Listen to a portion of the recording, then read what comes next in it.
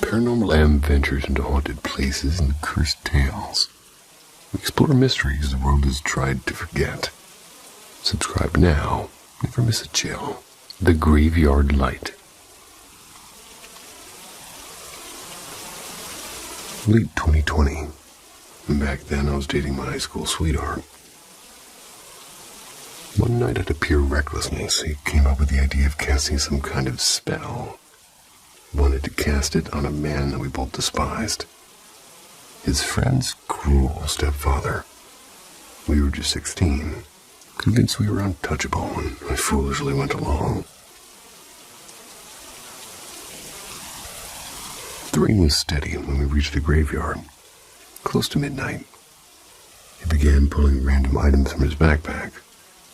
Broken glass, bits of wire, and a small jar. The plan was to fill it with grave dirt, something that he had read about online. I figured he'd scooped it out from the path or a bush, but no, he knelt down, scraped it right from the gravestone's base. And that's when my chest felt tight. It felt wrong, and I told him I wasn't okay with it and started walking down the path. I was reading the names etched on the old stones to calm myself. And that's when I saw it. The gravestone further up the hill suddenly glowed like a flashlight had been left shining at its base. It definitely hadn't been lit before. My curiosity got the better of me. I stepped closer. Over the glowing grave, a loose black cable dangled in the air, swinging slightly though there was no wind. Something about it was making my skin crawl. Turned back toward him. The rain had picked up so much it blurred everything into shadows. Leaned back against him for warmth, but when I tilted my head up, he was standing a few steps away with my mouth wide open. I froze because I could feel someone behind me. Same height, same build, but it wasn't him. I spun around and there was nothing. Just darkness and the whisper of rain hitting snow. Or stone. We didn't think twice. Bolted around the corner of the old church, breath ragged, soaked through. I wanted to go back stupidly just to prove to myself it was nothing. He grabbed my arm, refusing. That's when the footsteps came. Heavy and deliberate ones. Like boots crushing wet gravel. Faint clicking sound, as if something metal swung with each step. We didn't want to see who or what it was. We sprinted all the way back to my house, lungs burning, heart hammering so hard I thought I'd pass out on the front steps. Maybe he was a stranger, maybe not. But the way he didn't see anyone behind me and the way it appeared without a sound, I can't explain it. That night remains one of the most unnerving things I've ever experienced.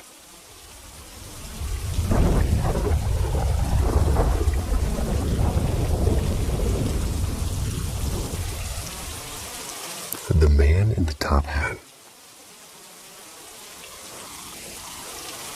This happened quite some time ago. Probably around 10, maybe 13 years back. At the time, Halloween was just around the corner. And that morning, my two best friends and I went to school like any normal day. But that night, there's going to be a Halloween carnival on campus.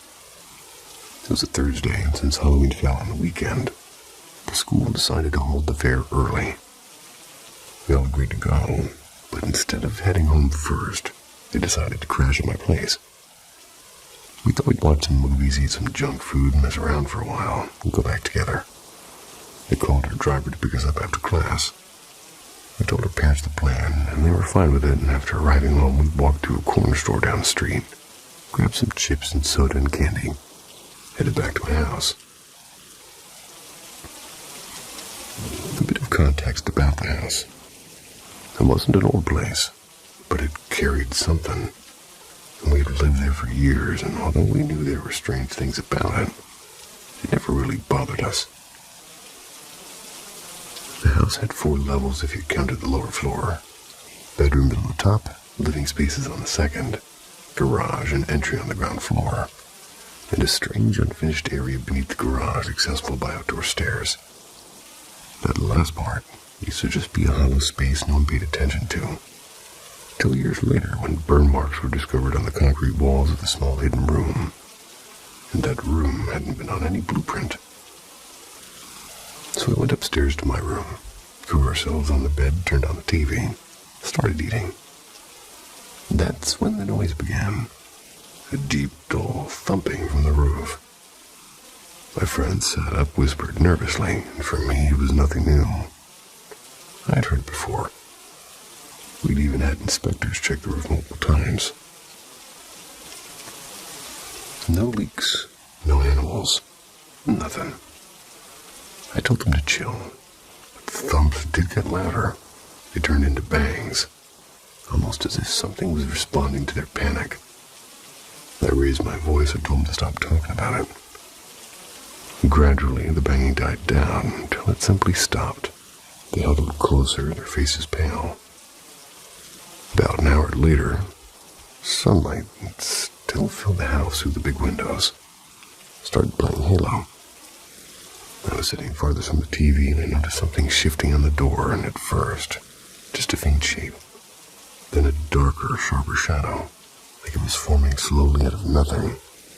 The light in the room didn't hit the door directly, it was only soft, reflected light from the hallway. I debated whether to say anything. Curiosity won over me. Guys, look at the door. They turned and both froze.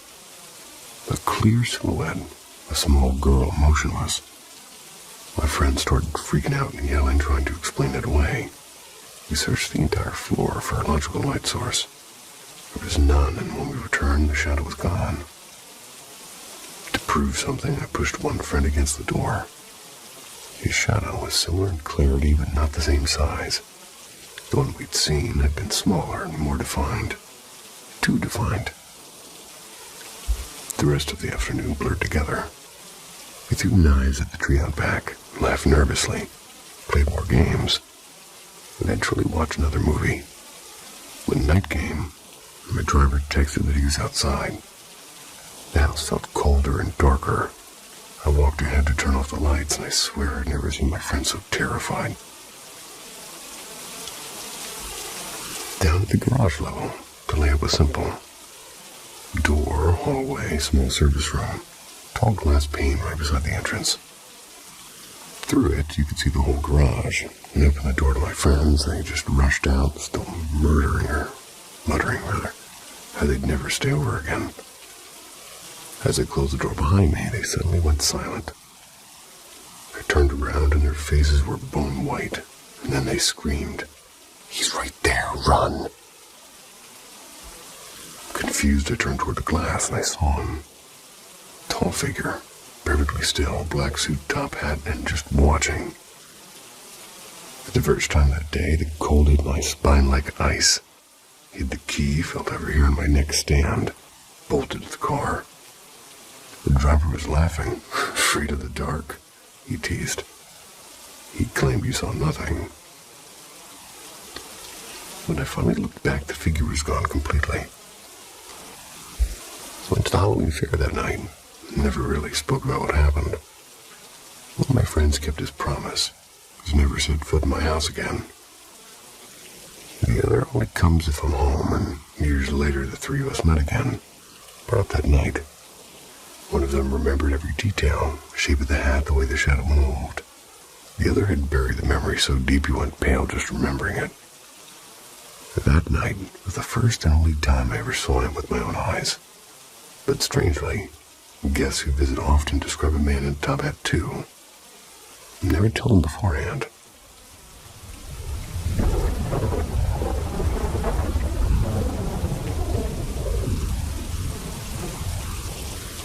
The room beneath the light. Long before I came into this world, my family once hired a housemaid who seemed to have a strange obsession with my father. People said she wasn't quite right. Sometimes she'd be caught standing alone in my sister's nursery in the middle of the night, just staring.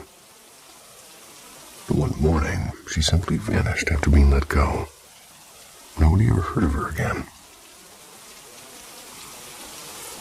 As a child, I was told I had odd moments. I'd hold long conversations with no one, pointing at corners of the house as if something invisible stood there. Shadows often drifted across the garden fence at dusk. They'd whisper my name. Even the house itself groaned.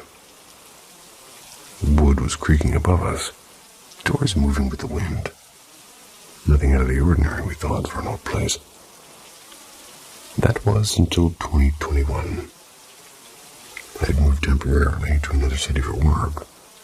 Sister staying with my father and her husband at the time, and for some reason, it was as if something in the house had chosen that year to remind us it never really left.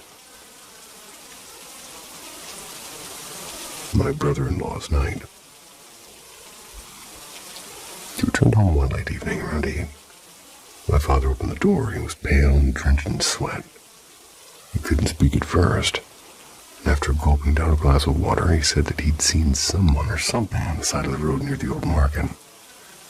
A woman dragging her leg, her jaw hanging to one side as if it had snapped.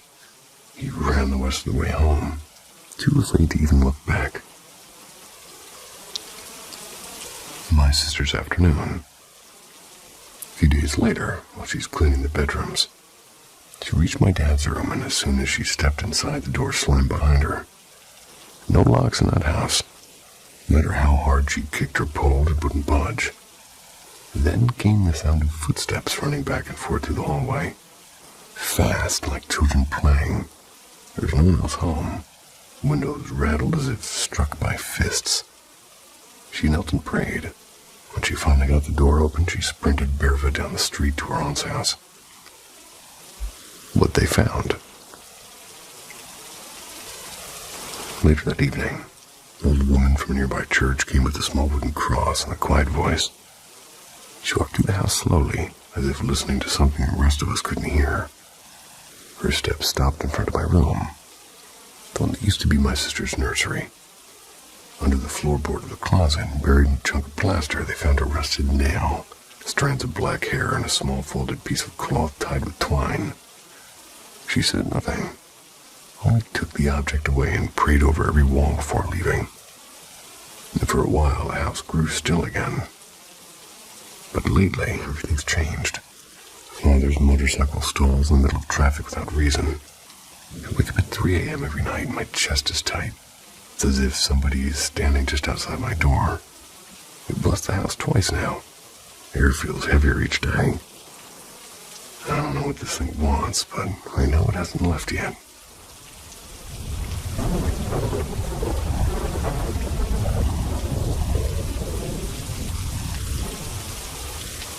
The gentle voice in the dark.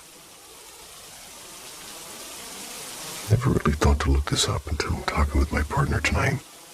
Suddenly clicked.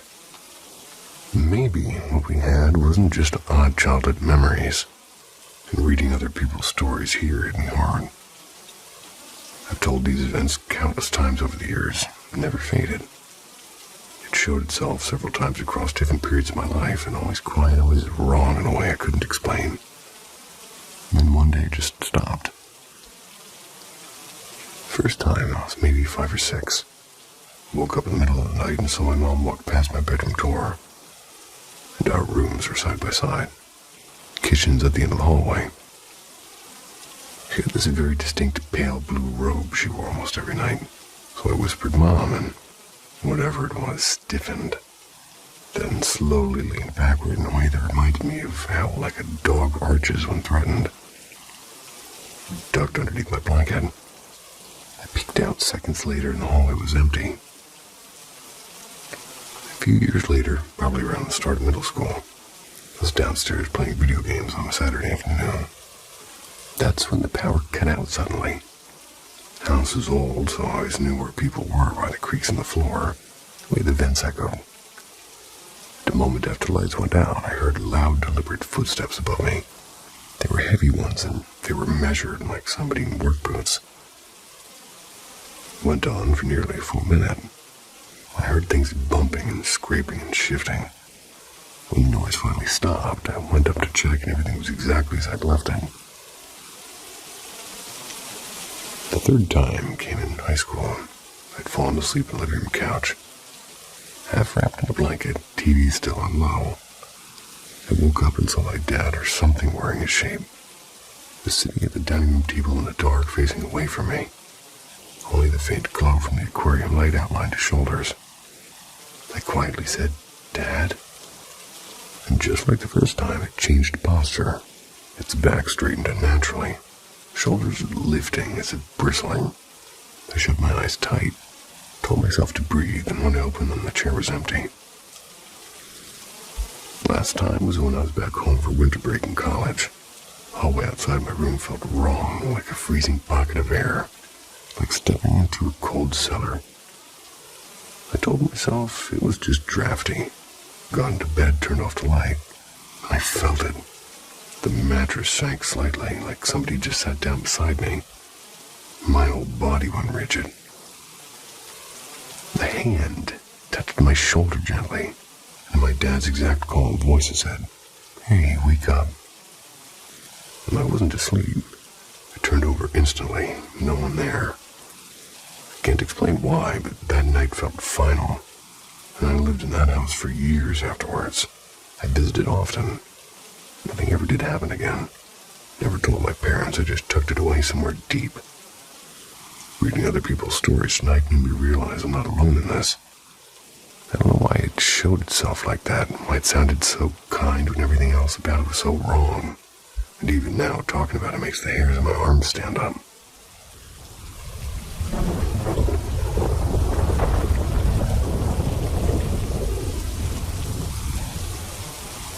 The Quiet Intruder. I'm Jack, 22, a night shift car washer. I rent a tiny, drafty apartment above an abandoned auto parts shop. Most nights are still and quiet, which I used to love, but last Tuesday changed that. I finished work around 10:45. Cold wind biting my face as I climbed the creaky stairs. Too lazy to cook, I grabbed a sandwich, turned on an old movie on my laptop.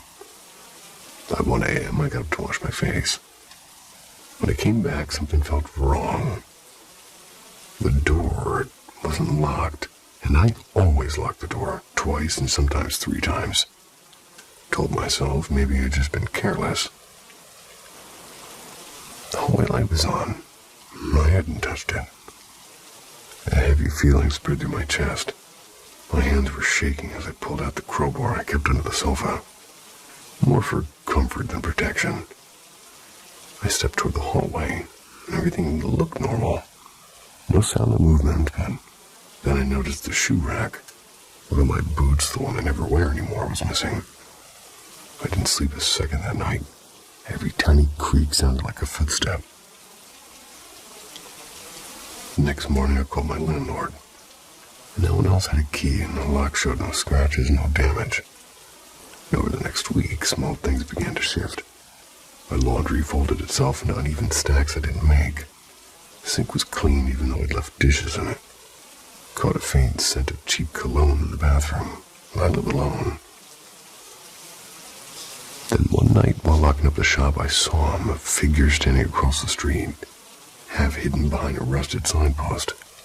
Hoodie, hands in pockets, watching. I shouted and he slipped away like smoke. Bought a cheap camera, hid it on the top of the fridge. And on the second night, the footage showed him, a man in his late 30s, slipping through my door like he belonged there. He rummaged through my drawers, stared at the walls, slowly turned to look at the camera. He didn't smile, he didn't run, just stared and left. Police came. There was nothing, no fingerprints, no forced entry, no clue. Now I check the lock 3 times every night. Lights stay on. Crowbar sleeps next to me. I keep telling myself he's gone, but some nights when I turn on the tap in the bathroom, I swear I hear the faint sound of footsteps in the hall, as if he never left.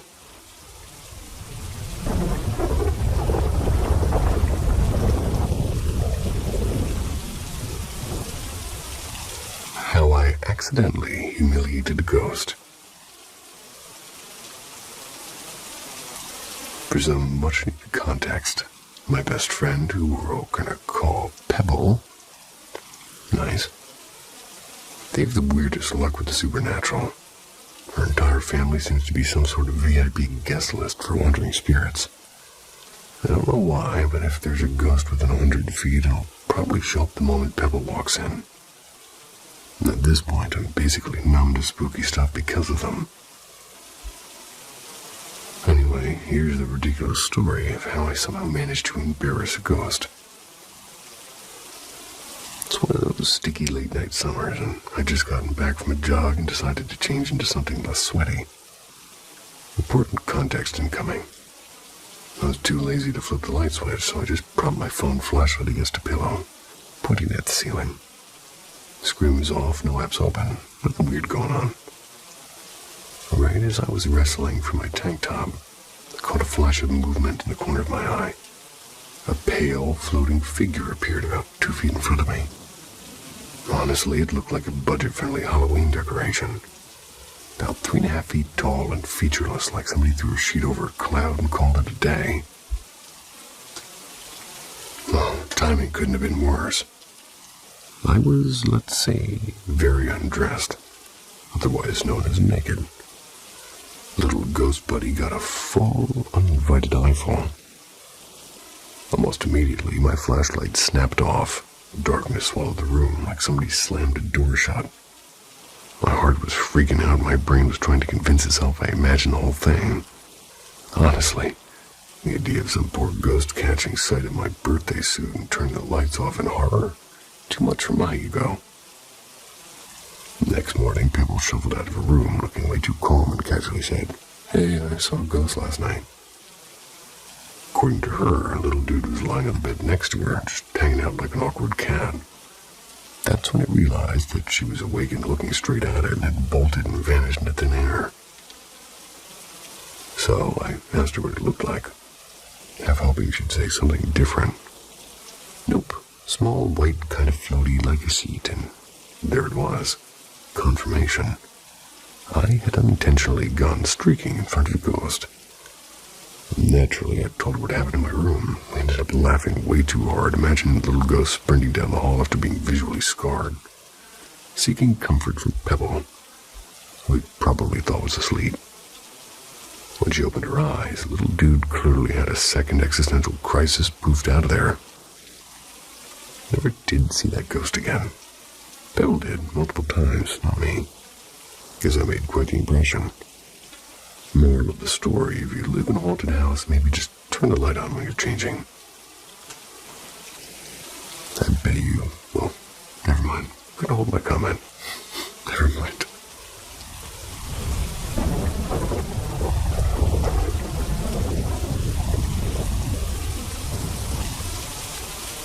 The knocking at the lake house. Didn't really know where to share this, but something weird has been happening lately. One random evening, I'm just lying on the couch, watching some random YouTube videos.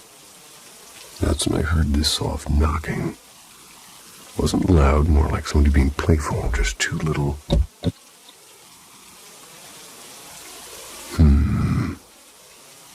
I get up, I step out into the porch, look around, and I'm like, maybe some kid's messing around. Before I can even finish that thought, I hear it again. 2 knocks. And this time it's coming from behind me. The door I just walked through. I spin around, doing that weird jump thing, and absolutely no one out there. The second time it happened, same deal. 2 knocks. Open the door, empty porch, close it, a few seconds later again. This time I go, try to find, someone else in the house and ask, "Did you just knock?" They say, "No, maybe it's the dogs. I heard them barking."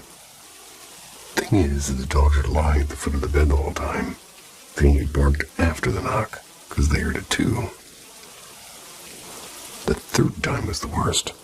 Just woken up in the middle of the night to go to the bathroom. The house was quiet, and then out of nowhere, 2 knocks again. Louder this time. Not banging, but sharp and heavy, like somebody who means business. My heart was racing. I know it's not just me. Dogs go wild every single time. My boyfriend says it's just my hormones because I'm pregnant.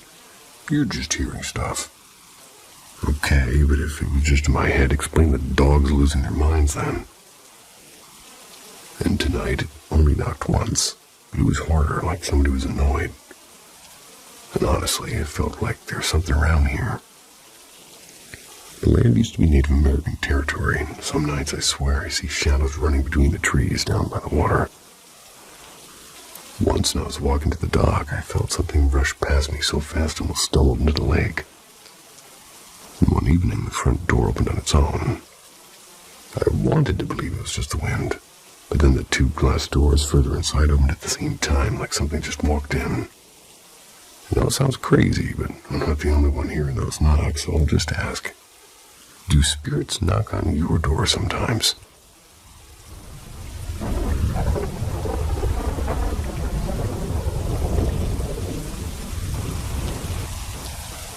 Whispers through the curtain.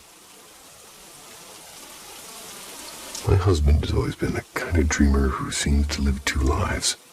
One in the real world, one in the vivid, lucid world in sleep. And in that other realm, he's often aware of himself, shaping the space around him, talking to his late grandpa or even playing fetch with our dog. But N has also been a loud skeptic. Ghosts or spirits, he'd laugh and wave it off until this week. For months I've told him something about the house felt wrong. Heavy air, cold hum at night. That sense you get when you're being watched even when alone. He'd roll his eyes and say, "I'll believe it when I see it." Then came Monday night. The first dream in the hotel. I dreamed of running. A dark figure chased him down endless hallways of a hotel, slammed the door of a room, locking himself inside. For a brief moment it was quiet, and he peeked through a narrow split in the curtain, saw a group of people on the street below, laughing and drinking and clinking glasses. Almost felt warm. And then, one by one, they went silent. Every face turned toward him. Even from that height, they stared straight through the window through him. A rattle came from the door behind him. Something was trying to get in, so panicked he dove under the covers, trying to force himself awake. And that's when he felt the blanket slide off, slowly at first, then ripped away violently at his feet. Darkness swallowed everything. Bed felt like a block of ice beneath him, slick and hard. Started kicking at the air, whispering my name, trying to fight his way out. And that's when I woke to the sound of him mumbling, "Help me." Next day, didn't like the idea of spirits, and instead he stood next to me holding a bundle of sage. The false calm smudged the house Tuesday afternoon. I felt cleaner and brighter, and even joked, "Maybe your ghost is scared of incense." But Wednesday morning proved it was only temporary. Our morning routine was the same. Left to work, and he stayed home to sleep after sending the kids to school. But around mid-morning, I suddenly felt waves of nausea hit me at my desk. Out of nowhere, I texted him, even though I knew he was probably asleep. Minutes later, he texted back, "You won't believe this." The second dream is the intruder. First dream, he's walking through the house, trying to reset the circuit breaker when he saw somebody stepping from the garage. The figure said, almost annoyed, "I've been doing this for years. Why is it a problem now?" That's when Ed realized he was dreaming and woke himself up. He fell back asleep. The second dream, he saw the front door swinging open. Wrong direction, like the house itself had twisted. The shadowed figure was slipping outside. "Who the hell are you?" he yelled in the dream. The figure turned and rushed at him. And this time its face was almost visible and blurred, but human. It jolted awake in the exact position he'd been in the dream, with his heart racing. Checked my phone. Same minute that I'd nearly thrown up. The morning visitor. Today he didn't dream. He was fully awake at 7 a.m. and I got a text. I heard water like a waterfall inside the house. He said he saw me or something wearing my face. A woman, my height, my hair, and a long white dress, faded floor prints, gliding silently into the room. She stared at him without blinking, circled the bed slowly, and paused by the bathroom door. He kicked out in a panic, but his legs passed through hers like slicing the fog. The dogs bolted, and she only smiled, a thin, brittle smile, and whispered, "I'm cursed." Then she vanished. We're stocking up on sage again. Maybe more than just sage this time. Whatever settled into this house isn't just a shadow.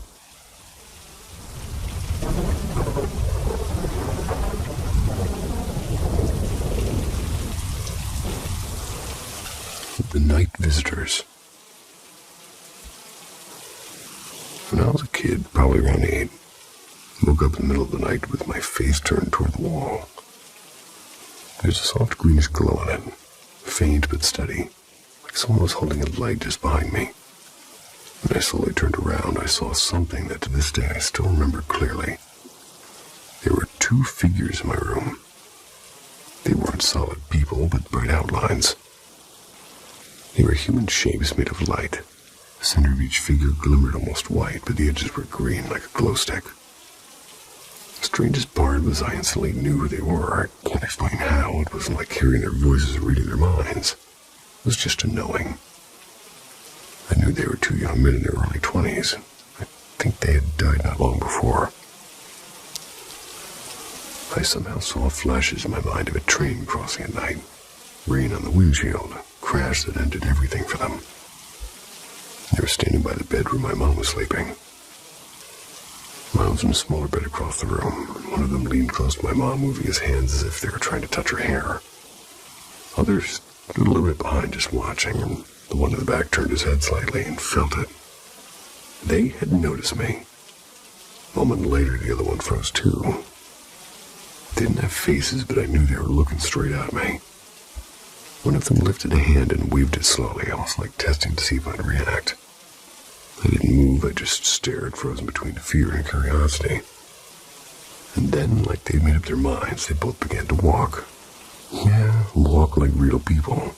They walked toward the corner near the door. And then they just passed through the wall. I didn't scream, I didn't even breathe loudly. I remember my heart pounding in my chest, but also feeling strangely calm. Maybe too stunned to be scared. The next morning, though, I had a shock. A music box on my mom's nightstand. One she never used, and it was open and playing a tune. She swore she hadn't touched it. That was when the fear set in for real. I knew that they'd been there. Years after that, I hated sleeping with the door half open. If it wasn't wide open or fully closed, I'd have panic attacks. I always imagined them coming back through the wall the way they left. It wasn't that I thought they'd hurt me, or like I felt they'd seen something in me that let them cross over in the first place. And as a child, it felt way too specific to be a dream. The way I knew details and the accident and their ages. Even that happened during a stormy night. Didn't make sense for an 8-year-old to imagine it out of nowhere. And now I'm 22, and a few days ago my curiosity got the better of me. Searched online for an accident around that time. And there it was, a small article from 2012 about 2 young men, 19 and 21, killed at a train crossing. It was the only article, and pretty short without much detail. The moment I read it, something clicked deep inside me. Still haven't seen anything like it since. Memory always stayed, and maybe it was some kind of connection. Maybe it was just a strange night, but never forget the feeling of being seen by something that shouldn't have been there.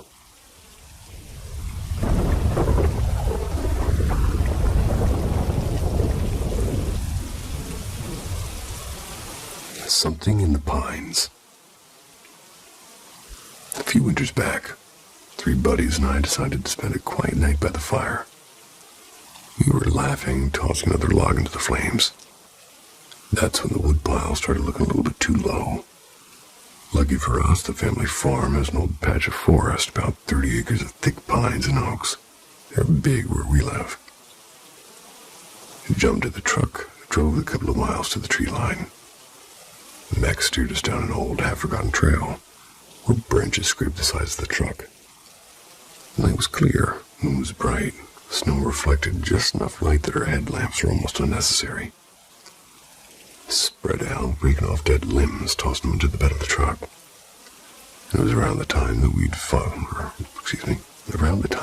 filled in halfway when one of my friends stopped and said, "Does it feel off to you?" And that's not unusual in the woods at night, but then we all realized something at the same moment. It was silent. No coyotes, no cattle lowing. No cattle lowing from the feedlot down the road. Not even the wind through the trees. We started scanning around, and one of the guys kind of squinted at a sheep standing between a big evergreen about 30 feet away from us. With their small headlamps and phone lights, it was hard to make out details, but it looked like a bare, dead trunk at first. Then it shifted. We froze. Living where we do, we grow pretty cautious. We all had pistols holstered, and without much talking, we had quick safeties and aimed our light toward the spot. It might have been a person, maybe someone trespassing. Not our smartest plan, but fear makes you do dumb things. I called out the usual, "Who's there?" Stuff half serious, kind of half hoping to scare ourselves less. Then it leaned out again. In a heartbeat, we all realized this wasn't a person. It was too tall and too still and too wrong. None of us turned away. We started backing up, keeping our light locked on it. That's when it slid further out from the tree, not stepping, but moving and smoothly. Every hair on my neck stood up. We didn't fire, we didn't speak, just stumbled backward until we hit the truck. And I swung the light one last time and I saw it again. This time by another tree, closer to the trail we'd come in on. It hadn't gotten nearer in a straight line. It had moved sideways like it was trying to get ahead of us. And that was enough for all of us. The guys in the bed watched behind us while Max slammed the truck into gear. Branches whipped by as we tore out of there, headlights bouncing.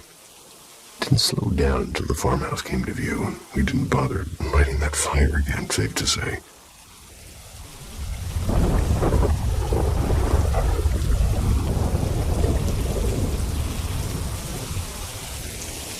Ghost or coincidence? Help. This happened in the middle of June 2020. It was a very strange experience. I've yet to hear a reasonable explanation for what had happened this night. And for some background, I've never believed in anything paranormal. My girlfriend claims to have had a couple paranormal experiences, but they seem too cliche to be legitimate. I live in Utah and I'm not religious. However, a common hangout spot at night in Utah is the nearest church. My friend used to live in a neighborhood with a church in it. We would hang out, eat food, and talk. Right next to the church was an underground tunnel. It was also a common trail people would walk. The road goes over the tunnel. The road above the tunnel is about 20 feet above the tunnel. The road, pretty much a bridge. So after we were done hanging out, I was driving, cross over that bridge, and I see a black and white cat fall off the bridge and into where the tunnel is. I only saw its butt. However, I knew it was a cat. It's not uncommon to see stray cats at night in this neighborhood. I see them all the time. However, I was very confused why the cat would jump off a 20-foot drop. And I love all animals that I've raised, and especially my stray kittens and baby birds. So I was contemplating pulling over and going to see if he's okay. I didn't at first because my brother had recently gotten a new cat named Sylvester after the Looney Tunes character only a couple of days ago. I knew if I found an injured cat, we would rescue it and want to keep it. I turned around anyways, and I parked next to the school by the tunnel to see if it was okay. The roads were barren. It was 1 a.m. in a quiet Utah religious neighborhood, so I wasn't nervous in any way, and I just wanted to see if the cat was okay. I park and I get out, and there's a fairly steep hill leading down into the tunnel. So I make my way down. I turn on my phone flashlight to see if I can see any sign of an animal, and I just couldn't see anything. But the tunnel was empty. Couldn't see the other side of the tunnel. Walk down the tunnel to the very end and don't see anything. The tunnel's maybe only 30 feet long. Then it comes out into the other side of the road. I walk back extremely confused because a cat wouldn't just drop 20 feet down and be completely fine. Yeah, I've seen that. Now, this is the frightening part. As I'm walking back up the hill, I see an extremely bright light at the far end of the trail, and it's moving closer to me. I don't know what it was, but my first instinct was to run. But the light was getting closer, and I honestly wasn't scared because the neighborhood was primarily Mormon, right next to a school I used to go to. So I wait to see what it is, and as it gets closer, I hear bike wheels rolling and pedals turning. I didn't want to look weird, so I don't run. I just keep walking back to my car. And in my mind, I was trying to process why somebody would be riding their bike at 1 a.m. It was a woman, maybe 20, 21, and she was quite attractive, if I'm being honest. She was dressed in a floral print dress, what looked like it came directly out of the 60s, with no shoes and long hair that fell across her cheeks, and she said, "Hey," in sort of a friendly voice. I responded with, "Hey, what's up?" or something like that. Everybody in Utah is really friendly and talkative, so I didn't really think anything of it other than, well, why the hell was she riding her bike this late? She said she was going home, and then replied with a question about what I'm doing. I said I was looking for a black and white cat I saw fall off the road because I got worried it got hurt. She responded with, "Oh no, I haven't seen a black and white cat around here. But I used to have a cat named Sylvester, and he was so cool. He used to be able to open doors and stuff." My face felt like it got stung by a million bees, and my heart dropped. Is this a fucking joke? Did she just say my new cat's name? I understand it's a common name for a black and white cat, but why did I just see one fall off a road and encounter a very strange-looking woman who also had a black and white cat named Sylvester? And that just happens to be my new cat's name. There's no way this is actually happening. I respond with, "Oh, wow, really, that's so funny," or something like that. I tell her to have a good night, and after telling her to keep an eye out for the cat, she responds with, "Of course I will," and just keeps walking back to my car. I was kind of scared at this point, actually, I gotta get in my car and get on my phone and call my girlfriend. She doesn't answer, so I just give up and drive off. As I back out and drive to get into the road, the woman isn't in sight. Genuinely, she's nowhere to be found. She should be easily spotted with the bright lights on her bike, but she's not. The trail was left dark and empty. It's as if she was never there. The woman was riding on the sidewalk, and the trail splits off into two pathways. One goes into the tunnel, one goes into the sidewalk that connects the road. She was on the sidewalk. There's no way she could have gotten into the tunnel because, as I said, the hill down into the tunnel is fairly steep. There's no way she could have ridden or even walked down there with a bike. She was legitimately gone. Nowhere in sight, no lights, no bike, no sound, no nothing. So where did she go? So, can somebody give me an explanation? Was it just some girl genuinely going home, and did she also have a cat named Sylvester? And if so, how and why did she disappear? Also, why was she dressed like a 60s hippie? No shoes, floral dress, long ratty hair. I'm genuinely pretty stumped. I have no other option but to come here and ask for an explanation. Do you guys think this was a ghost or just a very odd and strange coincidence? Are all ghosts bad and scary, or was this just some weird sighting or encounter? I don't know what to think. I'm not lying. She was nowhere to be found. That's what's so strange to me. The same cat name was strange in the outfit, but the strangest part was she was gone in an instant. Somebody please tell me what happened to me.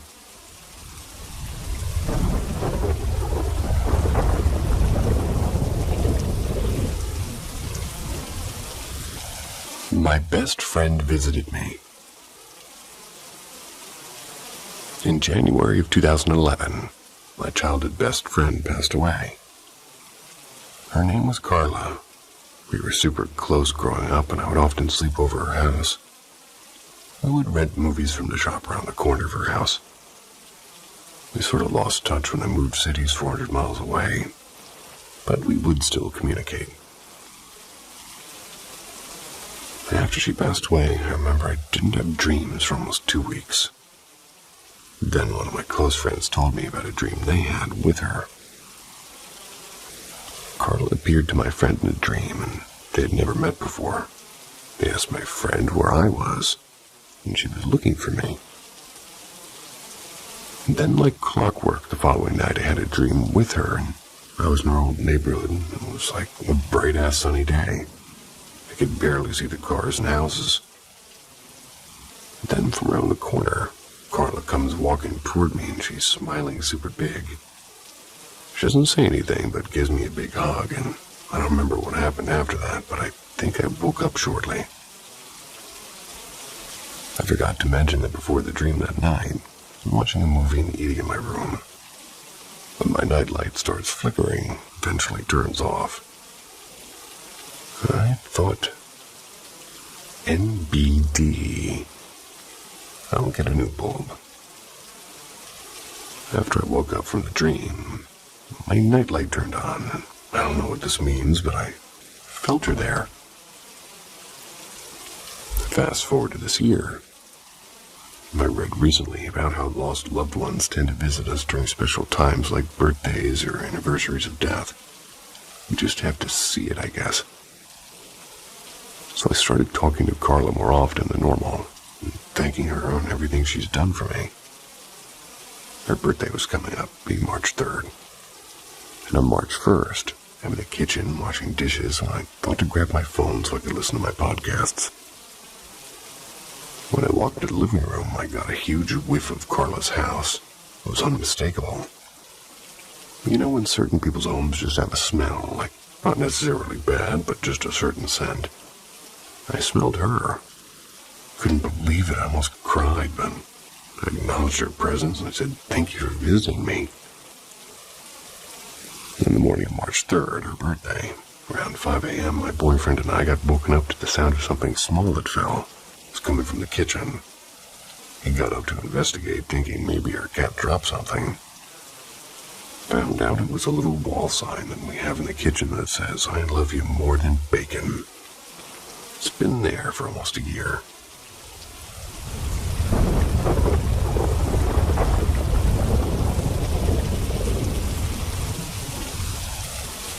Our sweet ghost cat.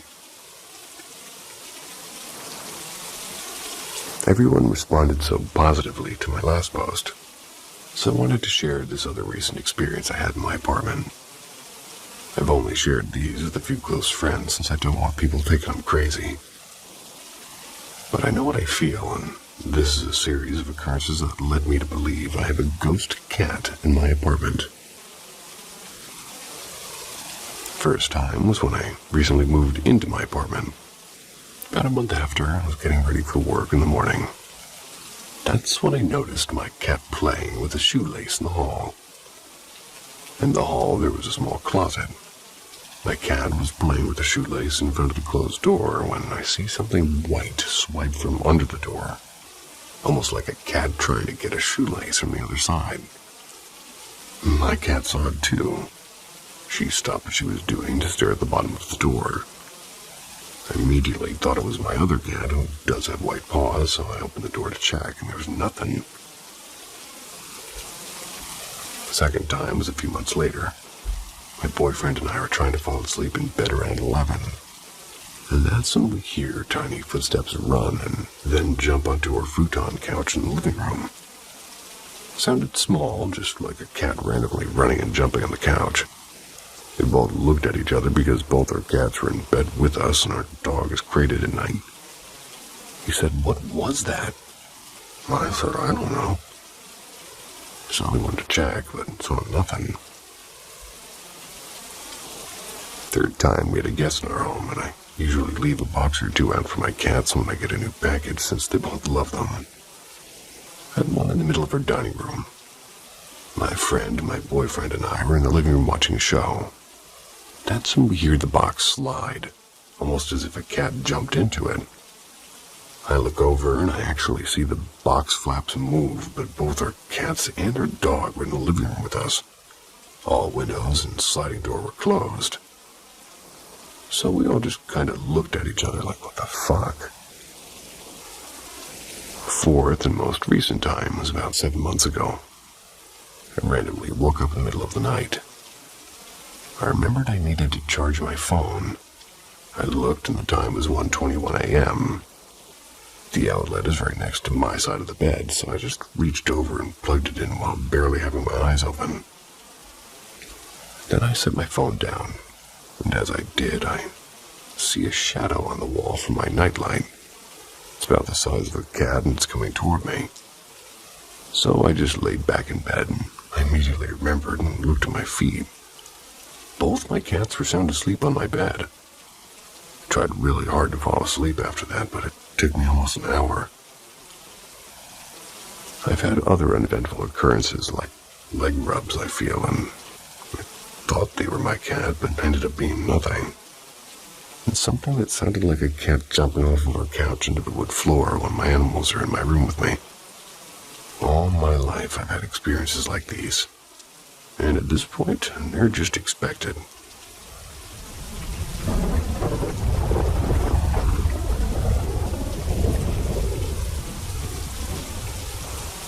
The red-eyed shadow is watching you. On the day in question of my first paranormal experience, my family, my parents and my sister had gone to another city, almost 60 kilometers away, to visit my aunt and uncle, leaving me alone at home. My parents went out in the afternoon and came back the next day at night. The night of their departure, which I thought was a French word because there is spelled differently, I was sleeping and I turned over and I half opened my eyes and I saw clearly as daylight a dark shadow in human form with 2 red orbs for eyes across the room looking at me. I didn't give it any importance until the next day when I remembered it. Went back to sleep. My room overlooked the inner courtyard of the building that we lived in. And being winter, the blinds were all the way down to keep out the cold, so couldn't have been outside lights. To this day, the memory of that shadow continues to haunt me as I have not found any explanation for what I saw, even though I did try to recreate it without success. Other experiences. My little sister has commented to me on dozens of occasions, seeing how a dark quote-unquote thing as night peeks into a room through the doorframe, moves away when she sees it. P.S. I've also seen it on several occasions. And a few months ago, I'd go back in after smoking a cigarette and the whole living room was dark, and in that moment I saw a kind of mist with the height of a human pass through the room and disappear through the exit door. Several minutes later, my mom told me that she had seen the same thing from the kitchen, but swear it was a woman. A couple of weeks ago, my father had gone to smoke in the backyard of our house, and when he went back inside and turned on the lights, he swears that he thought he saw for a few seconds what looked like a child. My sister had already been several hours sleeping, and they were standing in front of the kitchen door before disappearing. She almost dropped a glass of water he was carrying in her hand. What do you guys think? He was carrying water in her hand.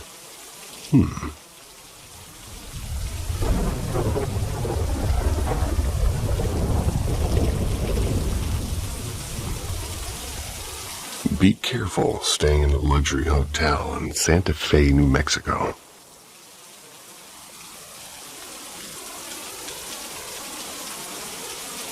I've been pondering what story to tell you guys.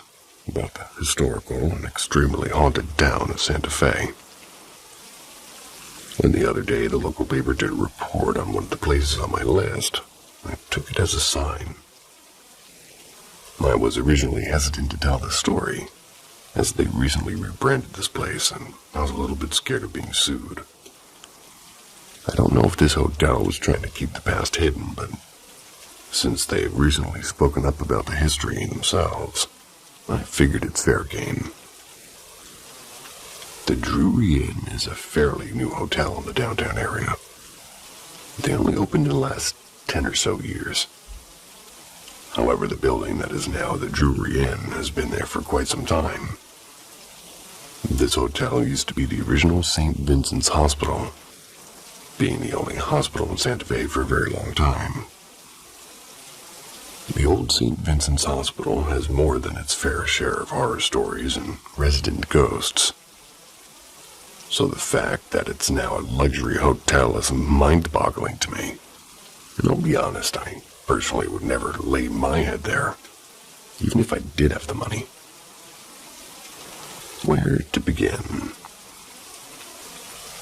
I guess I'll tell the more mild of the two most well-known events at the hospital. During a late winter night, a young and fairly new nurse was working on the third-floor nurse station. She was going about her duties when she heard a child crying coming from down the hall from where she was. She walked the hall till she was standing in front of room 311. This is where the crying was coming from. When she opened the door to see, the crying stopped. No one was set up in this room at the time, so of course she was very confused. She thought maybe she misheard where the sound was coming from, so she went around and checked her other rooms. Every patient was in fact asleep, and as she went back to the nurse station from behind her, she heard it once again, the painful crying of a young child. She swiftly walked back to room 311. When she got to the door, she flung it open and flipped on the lights. But of course, the crying stopped once more. She even went as far as to check under the bed, but yet again, nothing. Trying to calm herself, she went back to the nurse station to sit down. For a little while it was silent, until the crying began again. Imagine how she felt being a nurse, a person who genuinely wants to help people, and hearing a helpless baby crying in pain. Yet you can't help. So again, she walked to 311, and yet again, the crying stopped as soon as she opened the door. The next night, she came in to work her shift, caught a couple of fellow nurses before they left. She told them about her, eventful night, and their faces changed. They told her that everybody who had worked that night shift on the third floor heard the crying, and apparently it would pick up in the winter, especially around Christmas time. They told her to just ignore it, and for a little while she didn't even hear the crying until Christmas Eve. She knew from the beginning that it was a baby, and she had worked with babies in the hospital before. And to her, the cry a baby makes when it's in pain was unlike anything else, and unfortunately was burned into her memory. So for a while, she listened to the crying, and that's when the cry turned to the sound of a baby gasping for air. It was a sound she also knew. The sound was of a baby taking its last breaths. A week later, she mentioned the event to some coworkers. They were having dinner. One of the other nurses at the table told her that she had been on duty on the third floor on Christmas Eve a few years prior to this. She said there was a bad car accident on the highway, and in one of the cars was a father and his infant little boy. The dad died at the scene, and they rushed the baby to the hospital, which, may I add, is quite a long drive from the highway that the crash had, taken place. Apparently, the little boy was suffering from internal bleeding, and it was only a couple of hours later when the poor angel succumbed to his injuries. The nurse said that she still remembered hearing the little boy take his last breath, and that they were rough and deep. fairly new nurse asked her which room the baby had died in. And, of course, it was room 311. I wonder if the Drury Inn rents 311 out during holidays. Seems to already be occupied. This is a truly heartbreaking tale of an old building that I can imagine holds many like this. However, on the other side of the spectrum, this building holds something much darker. Every haunted place has its hot spot. For the old St. Vincent's Hospital, that spot is the basement. People have reported experiencing many things in the basement. Disembodied voices and screams. Things being banged on and crashing. Seeing shadow people and not only being touched, but being yanked, pushed, and pulled by their clothes and hair. This could be your normal run-of-the-mill haunting, right? However, people have also reported hearing low guttural growls, moaning, and being scratched. And probably most scary is more than a couple of people have reported seeing blood dripping down the walls. Many will tell you there's no ghost in the basement, rather a demonic presence. They naturally used the space for storage, so staff didn't venture down there often. Safe to say that every time somebody went down there, they experienced something. And at one point, when it really wasn't a public hospital anymore, it was used as a nursing home. I don't know what made the nursing home staff less cautious than the hospital staff, but they took the rumors of the basement as an opportunity of sorts to scare each other. Anytime they had a new hire, they'd wait till night or just take like a newbie down the service elevator to the basement. It's almost like a hazing ritual. They'd take them down, and when they'd reach the basement, they'd make the new nurse get out. They'd leave them with no flashlight in the dark, unfamiliar place, and tell them to find the staircase. Meet them back on the 3rd floor. The lights in the basement didn't work at all for some reason or another, and the only light source that would be down there would be an exit sign. On top of that, the basement had been described as a maze. It was a huge building, so it was a huge basement. One night after training a new nurse's aide, one of the other nurses was given the responsibility of escorting the new nurse down the elevator to the basement so she could complete her initiation. They reached the bottom, and she wished the girl good luck. Reminded her to meet them back at the 3rd floor. She went back to the 3rd floor nurse's station to wait for her. After about an hour, she started to wonder where she was. Even if she got lost, she should have already been able to find her way and make it back up. So, she decided to go find her. However, she was scared to go alone. So, she convinced another nurse's aide to go with her. When reaching the bottom, she got out to look for her. While the nurse's aide kept the elevator doors open to shed some light, didn't help much. But luckily, she did have a flashlight. She started searching rooms, then calling for the girl's name. When she heard a very quiet reply off in the distance, she yelled out to the aide that she thinks she found her and to wait for them. She went in the direction she heard and found the poor girl balled up in the corner of a big dusty room, quivering in fear behind an old filing cabinet. She helped the girl up and began leaving the room when she noticed something strange on the wall of this room. It was some kind of liquid. She ran her fingers down the wall to further examine the strange substance. It covered her fingers, having nothing to wipe it off with and wearing her white uniform. She let it to dry in her hands. When they reached the elevator, she looked down to find her fingers were covered in what appeared to be blood. And when she smelled it, it was the unmistakable smell of iron. That's when she began panicking, not wanting to be on that floor another second. They all stayed frightfully long after they made it back to the station. After the new aide calmed down enough, she told them what happened to her. She had began trying to find the stairs, but kept bumping into things as it was so dark. She started hearing things behind her that sounded like small taps and then thuds. That's when she heard the growls coming from seemingly right behind her head. She took off running until she landed in her little spot where they found her.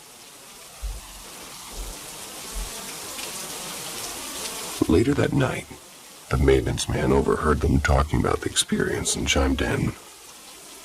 Apparently, he had been the maintenance man here for a while, even back when it was still a hospital. He said the hospital staff used to use the furnace in the basement to cremate organs or rather to cremate organs removed in surgery, and even amputated limbs. I believe that all the energy the staff put into being scared of the basement only intensified whatever was happening down there. Supposedly, after this happened, the nursing home staff never carried out another initiation. Not too long after the nursing home shut down, the building was left vacant for some time. In my teens, it was covered in graffiti and had many busted-out windows.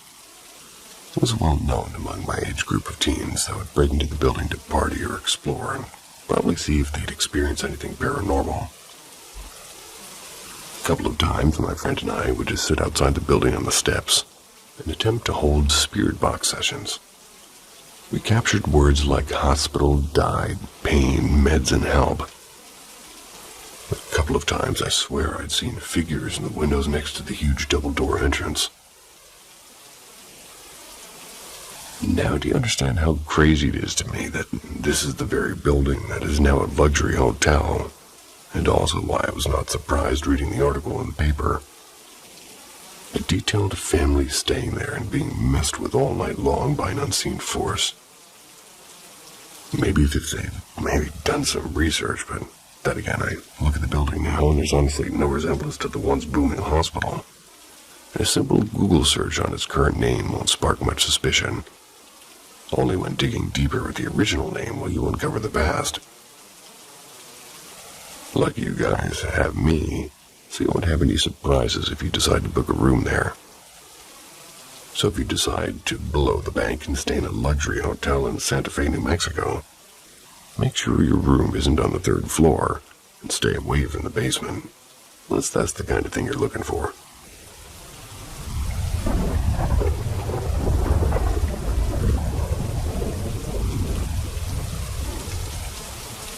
Since you guys liked my post about the monkey, how about one of the most ghostly variety?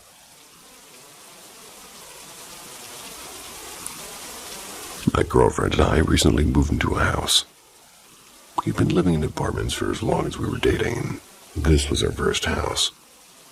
We were incredibly lucky to get a house, and her being only 23 and me being 26. My great-uncle had passed away, and my aunt offered to help us purchase his house. We were living in a bad part of town, and she just wanted to have a safe space. And we had several pets, and I recently got a dog. I was sitting on the couch in the living room when my girlfriend was at work, and I had stayed home due to, sort of a migraine. And as I sat there, I heard what sounded like small footsteps in the cabinets in the kitchen opening and closing. I figured it was Thor, fat as hell silver tabby who tries his hardest to get food. But when I looked up, all of the cats were in the bay window. I didn't have a dog at the time, and it was a little bit eerie, but I wasn't really scared, more confused and curious. Then my girlfriend and I were sitting together and playing games. The same thing happened. Me and her looked at each other, and my girlfriend just goes, "Frederick." She goes into the kitchen, pulls a gnome statue from under the sink. The reason being, Junk King had come in, and, well, she wanted to keep the gnome statue while the rest of the uncle's belongings were cleared out. So he told us to put the things we wanted to keep in the cabinets and to mark them. She moved the statue out into the office where he has sort of a good view of the outside and put a blanket inside his little trowel. We haven't had a weird incident since Frederick has been out there, and I'm convinced we have a house fae or the gnome is just a secretly cursed object. Growing up, my girlfriend lived in 2 haunted houses. I think paranormal things are just attracted to her family. She has Native American in her blood, and they are very spiritual. Her sister is able to see things, and she once saw this hunched-over dark shadow in the hallway of her house. She said it looked like a shadow of Quasimodo. She also used to have this circular mass shadow that would come out of her closet and go across the wall to a rat's cage where he would scream bloody murder, like something was attacking him. She would tell it to go away, and it would, and her mother had powers of premonition when it came to people having children. She'd always dreamed the gender of the child before they were born, and it would be 100% accurate each time. She also got the house she wanted because she felt as though the previous owner, who had passed away, wanted her to have the house. My girlfriend has many strange things happen when meditating, like her onyx crystal cracking on the inside. And I myself used to experience this thing, like my parents and I called the peoples, when I lived with them. I believe it was residual energy. When you'd be laying in the house toward the back, you could vaguely hear the sound of people talking. You could never quite understand what was being said, and occasionally old tunes would echo as well.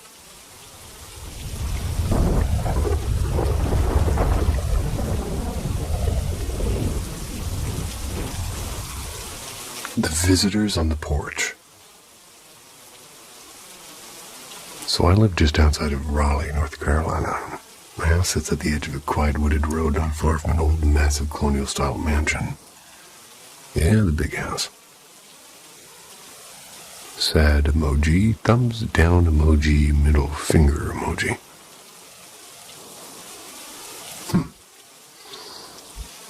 I can't prove it, but something deep down tells me this land was once part of some plantation. Maybe it's irrelevant, maybe not, but my gut says that it matters. I moved in here 4 days ago after a long chaotic trip across the country. For weeks I'd been staying in a friend's guest room for my old cat, trying to desperately find something permanent. When I finally found this place, it felt like a dream. It's my new house, built in 1988 and recently renovated. Beautiful half-acre yard and a huge screened-in porch. Checked every box, except for one thing. The moment I got here, my cat started acting strange. And she's 14, usually calm. Now she's running around like she did as a kitten, making these low warbling sounds I've never heard in my life. Hides in weird places and sometimes inside her litter box. Sometimes with her face pressed into the corner of the couch like she's trying to disappear. Never done that before. And that's when the word paranormal first popped into my head. The second night I'm in the kitchen, I heard whispering. It wasn't clear words, more like someone muttering under their breath.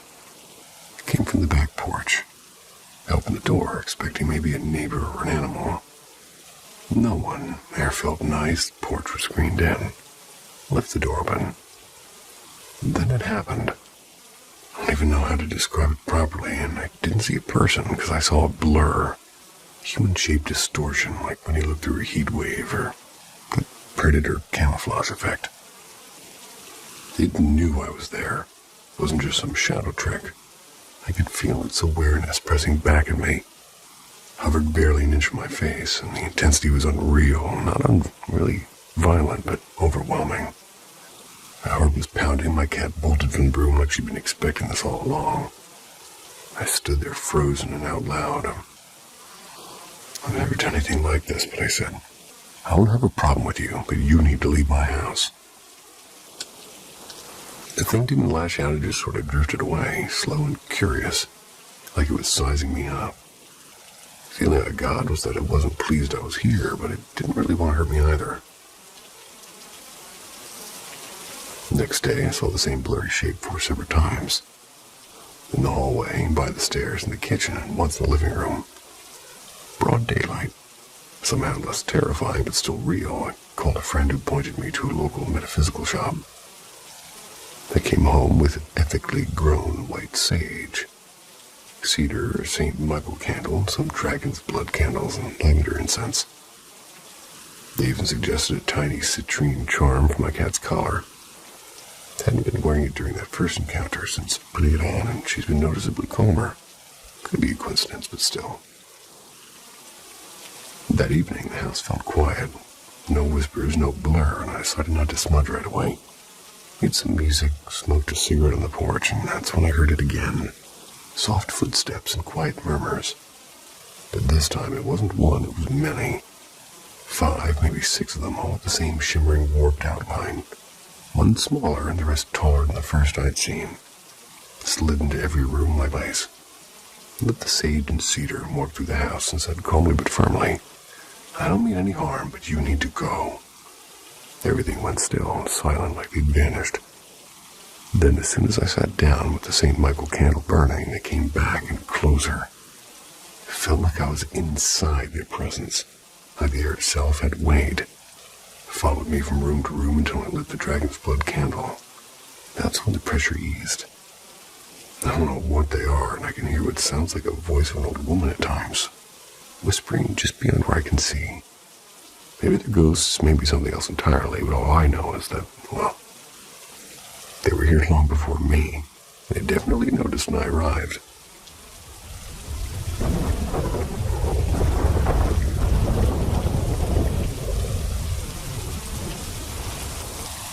The tree at dusk. Last summer, me and my best mate and my partner took a trip down to Byron Bay, New South Wales. We planned this little overnight challenge in my mate's van, just to have a laugh and watch the sunrise. Weather turned wild. Heavy rain, wind howling like crazy. We bailed halfway and drove back to Brisbane the same night. But when I got home, I did what I always do. Hugged my mom, said hi to everybody, and then wandered out to the shed to see my cousin and his girlfriend. They were passing a joint. She looked pale, like she'd seen something messed up. So I asked, "You good?" She just stared and said, flat as a board, "We saw a body." I laughed at first, thought she was joking.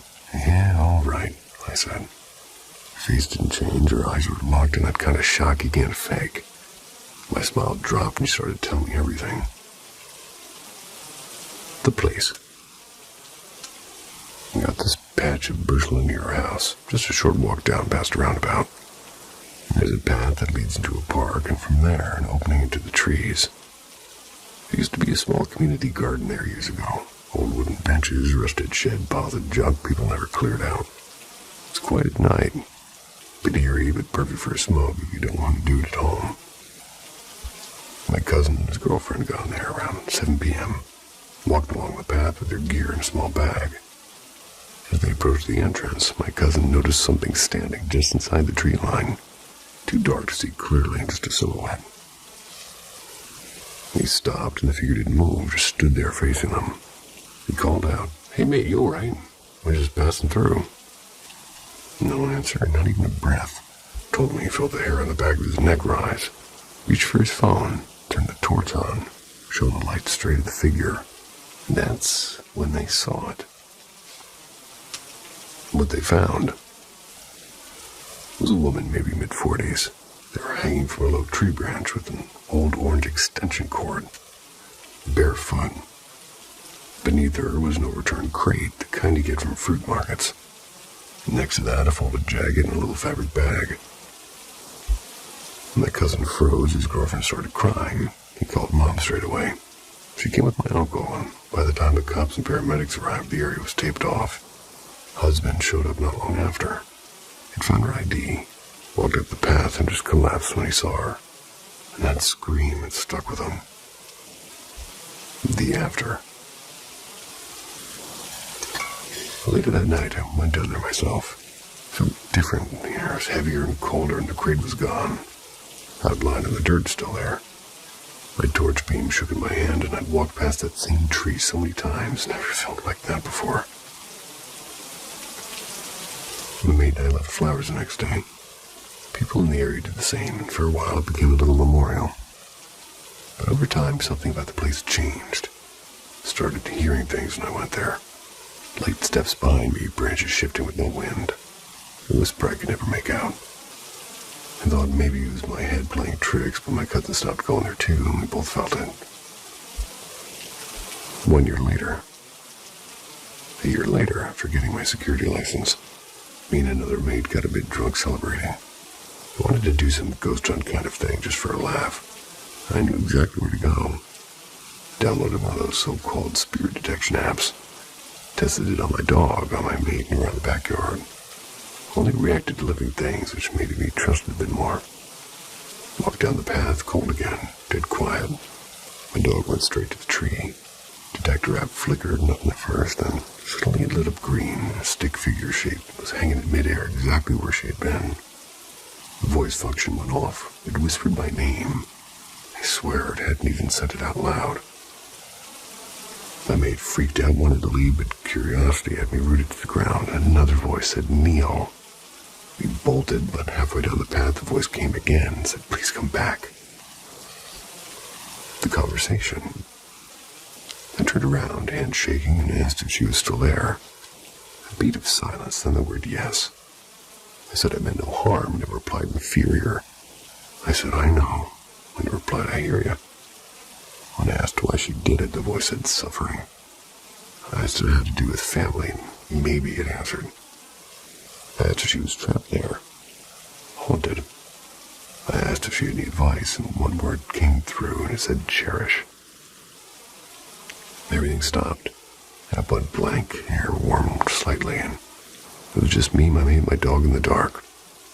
Never gone back since. Enjoy the allegedly earlier version of myself, although I'll agree with you guys, the voice seems far too high-pitched. Sweet dreams. See ya.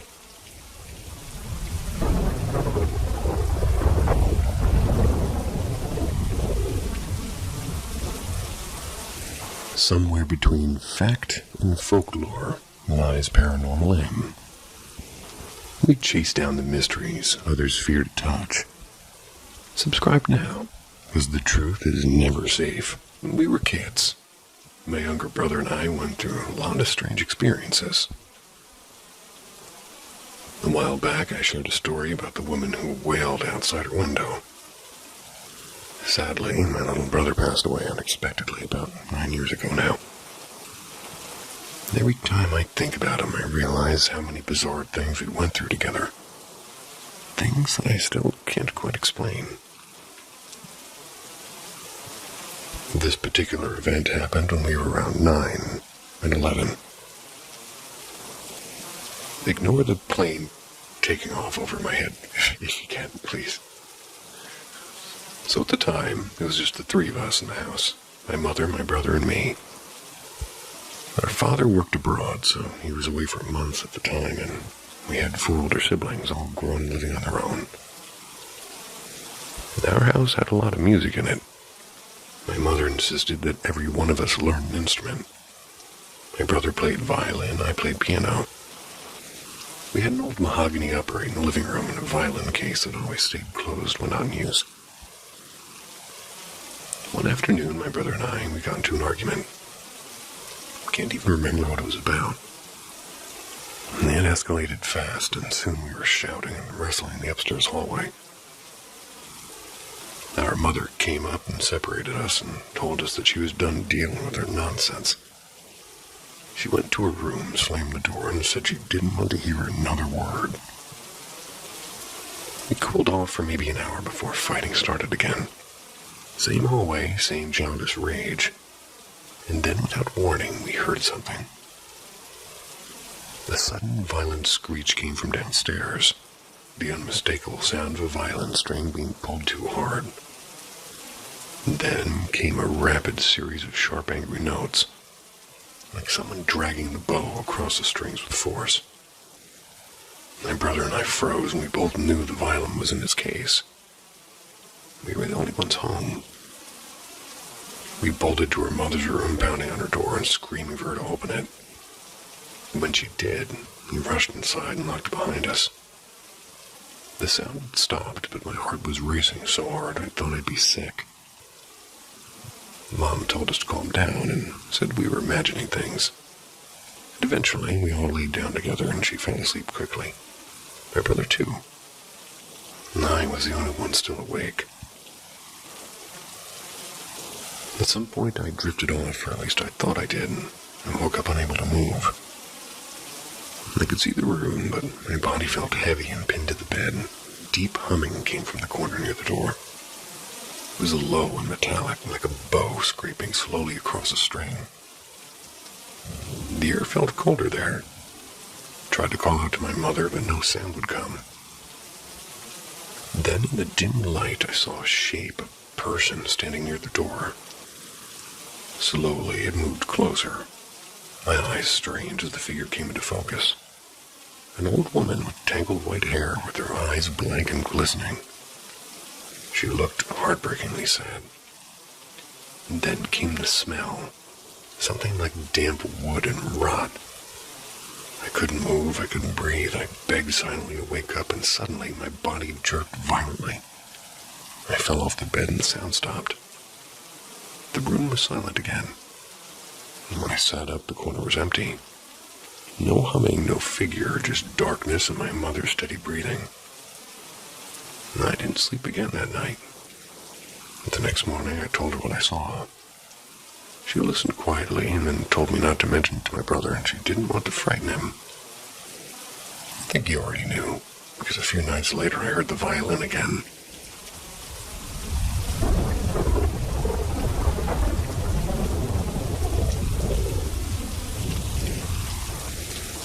The Night with the Red Eyes. And I still remember that night. The kind that burrows into your memory and stays there. It's like it's got nowhere else to go. It was late July, and our little community in northern Ontario was buzzing with their annual summer gathering. Barbecue smoke and music echoing across the ball field. Laughter rolling through the night. And I was 14 then. Too young for the beer garden and too old to fall asleep early. Mom was out at the sort of event that we had there, and she was helping with food, and family friend Sam was renting her spare room for the summer. I didn't mind being alone. I had the house to myself and popcorn in my hand. YouTube was on the TV, a soft breeze drifting in through the kitchen window. Everything was calm. Around 2:30 in the morning, the front door creaked open. Sam stumbled in cheerfully, and he was flushed and smelling like campfire smoke and cheap beer. "Hey, kiddo," he slurred, flashing a grin. "Still up?" He rummaged through the fridge and started crafting what I can only describe as a tragic sandwich. Bologna, mustard, and something that looked like strawberry jam. Ew. As I laughed, he froze mid-bite, eyes locked on the kitchen window above the sink, and said, "You see that?" I frowned and said, "See what?" He didn't move, because in the window, there was two red eyes staring back. The kitchen light flickered once, and he blinked, shook his head, and muttered, "I'm just seeing things." Shuffled off to bed. I figured that was that. But the quiet that followed wasn't normal quiet. It was heavy, almost like the house itself was holding its breath. The hum of the fridge faded. The TV began flipping through channels on its own, static and voices and flashes of light. My heart pounded as the kitchen bulb started to blink erratically, and in silence, TV went black. A second later, one of Sam's earbuds, just the rubber tip, flew off the kitchen table and landed at my feet. I stared at it completely still. Most things don't just pop off. The TV flickered back to life as if nothing happened. And I called for Sam twice. No answer, and the house felt too small suddenly, like the walls were listening. So I grabbed the phone and I called my grandma. She was annoyed at first, thought I was pulling some late-night prank, but she came anyway. When I got to her house, she set up a bed for me and said softly, "Nothing's gonna hurt you here." And I believed her until I lay down and felt the faintest pressure on the blanket above my chest, like tiny feet jumping playfully back and forth, and I swear in the dark I heard giggling. By morning, everything was fine again. And I'll never forget those red eyes or how the house went still, like something unseen that stopped just to remind me that the night is never truly empty.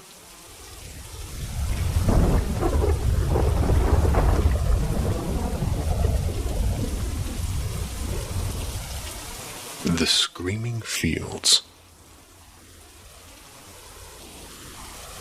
So this happened when my cousin and I were around 10 and 13.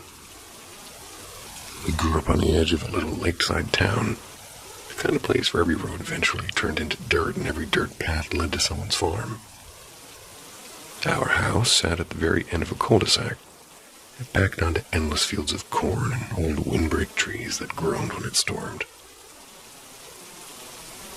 To our left was a quiet neighbor, and to our right a row of wild blackberry bushes that marked the border between the neighborhood and, well, really, farmland. The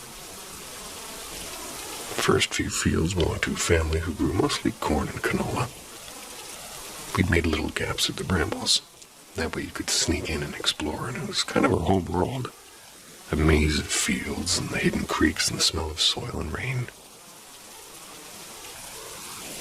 One summer night, my cousin and two friends and I were out front kicking a ball and riding our bikes in circles under the streetlight.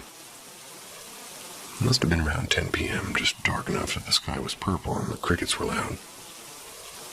We were the last house before the open countryside and the end of everything. And that's when we heard it. A long, sharp scream coming from the cornfield. It wasn't quite human, but it wasn't an animal either. It had that mix of fear and fury that makes your skin crawl. And though at first we laughed, thinking it was maybe a fox or someone's goat.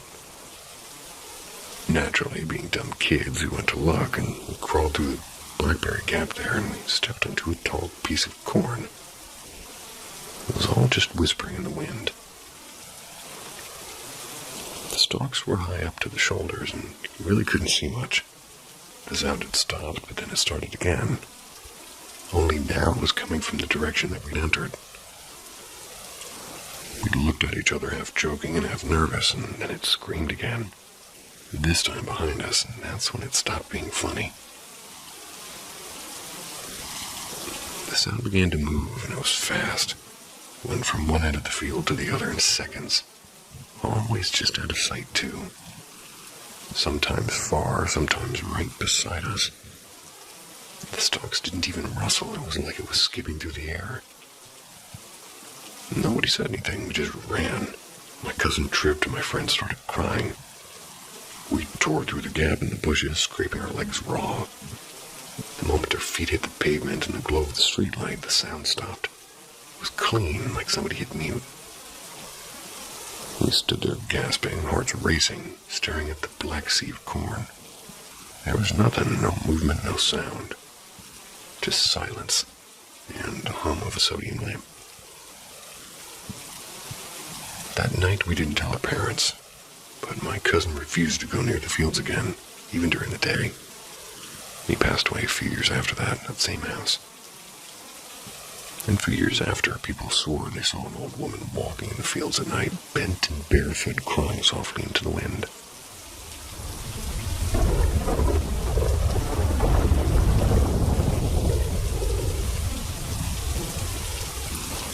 The Visitor in the Corner.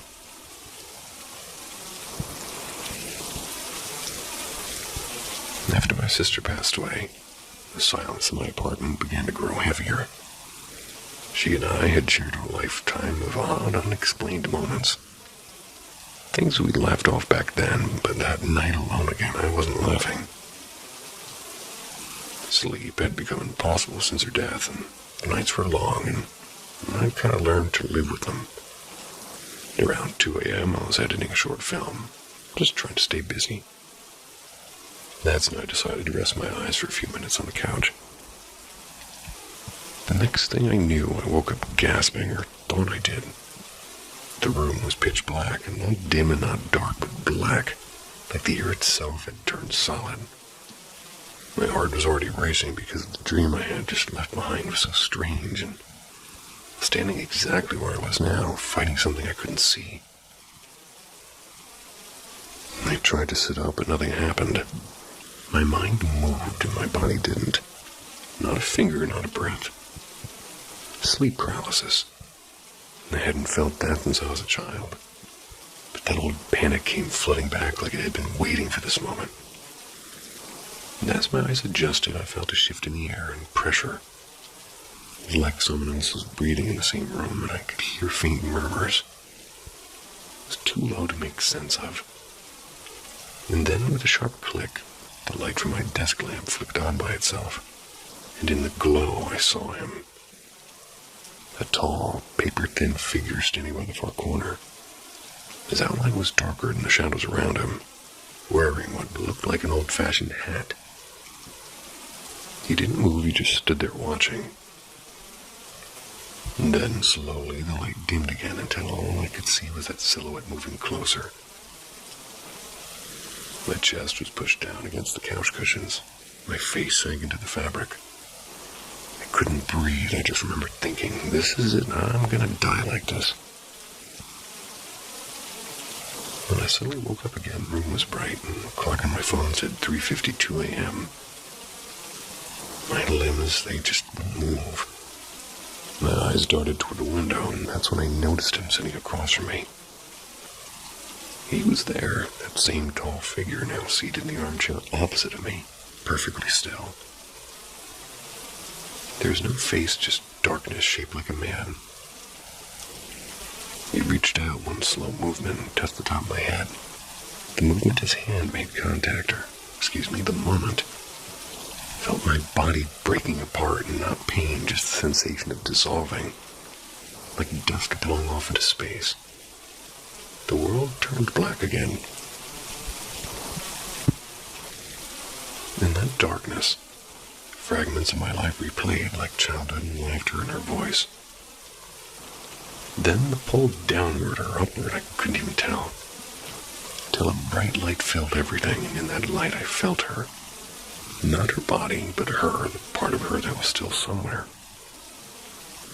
I woke up sprawled on the floor, and the sun was already high. My phone read 10:11 a.m. 7 hours had passed, and I don't know if I ever truly woke up at all that night. All I know is this: the shadow in the corner hasn't returned, but sometimes when I'm drifting off, I still hear two voices whispering, mine and hers, and something else just beyond them listening.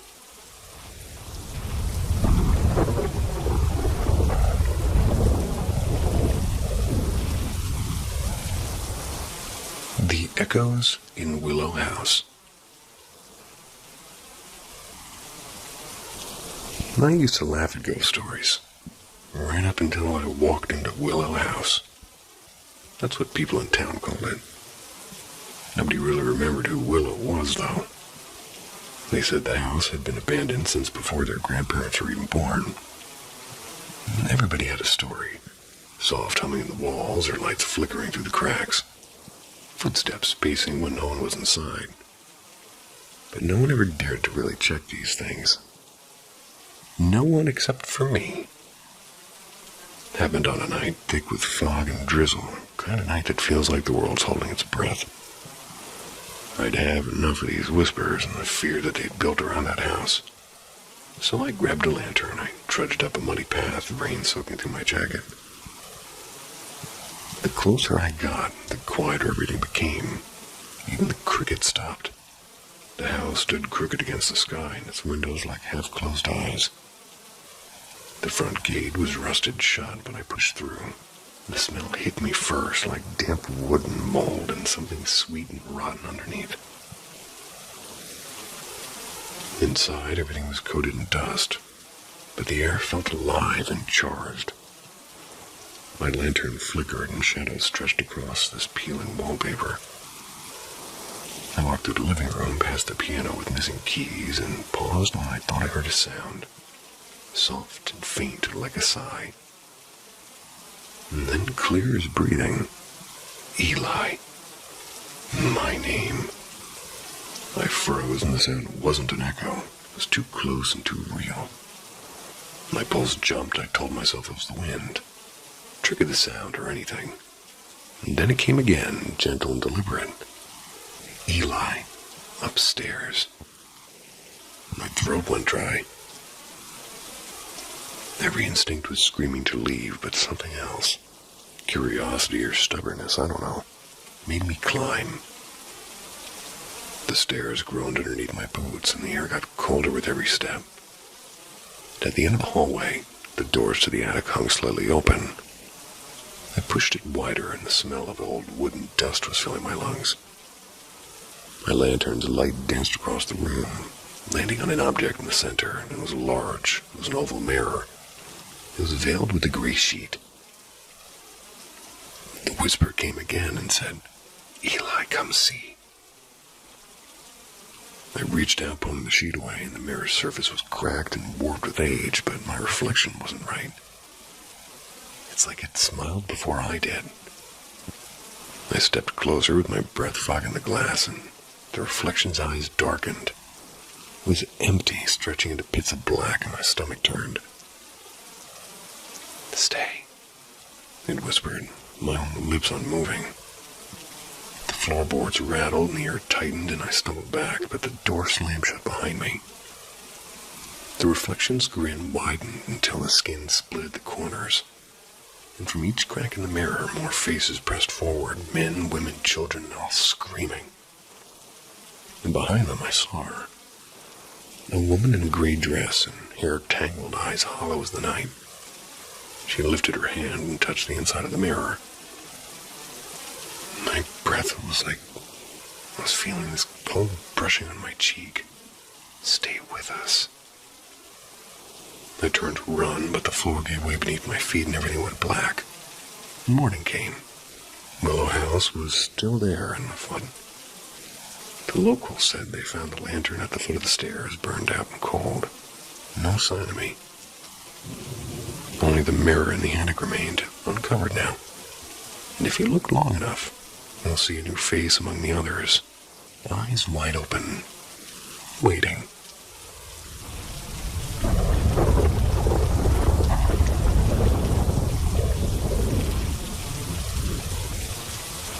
The nights I wasn't me.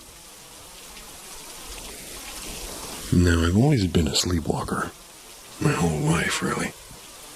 Nothing dramatic, just the usual waking up in weird places and mumbling nonsense. Occasionally rearranging my furniture like a confused ghost. But there were 3 nights that were different, so strange. I'm not really sure if I can call them sleepwalking. The first time I'm 14, I'm hanging out with 2 of my best friends. We'd just graduated from middle school and thought we were so grown up. We had 1 sip of vodka, literally a sip. Decided to watch the rain from the porch. Everything was fun and harmless, until I suddenly felt like I slipped out of my own body. I could see myself from above, laughing in this awful high-pitched way. My body started swaying, then shaking like something was trying to crawl out of me. Then I dropped all 4s like some possessed animal. Started crawling toward my friends, and my mouth was stretched into this awful grin. My eyes were wide open, and I was growling, like actually growling. I could see them frozen and terrified and crying. And then I snapped back. Just click, and it was me again. And they were screaming at me to leave, and I tried to tell them I didn't remember any of it. I didn't. They didn't believe me. Honestly, I wouldn't have either, I guess. But fast forward, and I'm 20, living in my first apartment. Dusty old place that I later found out had belonged to a guy who died there of a drug overdose. My boyfriend and now husband.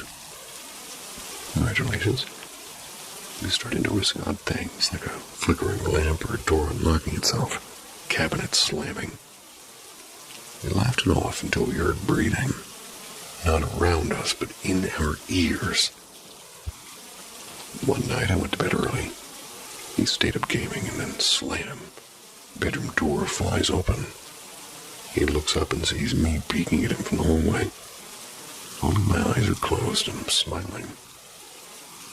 Slowly, I walk backward into the dark bathroom, still smiling with my eyes shut. Then I lean out again from the bathroom door with the same grin, the same empty eyes. He doesn't move, but I run toward him. He freezes, I stop, open my eyes, smile wider, and walk away. He checks on me, and I'm asleep. peaceful as ever. By 22, we'd moved into a new apartment, and it was clean and pretty bright, and nothing haunted, thank God. And then one night, the bedroom door slammed open again. My husband didn't even flinch this time. "It's happened again," he whispered. Sure enough, there I was, eyes closed, smiling, peeking at him from the dark hallway. He didn't react, but when I started running toward him faster than I should have been able to, he screamed my name. I woke up right then, standing in the middle of the living room, shaking. He told me everything the next morning. Hasn't happened again since, though. Just the usual sleepwalking, a little crying, some talking in my sleep. When I was a kid, I used to see this shadow figure that had, peeking at me from the corner of my room. It seemed to get closer every time I blinked, and one night I just screamed and never came back. And maybe he really wasn't gone, and maybe he's been following me this whole time, just waiting for me to fall asleep again.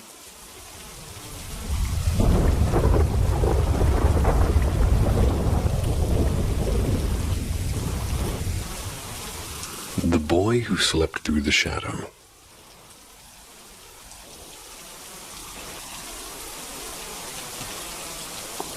It happened not too long ago. The family who lived on this quiet, gated lane is my boyfriend's parents in the Florida Hills area of Tijuana, Mexico. Florido Hills, excuse me. My boyfriend first told me about it one night, and recently my sister-in-law confirmed that every bit of it was true. It was a regular Saturday evening. The street was peaceful, and a few kids still played outside. The rest of the families had gone indoors for dinner or TV. My boyfriend's family was relaxing in their living room when somebody started knocking on their door. My mother-in-law went to go check. There was a neighbor, a woman that she knew well. They were looking pale and desperate. Their little boy was missing. They had searched every corner of their house and even around the neighborhood, but no one had seen him. Knowing that the woman wasn't one to play pranks, my mother-in-law offered help. Soon, everyone on the street joined in the search, shouting the boy's name and checking garages and rooftops and backyards. Finally, somebody called the police. Not long after the patrol arrived, a thunderous bang shook the neighborhood. It was like a heavy box dropping hard into the floor, and it came from inside the missing boy's own house. His mother ran inside, followed by the others. And there he was, the little boy, lying face down on the dining table. It's as if he had simply dozed off mid-meal. His half-empty bowl of cereal sat right next to him. Everybody was shocked, but, well, relieved. Still, nobody can understand how they had missed him in a small, well-lit house they'd already searched a dozen times now. And life went back to normal after that, or at least that's what everyone thought. 2 weeks later, the boy's mother visited my mother-in-law for coffee. They chatted about everyday things until the missing date topic came up, and then her tone changed. She explained that her son had been eating cereal at the table. She was upstairs just a minute to grab her phone charger. When she came back down, he was gone, and she checked the whole house, and there was nothing. No door had opened. The neighbors outside swore no child had stepped out. Then came the bang. She ran back inside, and there was him again, exactly where she'd left him, his head resting on the table beside a cereal bowl. Later that night, when everyone was calmer, she asked what had happened, and his answer still haunts her. He said he had fallen asleep at the table, but when he opened his eyes, the living room was darker like twilight. In the corner, there was a tall man in a long coat and a wide-brimmed hat watching him. The man smiled and asked, would you like to see something special? He was holding a small old-fashioned key. The boy said he felt like he had to take it. When he reached out his hand, everything went black. The next thing he saw was his mother shaking him awake. The family has since moved away, and no one really talks about it anymore. Every time my boyfriend passes that old house in the Florido Hills, he says he still feels like someone's watching from that window. Florido.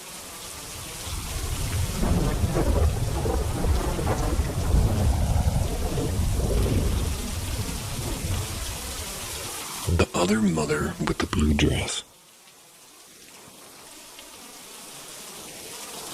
My close friend has a nearly 3-year-old boy. The sweetest, gentlest little soul, but lately, he's been saying things that are kind of hard to shrug off anymore. About 1.5 years ago, they moved into a cozy house in a quiet street. Before that, they stayed for a couple of months in her aunt's guest cottage while we were waiting for renovations to finish. She and her sister have always been like twins, raising their kids side by side. They'd swap babysitting duties, and they'd see each other several times a week at least. Her son, who we're going to call Eddie, which isn't his real name, often talked about his other mommy. My friend used to assume he meant her sister. Easy explanation since the kids are always together. But lately it feels off, and he has also been saying, I want to go back home, even when they are home. And when she tells him, we're home, sweetheart, he just shakes his head and whispers, not this one. During their stay at the aunt's place, strange things started happening. Her older boy, around 3 then, while Eli was barely walking, began talking about the lady in the window. They brushed it off, thinking it was just something from a cartoon. But one night, Eli cried for hours, and when my friend picked him up, she said a wave of dread hit her so hard she nearly dropped him. Something inside her screamed to put him down and run. And instead, she ran out of the room holding him tight and slept on the couch with her heart pounding with the lights on. She swears she could feel eyes on her from the hallway. A few months after moving into the new house, though, her husband jolted awake in the middle of the night. An elderly woman in a long blue dress was standing at the foot of their bed. He couldn't move, couldn't breathe. He said she looked furious, and then she screamed, I can't do this anymore, and then vanished. He chalked it up to sleep paralysis, but it left him shaken for weeks. And then today, while playing outside, Eddie asked again about this other mommy. My friend asked, trying to sound calm, what's the other mommy like? And he said, very serious, she has a blue dress and she flies at night. His dad went into the room later and caught him whispering to someone. When asked who he was talking to, Eddie said softly, my other mommy, she's back. They keep a close watch on what the kids watch. Nothing scary, nothing weird, but still, somehow the stories keep getting darker.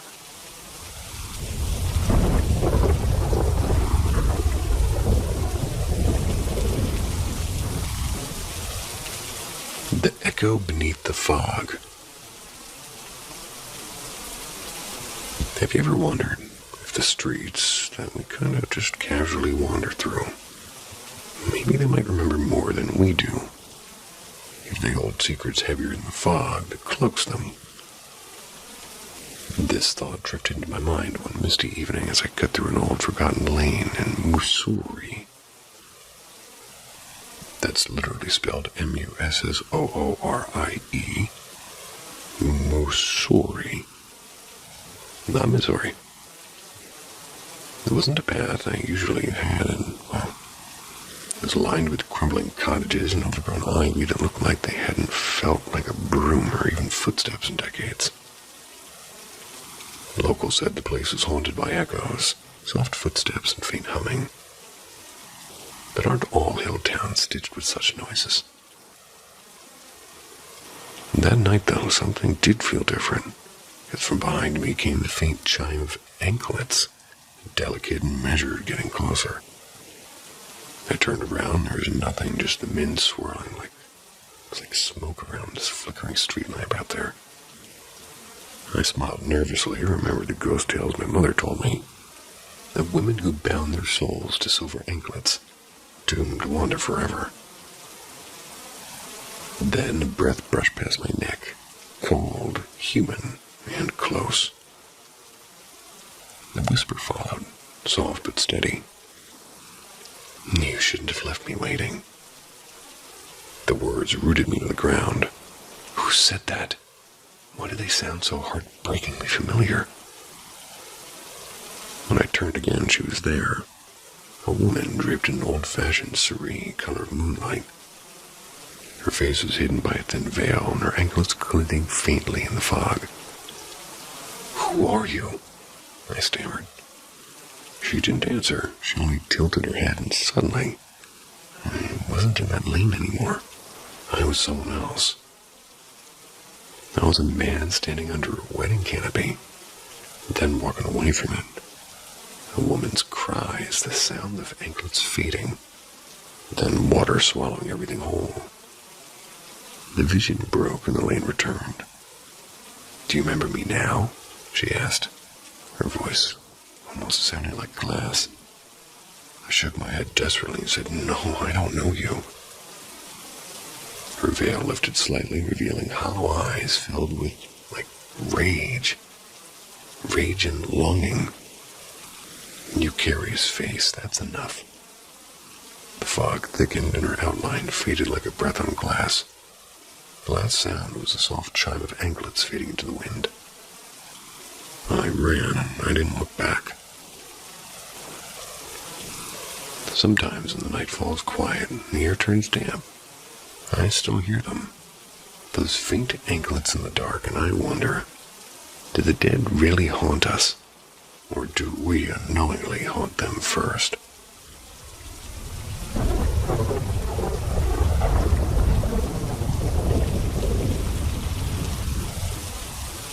The Shadow at 3:33. For most of my life, I've never really been into anything paranormal. I mean, sure, I've watched a random creepy YouTube video at 2 a.m. like everyone else. Never thought much about it, though. Still, a few weird things have happened to me that I can't exactly explain. When I was 9, my grandmother passed away, suddenly and in her sleep at least. I was the one who found her the next morning, and it was a lot to process for a kid. Yeah. A couple of weeks later, I woke up drenched in sweat with my heart pounding. I needed to use the bathroom, which meant walking past her old room. As I walked down the hallway, this cold feeling came over me. Like someone was standing right behind me. I tried to ignore it, but when I passed her door, I saw something. A shadow, and it was tall. Still just standing in the corner, and I didn't stop to look twice. I bolted straight to my mom's room. Of course, she told me it was just my imagination, but I know what I saw. Years went by. Things like that stopped happening, and life moved on. Fast forward to now, which was 15. And lately, I've been reading a lot more about ghosts and sleep paralysis and all that. 2 nights ago, I woke up, or at least I think I did, lying on my stomach facing the window. I could see my whole room, and there it was again, the same shadow. Except this time, it was beside my bed. I tried to move to scream, but nothing worked, and my body was frozen. Its arms were too long, like wrong long. It was just staring. Couldn't even breathe properly, and it felt like forever until I woke up again. I was trembling. My neck was burning, and when I checked the time, it was 3:33 a.m., and yep, 3:33. When I looked in the mirror later, I had 3 faint scratch marks on my neck. No idea where they came from. And I decided not to think too hard about it. Last night was worse. I was deep asleep when I felt a hand pressed down on my chest. Like it was pinning me to the bed, and I shot awake gasping. My room was usually dim lit from the moonlight, but this time it was pitch black. Even after waiting for my eyes to adjust, there was nothing. Turned on my phone flashlight, stumbled to the switch, flicked the light on and then off again just to test it. The room wasn't dark anymore. It was back to that faint moonlight glow. I don't know how to explain that one. Today's been quiet. It's been raining nonstop. I've been trying to focus on homework, but I can't shake the feeling that tonight might not be as peaceful as I hope it to be. Sorry if I'm rambling, but if anybody has an idea what this could be, I'm all ears.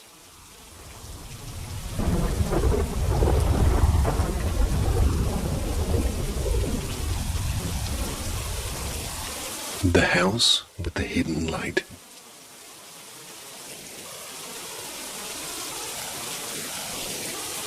When I was about 9, maybe 10, my mom found this incredible old townhouse on the edge of the city. Had a big bay window in the living room and crown moldings on the ceiling. A kitchen so bright it felt like daylight even at dusk. Every corner had built-in shelves, and there was this little sunroom that looked out over a small garden. It was the nicest place we'd ever lived in. I remember thinking, wow, we finally made it. And during a walkthrough, the owner told us the house had been a safe point on the Underground Railroad. She said there was once a signal lamp in the attic window. It would glow at night to guide those seeking shelter. Then she led us to a built-in bench by the stairs and pressed on one of the panels. It slid open to reveal a crawl space under the steps. She let me squeeze inside just for fun, showing me where people used to hide. Weird sort of fun, but okay. It was small and dusty and cold, and I thought it was the coolest secret room ever. The upstairs had 2 bedrooms, though it was listed as a 1-bedroom unit.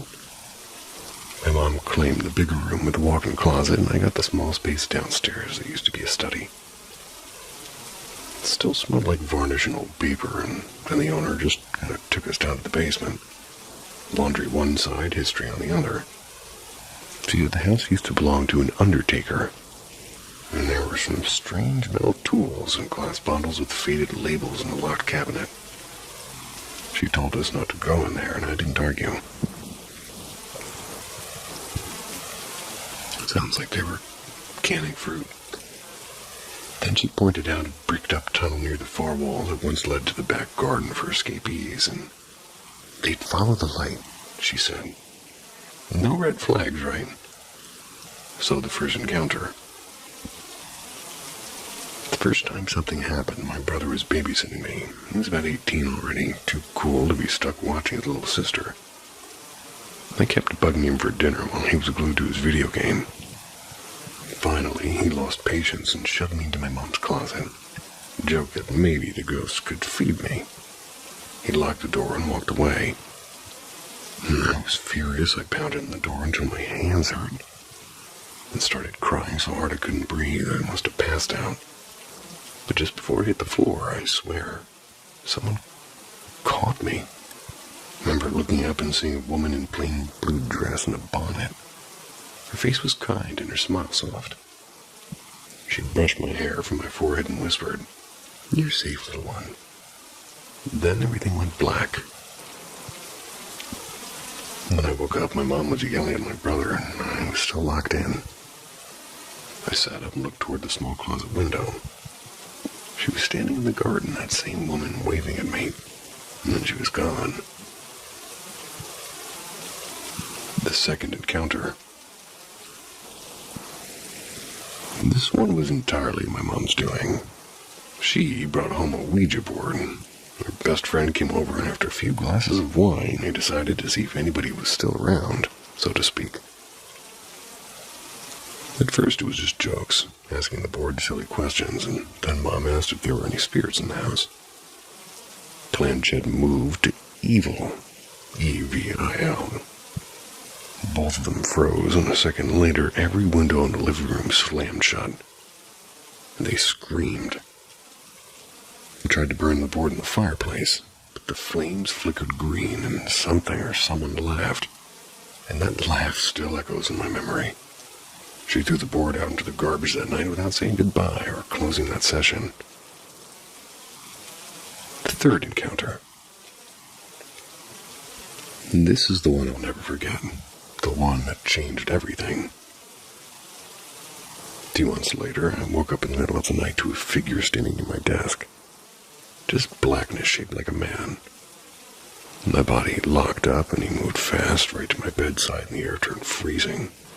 Couldn't even scream. He leaned close and whispered, "You're mine." I tried to fight. I couldn't move, and my feet lifted off the bed, and I was floating. I was held by something I couldn't see. I prayed, and I was desperate. A small squeak came out of my throat, and suddenly I could scream, and scream I did. My mom ran in with her eyes wide and saw me hanging midair, and she shouted, "In the name of Jesus Christ, let my daughter go. You are not welcome here." The moment she said it, I dropped under the mattress like a stone. We moved out within 2 weeks. Mom called the landlord the next morning and asked to break the lease. The woman didn't even hesitate. "Of course," she said quietly, as if she'd been expecting that call all along.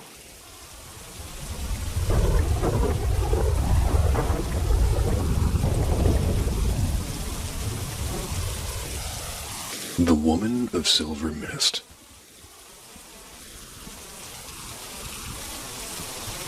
I've never seen or read anything that even comes close to what I experienced that night. And I've always been skeptical and logical even. Nothing before or after has ever compared. If I had to guess, the whole thing lasted maybe 10 minutes. It was late 2001, 12:45 a.m. Cold, silent December night in Portland. The kind of night where you can see your breath drift to the stars. I was walking home from a friend's apartment, same route I'd taken countless times before. No cell phone, no headphones, just me and the sound of my own shoes on the sidewalk. I had my coat zipped up, hands in my pockets, and the streets were empty, completely still. I took a left at a small intersection that would lead me down the final stretch toward my neighborhood. And that's when I saw it. Something that looked like a pale ribbon of mist hanging in the air just above the height of the street lamps.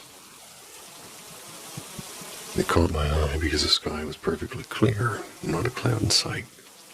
Still, I kept walking, assuming it was just some strange patch of fog from the river nearby. A few minutes later, about halfway down the street, I looked up and froze.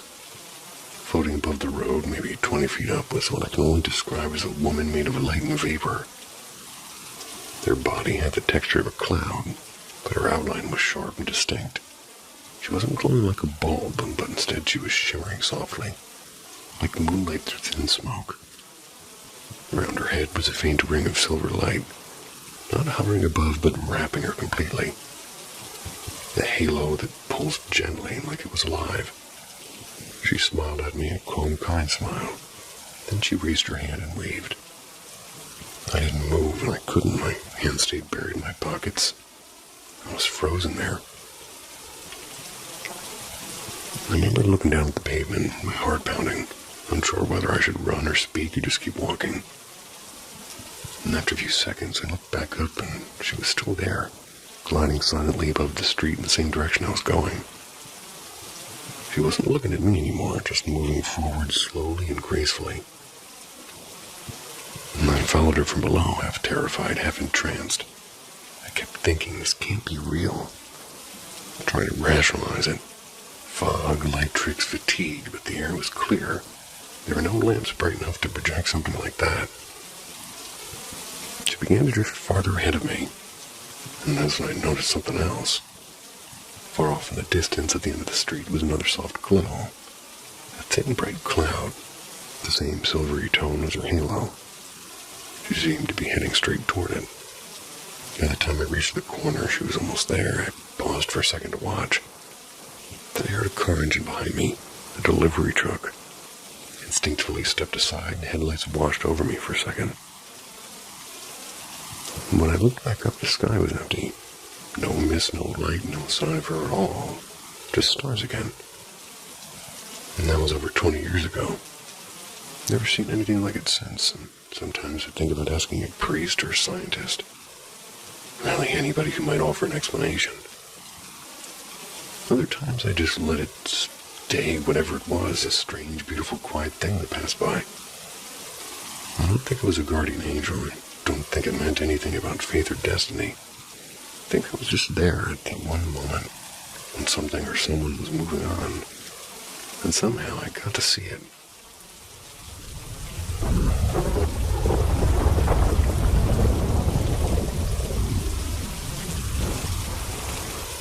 The hallway shadow. I lost her home last month when a freak tornado ripped through town. Thankfully, my husband's late uncle's house was sitting empty. A sad blessing, really. His wife passed years ago, and he himself died suddenly this past spring. Still, I didn't hesitate. I'd never believed in ghosts or anything like that. So we packed up what was left of our lives and moved in. Me, my husband, our kids, and my mom. A few days later, Mom left to visit my brother for a bit, and my husband had to travel for work, so it was just me and the kids. I work night shifts, so I usually sleep through the day, and the kids do too when school's out. They stay up late like little gremlins. 2 days ago, around 2:30 in the afternoon, I woke up feeling off, and my Akita Luna was growling. That caught me right away. She's never barked or growled before. Not once in her life. I leaned over the edge of my bed and looked down the hall.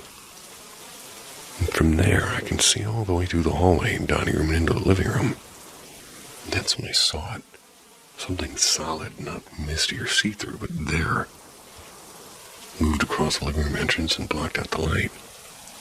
My first thought was an intruder. Except this person was enormous.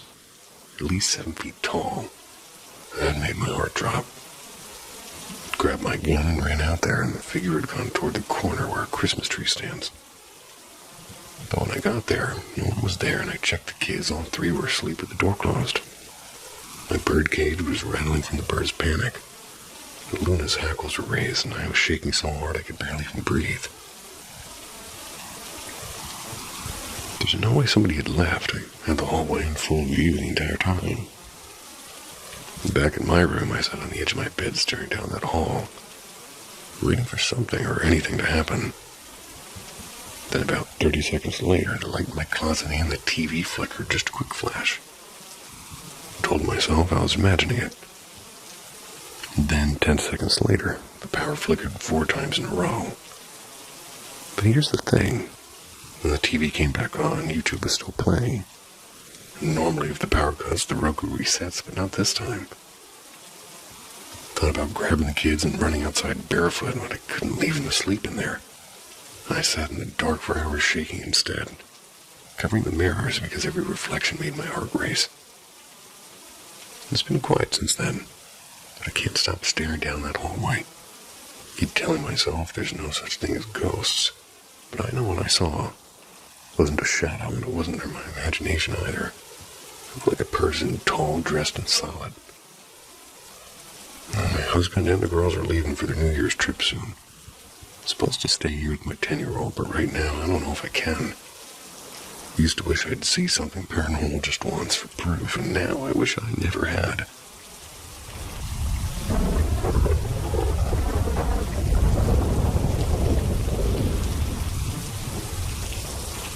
The Stranger in the Rain.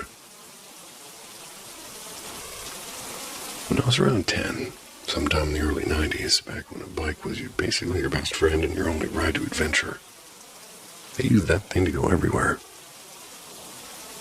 One Saturday started off perfectly. Blue sky, warm air, and no reason to stay indoors. I was a block down at my buddy's place, cozy little house not far from my mom's 70-year-old bungalow. My friend wanted me to sleep over, and neither of her single moms were home yet. They both worked late shifts on weekends. So it was just us, free to do whatever until nightfall. I told her I'd ride back to my place before it got dark to grab some board games.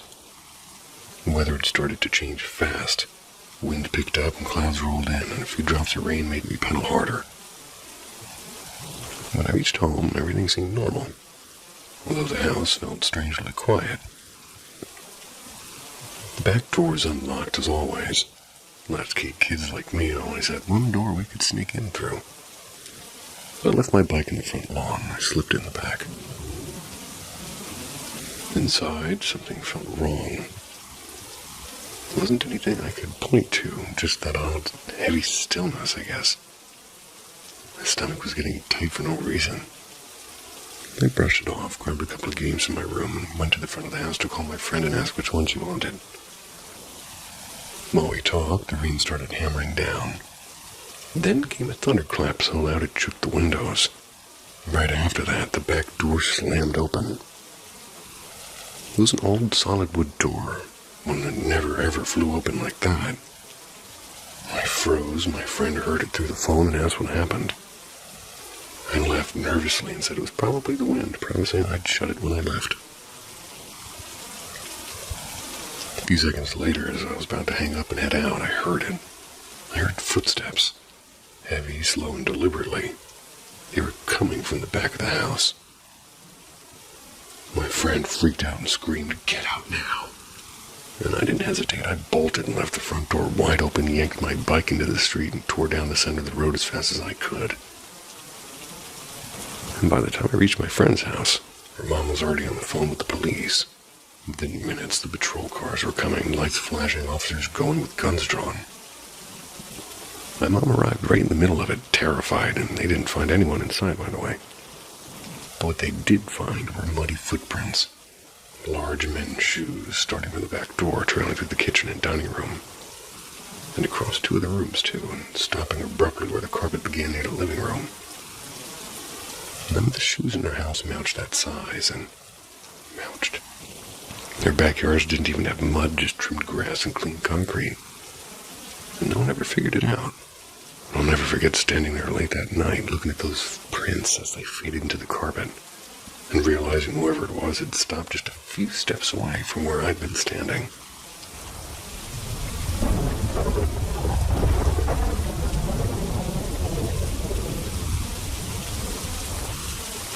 The Man in Apartment 3.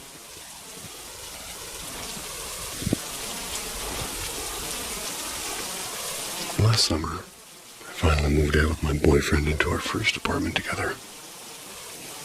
It was in a part of town called Maple District. That's where everybody said there was a little bit sketchy kind of a place there, but it was manageable if you kept to yourself. So we found this place online for $6.75 a month. Steal around here. The unit we wanted got taken, but the landlord told us he had another in a small 4-unit building nearby. Same price, same layout, except the last tenant had died there. I shrugged it off, because people die everywhere. And when we went to see it, it didn't feel strange. The walls were soft beige, and the place even came with a washer and dryer. Rare for the price. Close to my campus, and the rent was too good to pass up, so we took it. The man who had died was named Harold. He'd passed not long before, just a few weeks earlier from a heart attack. The landlord said he died in the apartment, but his brother later told me he actually died in the hospital. Unlike another tenant from years before who had died there, in the exact same unit. And that part nobody liked to talk about.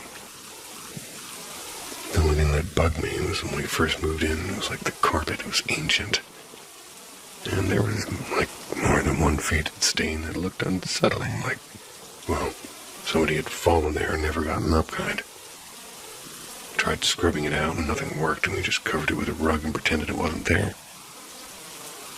The apartment itself was fine, old but livable, and still sometimes I'd wake up in the middle of the night with that prickly feeling.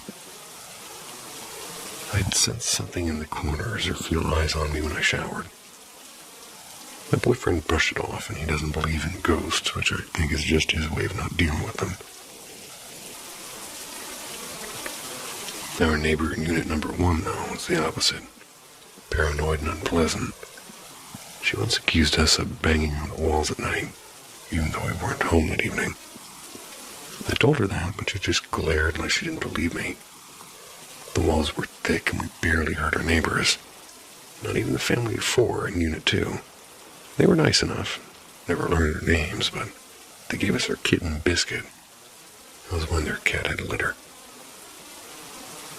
Things got weirder when the people in Unit 4 moved out. And while it was being renovated, police showed up one night around midnight. They asked if we'd seen anyone in the window of that unit. Oh, we hadn't. The place was locked up tight with no curtains and nothing inside but tools. They said somebody had reported seeing a figure standing there, a shadow maybe. Cops couldn't explain it. Over the months, little things started happening, and items would vanish and show up days later in the kitchen or on the floor. My boyfriend swore he never touched them, and honestly, he's not the type to move things around. Sometimes I'd feel someone right behind me, close enough to feel the air shift. Biscuit would hiss at empty corners or stare frozen like they're tracking something I couldn't see. Classic ghost stuff, right? Except it didn't feel like a story, it felt personal. By the end of her lease, the black mold was getting bad, and the constant unease wasn't helping. I moved back in with my parents, and I still joke about old Harold checking in, but deep down I think it was something else. Maybe the man before him, the one who really did die there. I dream about spirits sometimes, and people I've loved and lost, and I once dreamed of Harold. We were in a living room like mine, surrounded by old photographs. He was rocking in a chair, smiling faintly, and I don't remember what he talked about. Other nights I dream of my cousin who passed, and he always hugs me and says hi, and always tells him that I should be here. He just smiles and says, I know. And that's somehow the part that gets me the most.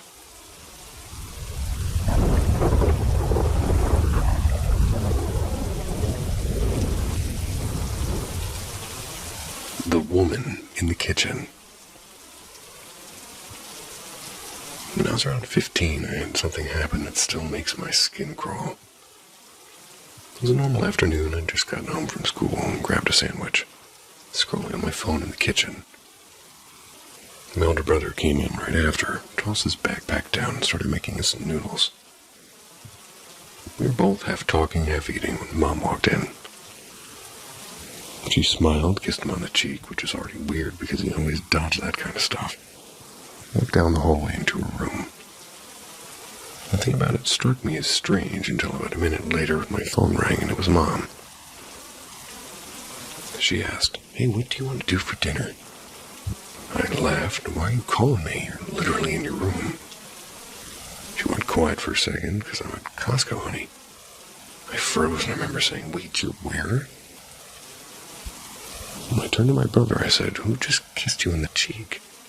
He just stared back at me like I'd lost my mind. For a whole year, I tried convincing myself I'd imagined it. My brother said I was just tired or something, but then about a year later, our youngest brother, who was about 9 then, came to me and looked freaked out. He said, I believe you now. Believe me about what? The mom ghost. He told me he'd been sitting at the family computer, which is right outside the kitchen. Saw Mom at the sink washing dishes, and he called out, Mom, what's for dinner? No response, and he asked again, and there was nothing. She turned off the water, walked straight into her room, and closed the door, and he followed her in, and the room was empty.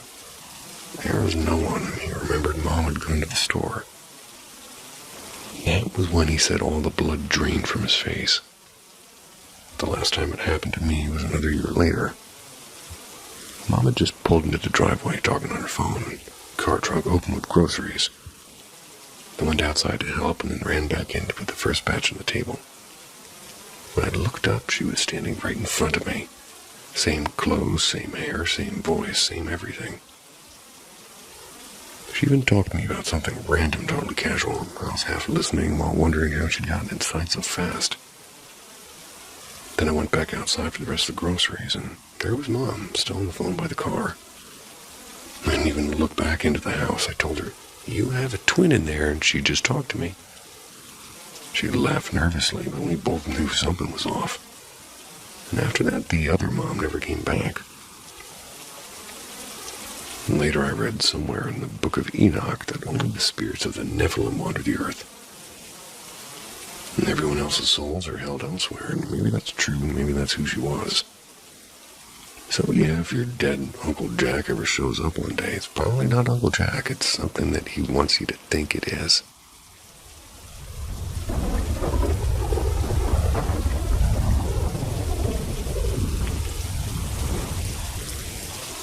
Whispers in the Tarkine. This is the story of something that happened to me deep in the Tarkine rainforest, or perhaps Tarkine, I don't know. It's in northwest Tasmania, and I was about 15. It left no scars, no bruises, but the memories followed me like a shadow ever since.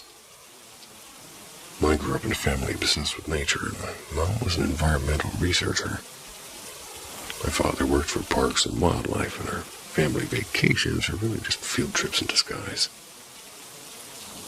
We'd camp in places most tourists couldn't pronounce, and I didn't complain because I loved the woods back then. Loved them. Past tense. And it's because after this, I never set foot there again. We lived near Waratah, just a short drive from Savage River National Park. My parents allowed me to camp solo, only near Philosopher Falls, and only with my Labrador, Rusty. They'd been trained as a rescue dog. And to me, those weekends alone felt like freedom itself. Me, the tent, the rain, and Rusty snoring by the fire. But as I got older, I wanted more distance, more danger, more proof that I wasn't just a kid tagging along with my parents' expeditions, and I begged them to let me take the dirt bike out deeper into the forest. They refused, of course, so one weekend I lied. Told them I was going camping by the falls with a few school friends. Instead, I packed my tent, some food, and rode off alone into the heart of the Tarkine. I left right after sunrise, chasing the thrill of doing something forbidden. By early afternoon, I'd found a quiet clearing near a stream and set up camp. After eating, I decided to wander just to see what's out there. I'd heard there were limestone caves somewhere close by. The forest plays tricks on you. After 20 minutes, I realized the trail behind me had vanished, and I tried not to panic. I had a compass. I had daylight. South meant the road, and the road meant home. It was easy. Only it wasn't. Not this time. The light faded faster than I'd expected, and the trees swallowed the sky. The air turned unnervingly still. When I say still, I mean nothing. No wind, no insects, not even Rusty's collar jingling. He was rigid, ears back, staring into the trees, and then the sound came, a snap and a branch breaking. Then another, and then from somewhere above a voice. "Hey, over there." It sounded almost casual and human, and I almost felt relief. I called back, "Hey, I'm lost, where are you?" No answer, just another voice, same tone, same words, but from behind me. Rusty growled deep and low. That's when I realized the voices weren't coming from the ground. They were up in the canopy. I ran. I didn't even think. Just grabbed the compass and bolted through ferns and mud until my lungs burned.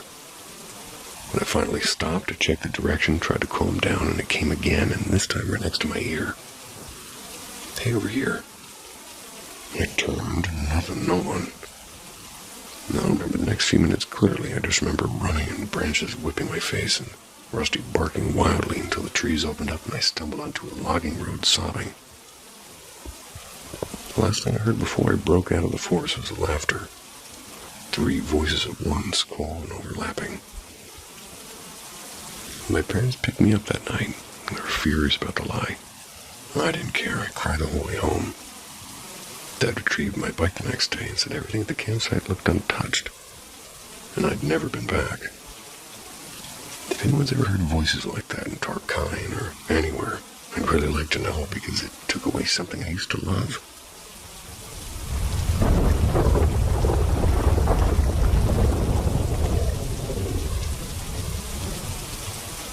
The Night of Whispering Walls.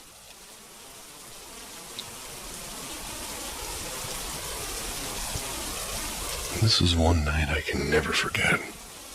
Even now remembering it freaks me out. I was about 20 years old when it happened. Our university had arranged a cultural trip through the northern mountains of India, wild and misty, and freezing cold. The journey was endless and the roads curling like snakes through the fog. By the time dusk fell, we were still winding our way toward a small town near the old monasteries we planned to visit the next morning. Around 10:30 p.m., our bus sputtered and died right in the middle of nowhere. The driver called for help, and after an hour of waiting in that cold stillness, a friend just showed up and took us to a large hotel nearby.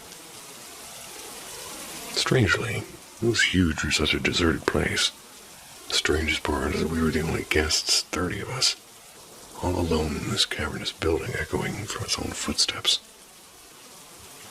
After we checked in, some students began drinking in the lobby, and I slipped upstairs with two of my close friends. They're both quiet girls like me. Talking about home when a piercing scream shot through the hallway. There was a girl from the next room, and hysterical and trembling. She swore she saw something standing behind her curtain watching her. When she looked directly, the figure vanished.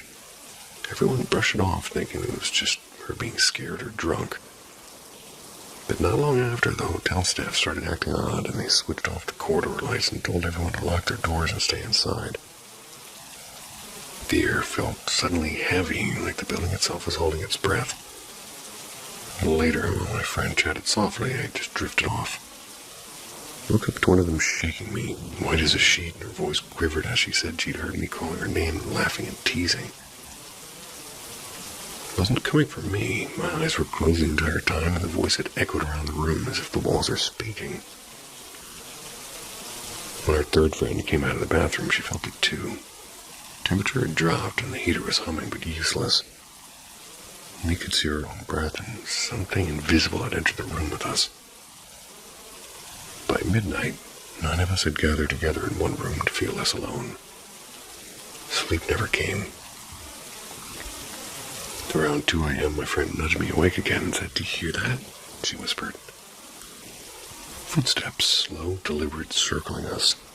And then laughter, soft, childish, but wrong. Everyone stirred, too scared to move, and even our most skeptical classmates sat upright, frozen. The giggling grew louder and closer, and the air began to swirl, pressing on our chests. Then we all saw a dark, shapeless mass crouched in the far corner. It pulsed slightly as if breathing, and one of my friends cried out, "Please, whoever you are, leave us alone." And at once the air exploded into a roar and then silence, and for a heartbeat it was utterly still.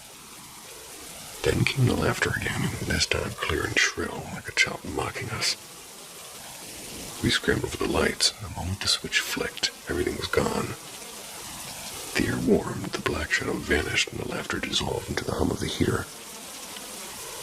The next morning, no one looked rested, and every group had their own version, like whispers and shapes and voices. None of us slept that night, and to this day I can only talk about it when the sun is shining.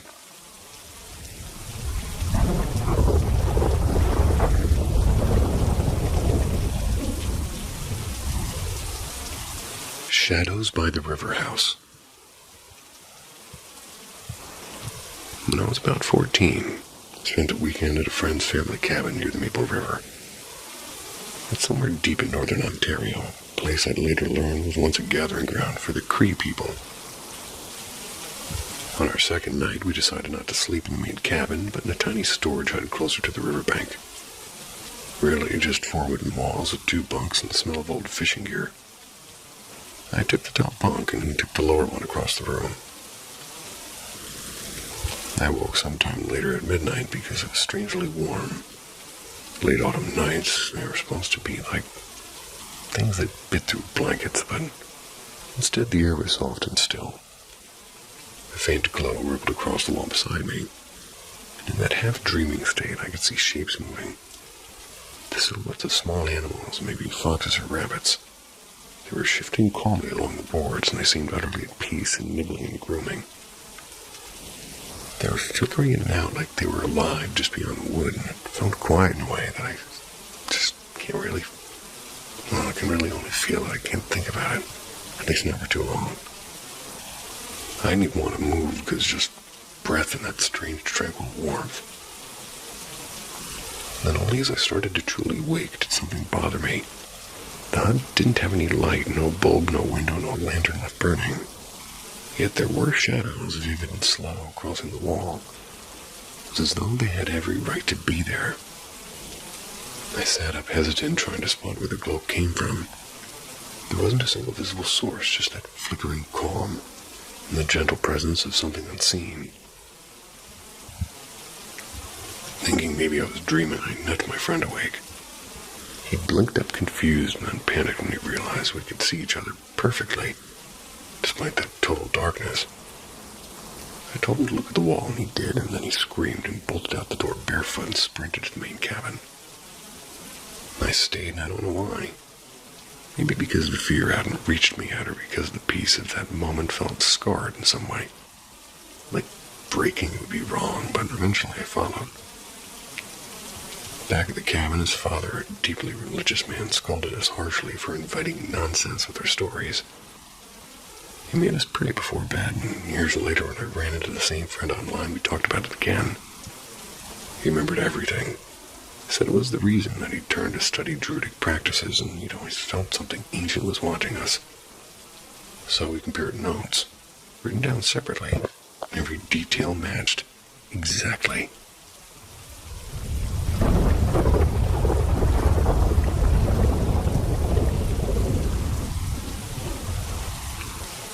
The woman from the spare room.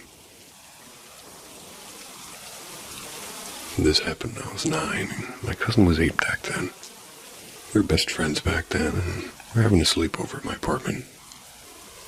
And at that time, I lived with my mom on the 5th floor of an old building. My aunt had recently moved to another city, so her old room was empty and was supposed to become mine soon. I still slept with my mom, though. I was terrified of sleeping alone. And that night, my cousin and I were playing board games and watching cartoons. Around 10:30, my mom said that we could stay up for just a little bit longer. She went to bed and told us not to open the spare room because the key was still inside and the handle was loose. We promised we wouldn't. I don't remember exactly what time it was when it happened, but we both heard footsteps from the hallway. And then we saw a tall woman with long dark hair weaving a white nightgown. Her face was pale and her lips were bright red like she just put on lipstick. She smiled at us and asked what we were playing. At first, we thought she was like one of Mom's friends who'd come over earlier and stayed late.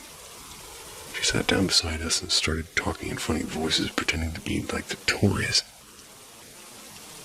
Well, we laughed even though something about her voice felt strange, like she was trying too hard to sound happy. And after a while, she said, "I need to go now. Can you open the spare room door for me?" And we both froze, and I told her that we couldn't because Mom said not to. My cousin whispered, "She kind of looks like Auntie Lynn." I was about to agree just like that, but she was gone. We thought maybe she'd gone into the spare room, so we pushed the door a little and it made a loud creak. My mom came running out, half asleep and angry, and she told us that it was nearly 2 a.m. Made us go to bed anyway. In the morning, we told her what happened. She looked confused and said nobody had been there, and the door was still locked, and we must have been dreaming. I noticed the top latch was open, even though I remembered hearing her lock both earlier, and she said maybe she'd forgotten. I don't think she had.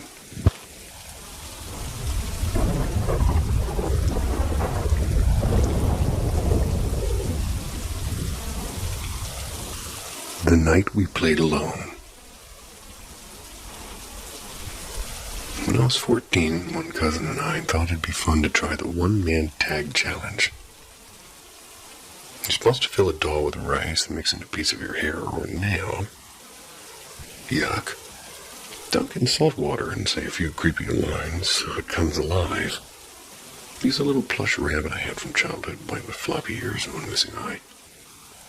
We did everything exactly like the online guide said, and nothing happened. So, like an idiot, I tossed in the laundry basket and said, "Guess ghosts are busy tonight." We laughed, watched some horror movie, and eventually fell asleep on the couch, and then morning came.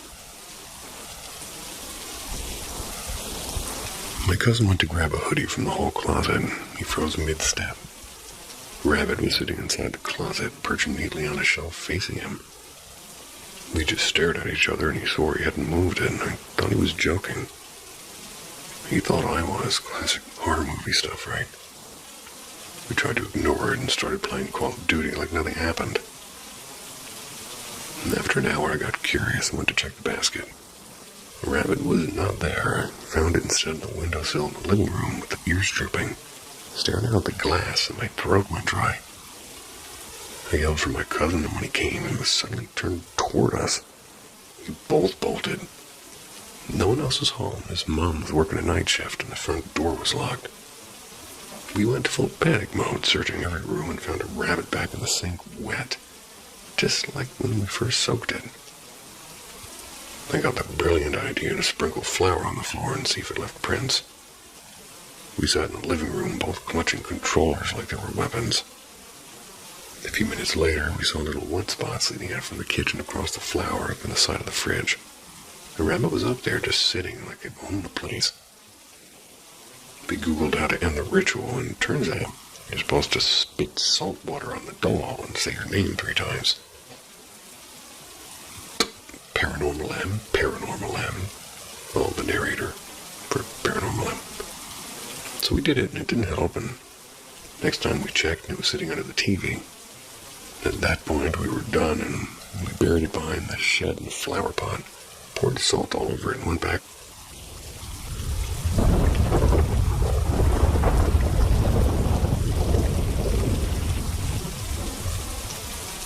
The last light in the theater.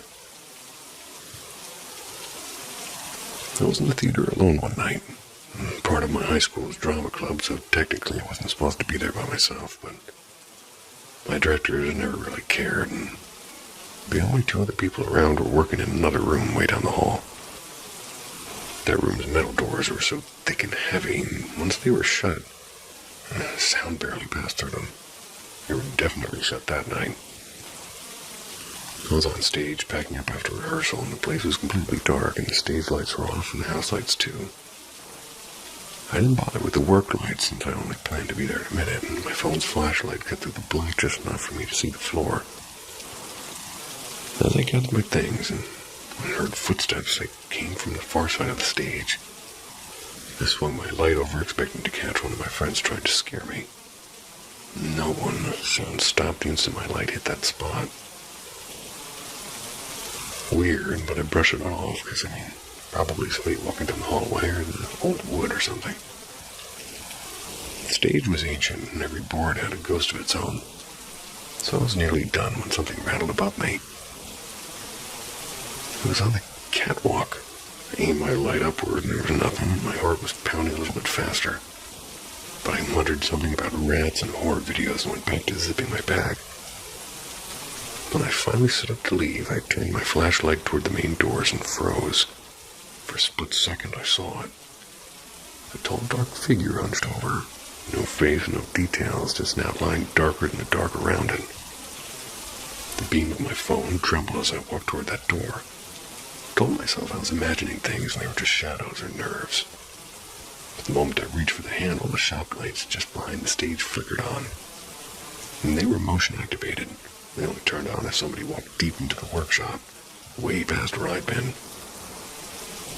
I didn't wait to find out who or what had triggered them. Maybe a janitor, though nobody ever cleaned that area. Maybe something else. Grabbed my bag, ran down the hall, and burst into the black box theater where my friends were.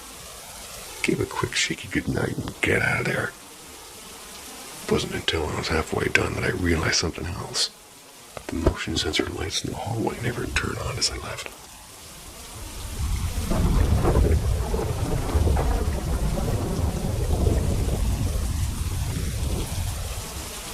The supernatural is closer than you imagine.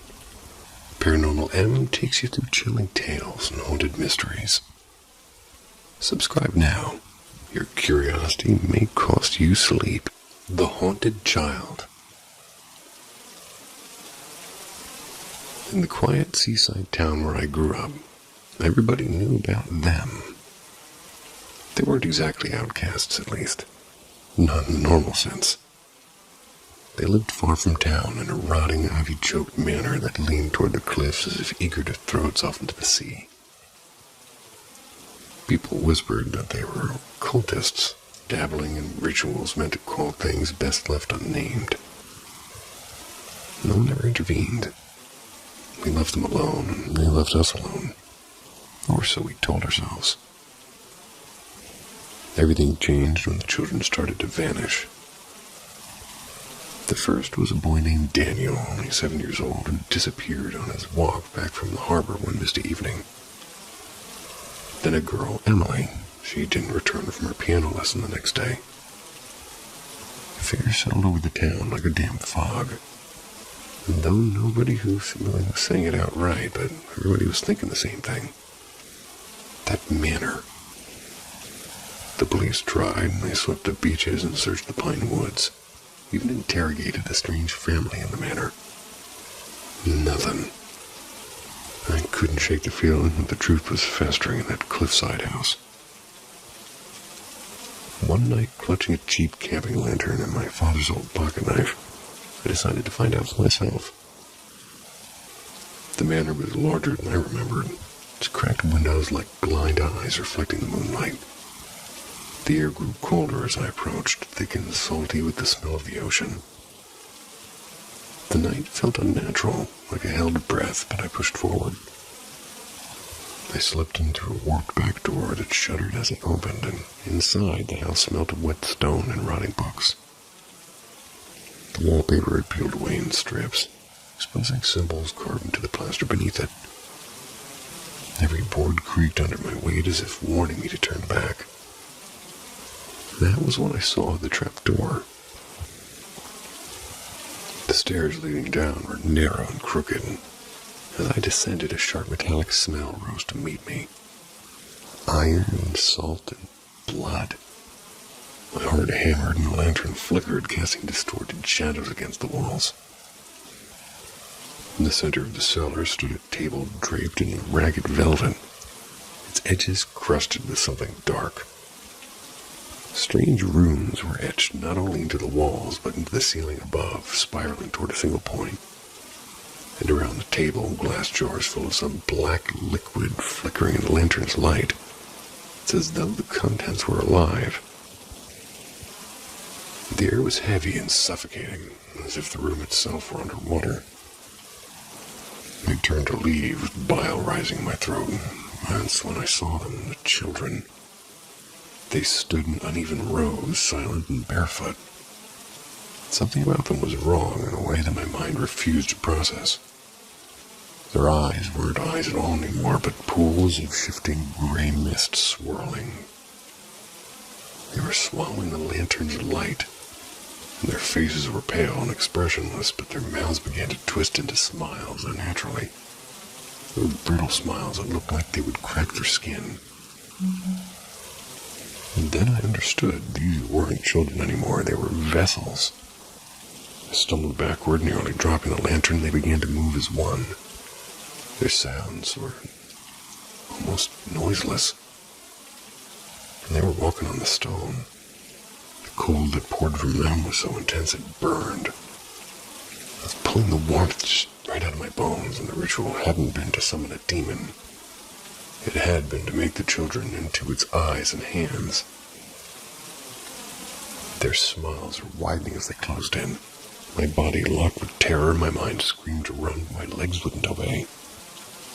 One of them raised its hand, pale, trembling, and possibly light, brushed my sleeve with fingers as cold as as seawater. Then everything went black. When I woke, I was lying on the cliff's edge just past dawn. The manor behind me, nothing but an empty shell. No trapdoor, no jaws, no altar, just dust and silence. The children were never found. I never told anybody what I'd seen. But even now at dusk, sometimes I glimpse them, standing in the far corners of my vision, their mist-filled eyes fixed on me, waiting. And I know it isn't over. And I just want to say sorry about audio anomalies. If you only could see my situation, you would forgive me. But I'm giving it a good go. Next story.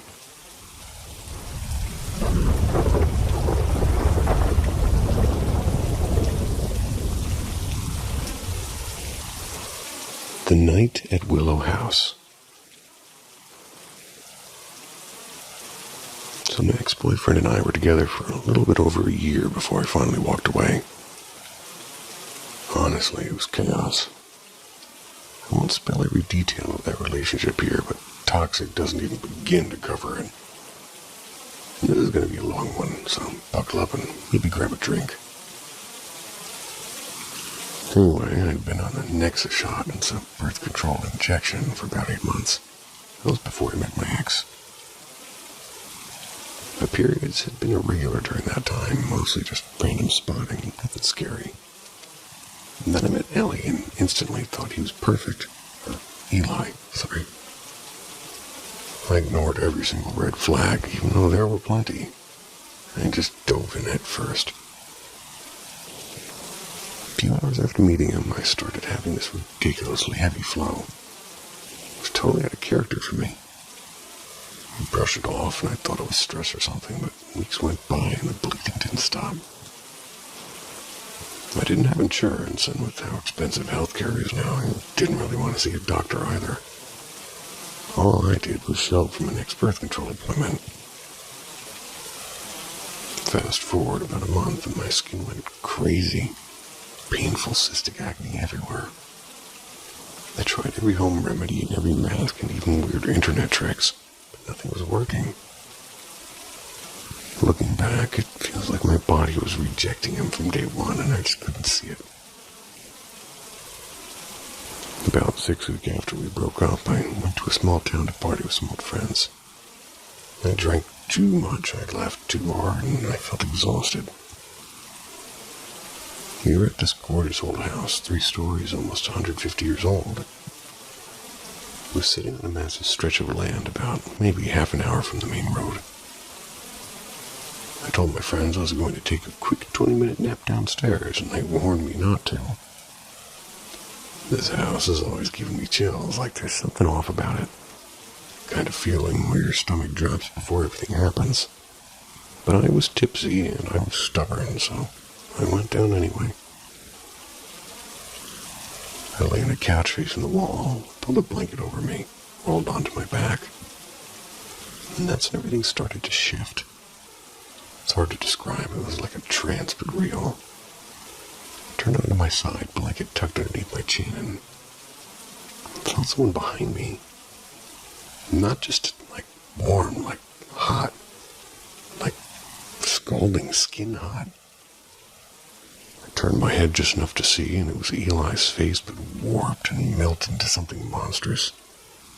It was red and wet looking, and his teeth sharp and eyes flat. I couldn't move, and my eyes could dart around, but my body was locked. I heard footsteps upstairs and voices and pots banging and my friend trying to wake me. Eli's demon self stayed there, and his head tilting like an animal. Put a hand on my shoulder, long cracked yellow nails digging in. The eyes, though, stayed exactly his. Burned into my brain, and everything just went black.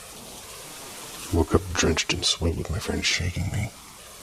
I left that night, drove home shaking, and I've never been back to that house. I haven't told anyone in real life, because honestly, I'm just terrified. And here's the weirdest part. About a week after that night, my bleeding stopped completely. It was just gone. It's been over 2 months, and I still can't get it out of my head. I don't feel anything for him anymore, nothing at all, but I can't forget what I saw. And yeah, I do believe in God, so anything helps.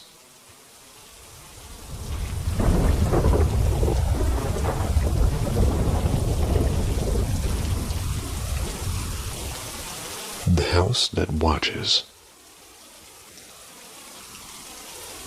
The bedrooms sit on the upper floor, arranged around a narrow landing that circles a stairwell like a quiet watchtower. Everyone keeps their door shut at night, not out of privacy, but because sometimes you can hear the soft thud of footsteps going up and down the stairs. You open the door to check, and there's never anyone there. There's always no one. And last night I had to brush my teeth before bed, and the bathroom isn't upstairs anymore. Ever since the renovation, it tucked down in the far corner on the first floor. It's past 3 doors that stay open at night like moths mid-breath. Those rooms always feel like they're looking at you. Nothing to see, or at least that's what I tell myself. When I came back up, I swear I caught a glimpse of someone standing just inside the den. Just a few feet from the armchair that I never really use anymore. It's the same den where I once had sleep paralysis so violent I moved into my brother's room for 2 months. I had been sick and I woke to a pale hand pressing against my cheek. There were fingers dragging as though peeling something away. And I've dreamt of somebody living behind that wall, and later my cousin admitted to dreaming the exact same thing. We never talked about it before, and, well, even the dogs react to the place. Our newest one, Fig, growls at the den's threshold and refuses to cross after dark. He's never been like that in any way other than, well, that part of the house. He's gotten older and he's grown more nervous and won't stay in a room unless the lamp's on. I won't happen the hallway at all, honestly. Now he curls up outside her door upstairs instead, like he's guarding us or hiding from something. Honestly, I don't blame him.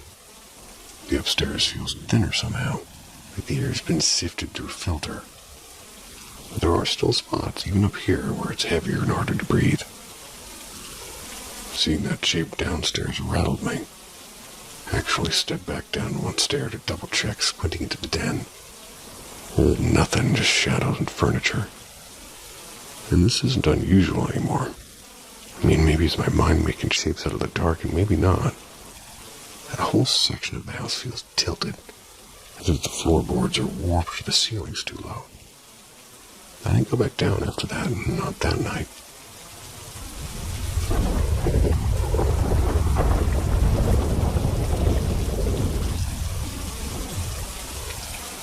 The Attic's Whisper. I'm a 30-year-old female, and our family home isn't just old, it's ancient. It's a sprawling stone house built by Polish craftsmen before the Great War. There's always something strange about it, like the walls themselves are listening. As a child, I hated the attic and the crumbling shed behind the house, and couldn't even explain why. It felt like somebody was always waiting there. My mother grew up in that same house with her parents and brothers. She used to tell me I had the same eye color as her little sister who died young.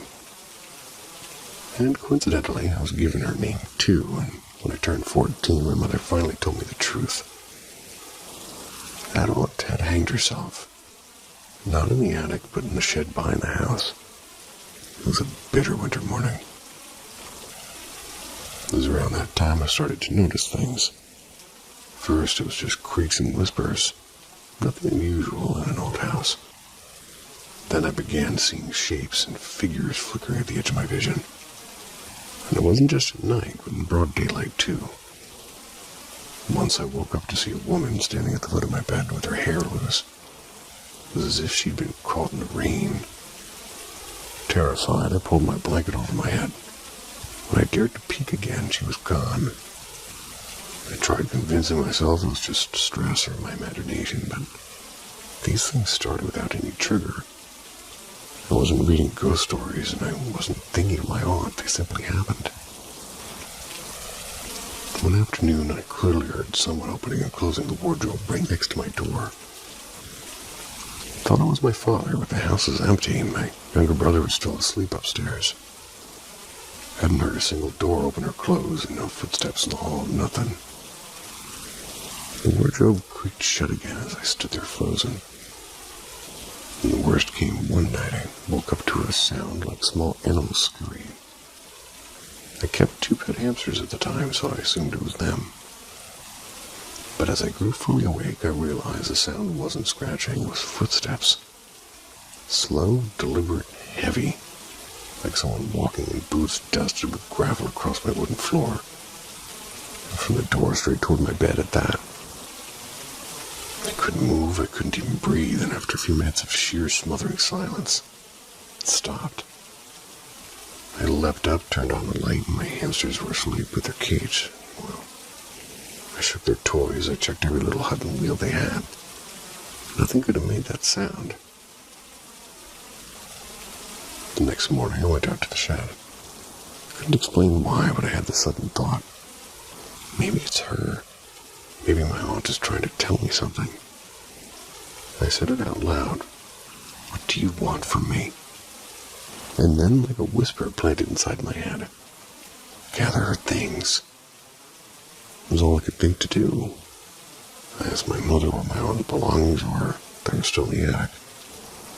We found some old letters, a broken music box, a few paintings, a diary. Took them to my room and arranged them on a shelf. And that was it. Everything stopped. The footsteps and the shapes and the woman at my bed all gone. Even the heavy, anxious air in the attic and the shed seemed to be clear. And for a while I convinced myself it had all just been in my head. But deep down I know better. I didn't dream those things. I didn't imagine them. And somehow, by saving what was left of her, I gave her rest. So for context, it all began when my parents started clearing out the attic for renovation.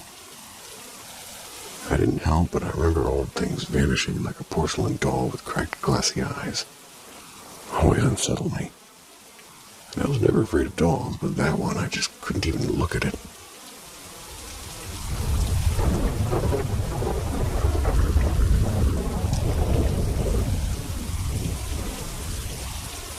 The last ride out. I should have known better than to wander after midnight. But time slipped away from me. And by the time I reached the train depot, my last ride home had already departed. The place is almost abandoned with silence except for the buzzing neon sign above the ticket booth. It's flickering like it might sputter out at any moment.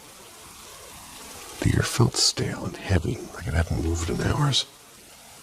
And I wasn't alone, though. At the far end of the beach sat a woman. Her coat was threadbare and damp. It's as though she'd been standing in that rain for days. She leaned forward slightly with her elbows resting on her knees. But her face stayed angled toward me. Her eyes never blinked, not once. I clutched my backpack tighter and I tried to just stare at the ground. But the pressure of her gaze made my stomach knot. And something about her was wrong and off in a way I couldn't really name. I glanced up at the timetable. The next train was due any second. Oh, good. A few minutes more of this, and, well, it'd be just another late-night story I'd tell myself to laugh it off later. And finally, a faint glow appeared at the far end of the tracks. The train rolled in with a hiss and a grinding of brakes. And then I stepped on quickly, not daring to look back at the women. The conductor barely nodded at me from underneath the shadow of his brimmed hat. Fine by me, I was just glad to be away from that stare. I settled into a cracked leather seat, the smell of old smoke clinging to it. I exhaled slowly. The train lurched forward, and out of habit I peeked out the window. And there she was, still on that bench, still staring at the train, like sliding away. Her head turned slightly, following me. I should have been reassurance, or rather, it should have been reassuring that she hadn't boarded, but her unbroken gaze through the glass sent a tremor down my spine. You're tired, I told myself. Everything feels scarier in the dark, too. The train clattered over the rails and the rhythmic sound soothing me for about a moment. I was starting to relax when the conductor's voice cut through the silence. You're the only one on board tonight, he said. His voice was strange, almost like it had gravel in it. I froze because something about the way he said it, like it was a warning, not a fact, made my pulse quicken. Slowly, I looked up at the small mirror mounted above the aisle. In its dim reflection, I saw her, the woman sitting in the last row smiling. Impossible. I'd seen her outside and she hadn't gotten on. My heart hammered as I forced myself to turn around to see for myself. The seat was empty. My breath hitched. Maybe it was a trick of the glass, maybe my nerves were eating me alive. I just turned back around, pressing my palms together, trying to keep them from shaking. But in that mirror, she was still there. Her grin had widened now, stretching far too much, and her teeth looking wrong, too many and too sharp. Her eyes glowed faintly like dying embers. I wanted to shout, but no sound would come out. The conductor stared straight ahead, knuckles white on the controls, as if he didn't see her. I blinked hard, hoping the vision would vanish, but instead, in the reflection, she was closer. 3 rows back now, moving without making a sound. I spun around and it was empty. This isn't real. It can't be real. I turned forward again and the reflection was gone. A relief surged for about half a heartbeat, and then I felt it. A slow, cold breath against my ear. I didn't want to, but I turned my head. She was there, crouched in the aisle just inches from me. Her grin stretched impossibly wide, her mouth trembling with a soundless laugh, and her eyes burning into mine. "Room for one more?" she said. I couldn't move, I couldn't scream, and her fingers, long and bone-thin, curled toward my shoulder. And then the train jolted to a stop. The doors hissed open, and suddenly she was gone. The car was empty again. Just me and the conductor. Shaking, I stumbled off into the cold air, not daring to look back. And now every time I pass that depot, I feel her eyes on me, waiting and smiling. I think I know deep down that I wasn't the only passenger that night.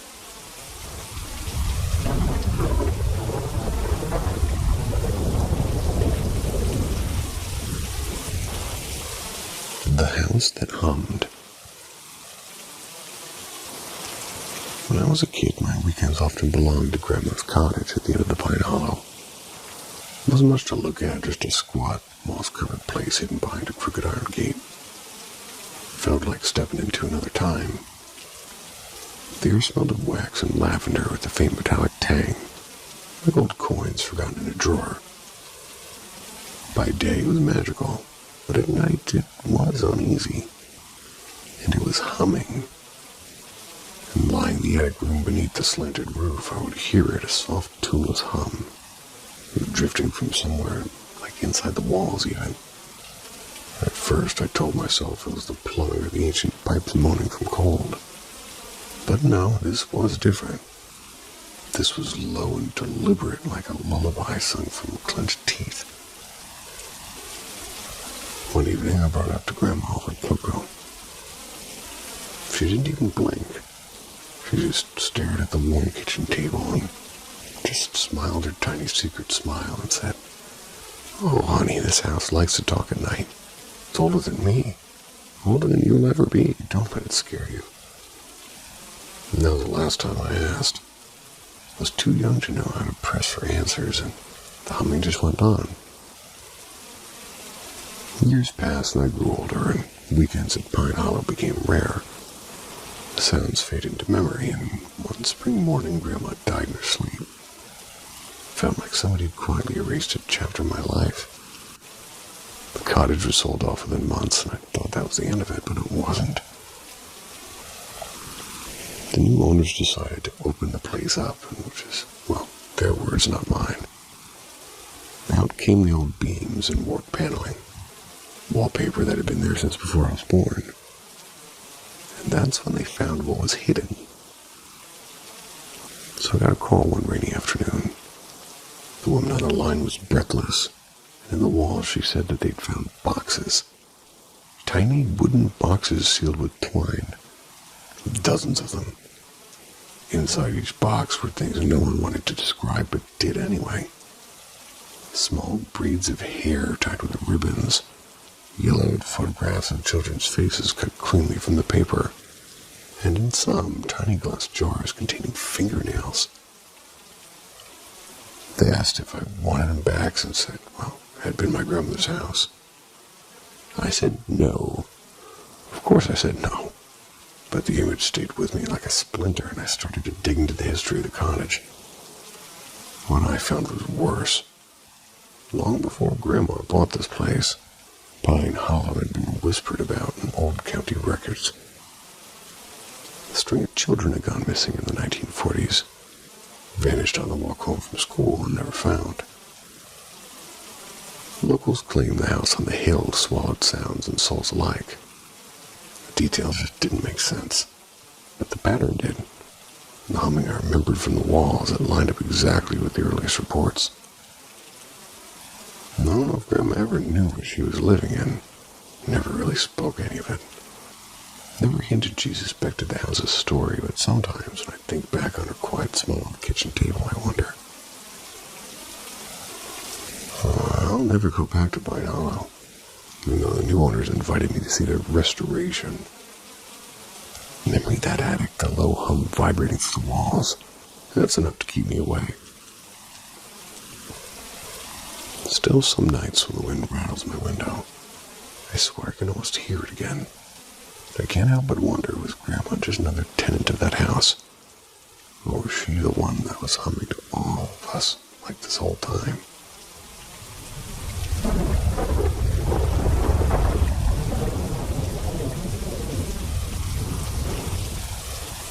The things that moved. It began with little things. My wallet or my headphones or even the charger for my laptop. Items I used daily.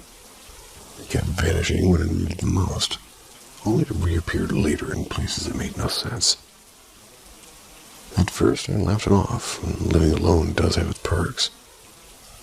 But also, no one is to blame when stuff goes missing. Figured I was overtired or distracted, maybe. But as it happened again and again, a knot started to form in my stomach. Something wasn't right. At first it was routine. I'd come home from work, drop my wallet on the coffee table like always, and go about my evening. The next morning it would be gone. I'd turn the apartment upside down, kitchen drawers, laundry basket, even under the bathroom mat. But hours later I'd find it somewhere absurd.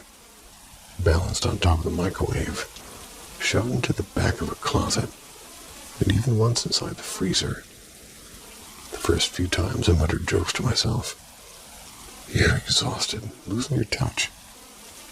But after a while, I stopped laughing. TV remote disappeared next, and barely even watch TV. I do like late night documentary now and then. However, sort of just sitting on the armrest of the couch. It was after some boring history program. But the next evening was gone, and I ripped through the cushions, flipped the rug, and opened every cabinet. There's nothing. 3 days later, there it was, wedged behind the toilet tank. Oh, I'd never put it there. The unease became a constant hum underneath my skin. Doors locked and windows shut, and no signs of forced entry. Nobody else had a key. It was just me, wasn't it? Then came the shoes, my boots, the pair that I wore every single day. I slipped them off at the front door like always before heading to bed. The next morning, gone. 2 days later, I found them lined up perfectly underneath my bed, and I never put shoes under there. But by then, I was spiraling. Was someone sneaking in or some creep playing games? I mean, I considered setting up a camera, but the idea made me feel ridiculous. Who breaks into an apartment just to hide things? It had to be me, right? Like maybe I was doing it in my sleep. Then the wallet again. This time gone for a full week. I had left on the kitchen counter before bed, and by morning, nothing. I checked the garage and the car and the fridge and the garbage and nothing. Just as I was ready to cancel on my car as I found it under a pile of laundry I'd already folded. I hadn't put it there. And then my phone disappeared. I always left it on the nightstand, always. One morning it just wasn't there. I didn't sleep at all, and I just kept imagining someone standing in the dark beside my bed reaching out for it. The next week blurred together, and nights spent pacing the apartment listening for footsteps and they don't come. Shadows that seemed to shift when I wasn't looking. Finally, I found the phone jammed under the couch. It was deep inside, like somebody just pushed it there on purpose. My hands are just shaking so much while I'm holding this thing. And that's when I finally bought cameras. 2 of them. One for the living room, one facing my bedroom door, and if somebody was sneaking in, I'd see them. But that night, something worse happened. I woke to a faint sound, a low, muffled clink like glass being set down. My heart hammered in my chest as I lay frozen, straining to hear it again. Another sound followed, and softer this time like fabric settling across wood. I grabbed the nearest thing for protection, a broken umbrella. crept through the apartment. Nothing but silence again. So in the morning when I checked the camera footage, both files were gone. Not corrupted, not blank, but erased. Cold dread was pulling in my stomach. Like, was I erasing them or was it all me? I stopped going to work and I barely left the apartment. And food lost its taste and sleep became impossible. Couldn't tell anyone if I was imagining the sounds or if something was actually there waiting. Then one morning, I walked into the kitchen and I saw it on the counter. My phone. But it wasn't the phone that made my knees give out. It was the open text message on the screen. Did you miss me? It wasn't my message. That was the moment I realized. I had never been alone. Not once. Maybe I never will be.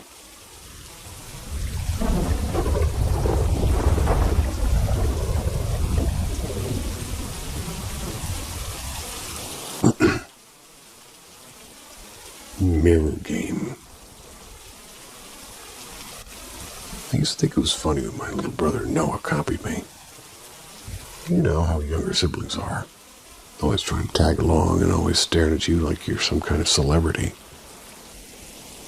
He would trail after me through the house and he'd mimic every move, and normally I would just roll my eyes, but he was only 8 after all and I was 16, so totally normal.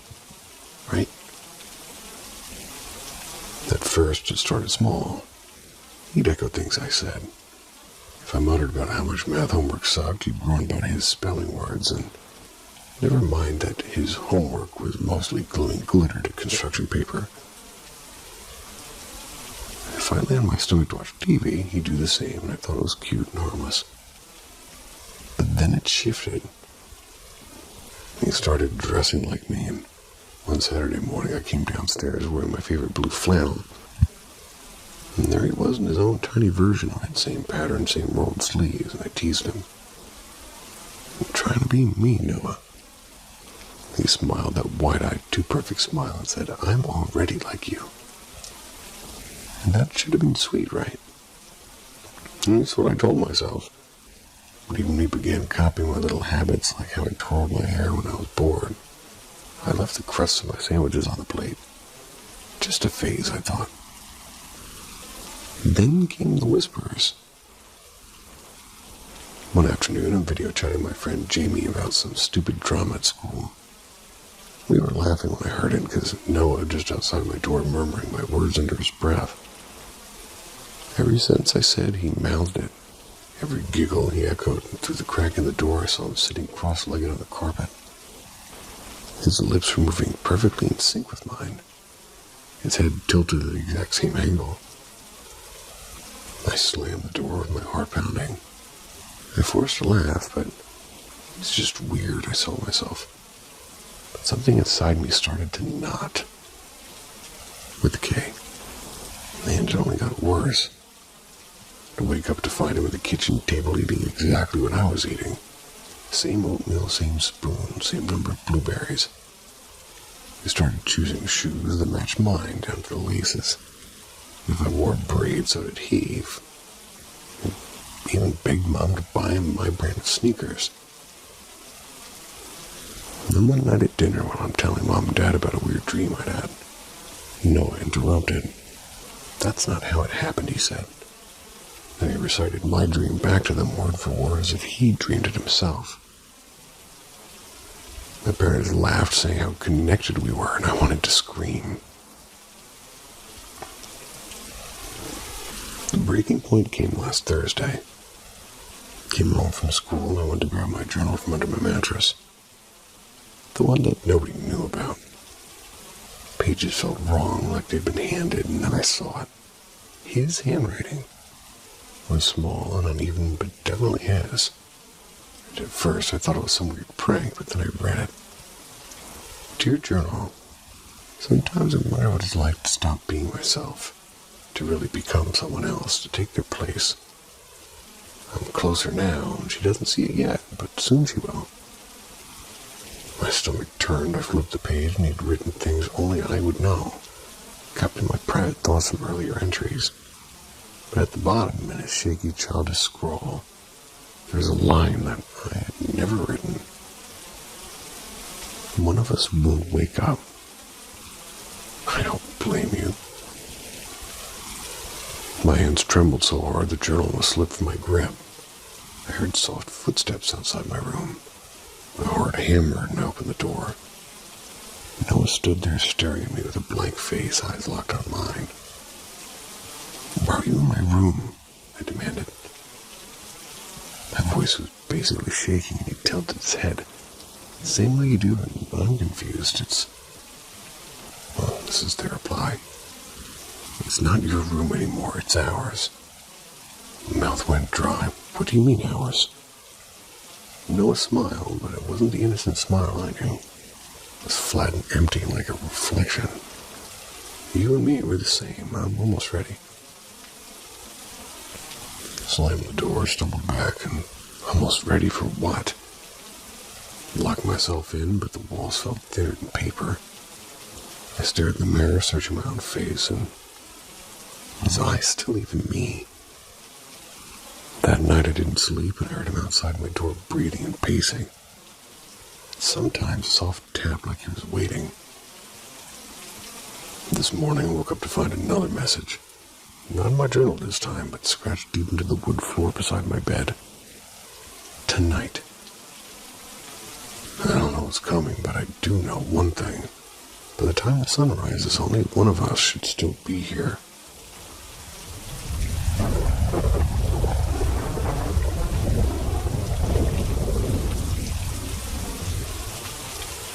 The call from Emily. I hadn't thought about Emily in a decade now.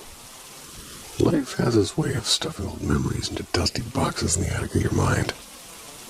Until something cracks the lid open. For me, it was a phone call on a still November night.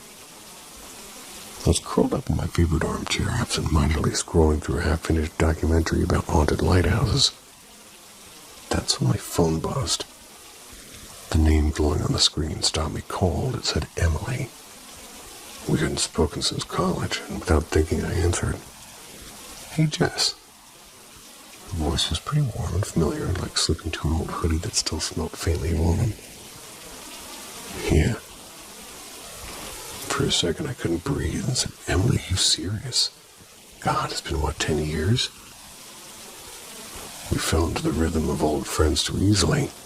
Talked about the bonfires we used to crash by the riverbank, late-night dares at the old cemetery, ridiculous costumes that we wore to the campus Halloween parties. Felt like nothing had changed, like we're still those reckless girls laughing under the harvest moon. And then something shifted.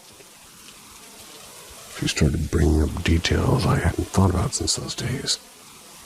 Things even my closest friend had never known. How I once wrote anonymous poems and slipped them under strangers' doors. How I carved my initials into the wooden bench behind the library with a stolen pocket knife. How I used to sneak out at 3 a.m. to watch the trains roll past the edge of town. How do you even remember all that, I asked. I was kind of half laughing and half nervous. Oh, Jess, she said softly. I remember everything. And her tone had an edge now, like a blade sliding out of its sheath. Then she began talking about things that she couldn't know, like my miscarriage. The way I keep a light on in the hallway because I'm afraid of sleeping in total darkness. The fight I'd had with my sister last Christmas. It was like she'd been sitting quietly in the corner of my life all along, watching. I never told you that, I whispered. Her reply came too quickly. Of course you didn't, but I know you. I've always known you.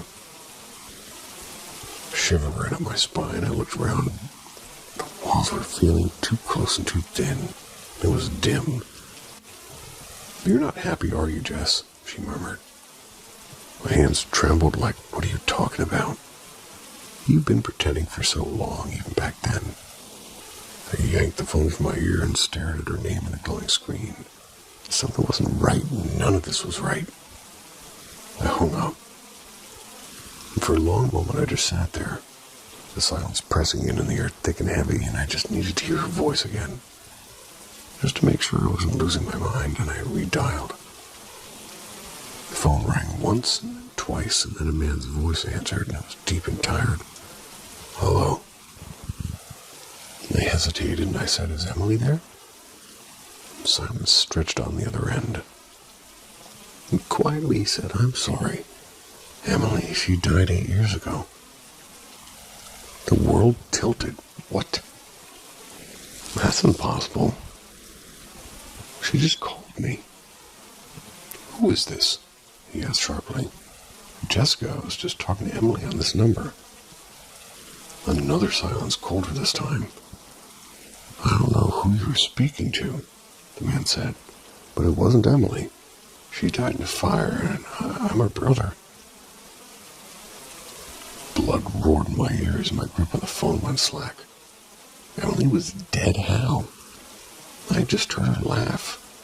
I just talked to her for hours, and this couldn't be real. I stared at my phone, waiting for it to ring again, half hoping, half praying it wouldn't. The shadows around me seemed to deepen, leaning in. I didn't sleep that night, and for days I just kind of went over the conversation, dissecting every word. I dug through old photos, I scrolled her social media memorial page, and really anything to find an explanation. The truth refused to make sense. Then a week later, as I was brushing my teeth, my phone rang again. It was her, and her name, Emily, burned like a brand on my screen. I froze, toothbrush in hand, heart hammering in my chest, and I didn't answer. I couldn't. The ringing grew louder and insistent. It was coming from inside my skull, and finally it stopped in a voicemail. Hey, Jess, her voice said, soft as a sigh. Why didn't you pick up? Don't you miss me? And then, faintly under her words, I could hear it breathing, low and patient and waiting. I knew then with a certainty that turned my blood to ice, whatever we had called, or whoever called me. It wasn't Emily, and it wasn't done with me yet.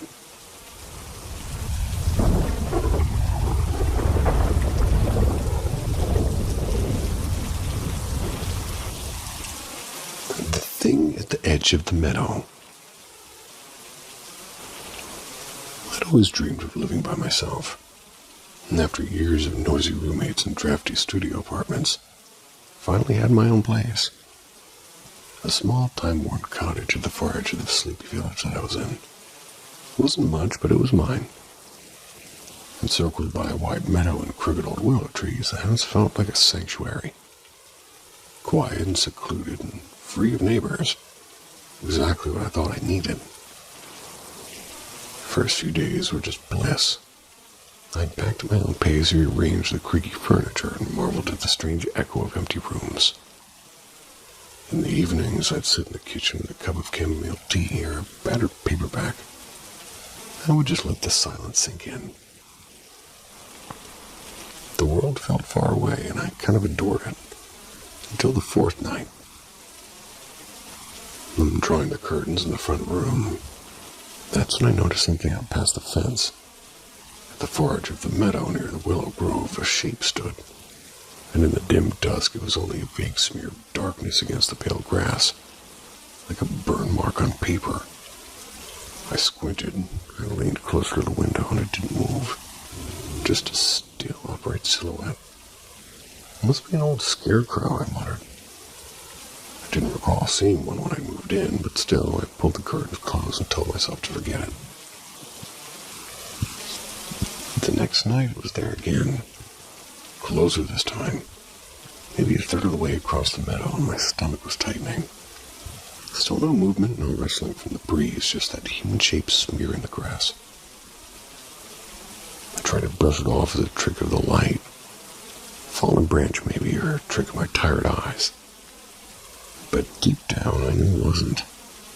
By the end of that week, I'm standing at the old stone well, only a few yards from the cottage. Stopped looking out the windows entirely, and in daylight I searched for footprints or even bent grass. The meadow stayed pristine.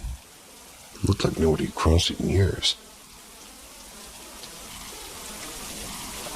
So I started sleeping with the hallway lamp on. Every lock double-checked, and I even tacked a heavy quilt over the windows to block the view entirely. But the feeling of being watched only would grow. One night I jolted awake and the room was washed in thin bluish moonlight. For a heartbeat, everything seemed normal, and then I saw it. I was standing in the corner of my bedroom and I froze, and this time it was clearer. No longer just a dark smear. It was tall and far taller than any person should be. It had impossibly thin limbs and shoulders that sloped like broken wings. Its head tilted too far to one side like a bird studying prey. And despite the moonlight, its face was still nothing but shadow. I tried to scream or to move, but my body refused, and my heart just drummed like a trapped bird. It stood there, still as it had been in the meadow, waiting. And then it tilted its head further, the neck bending at an angle that made my stomach hurt. It leaned forward, and though I couldn't see its eyes, I felt them lock onto me, cold and deliberately. A faint noise escaped it, a clicking sound like stones knocking onto water. I remember what happened next, because the morning light poured across the room and I woke up, alone. The figure was gone. I felt heavy like the echo of a nightmare. The locks were still bolted and the window shut tight. But I knew what I'd seen, and I knew it wasn't finished. And that night I sat in the kitchen with every lamp blazing, heavy iron poker in my lap. Midnight passed and silence deepened. For a moment I thought maybe it had just been an hallucination. And then I heard it, a slow, deliberate tapping at the window behind me.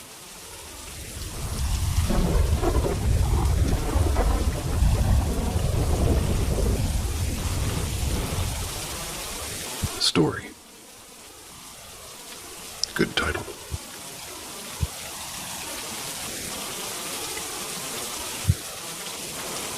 So, 4 years old, I watched my father murder my mother. Because of family ties or relationships with the Kansas City Mafia, he served approximately 30 minutes in county jail before his father bailed him out. He got 5 years supervised probation. He kept custody of me and my brother.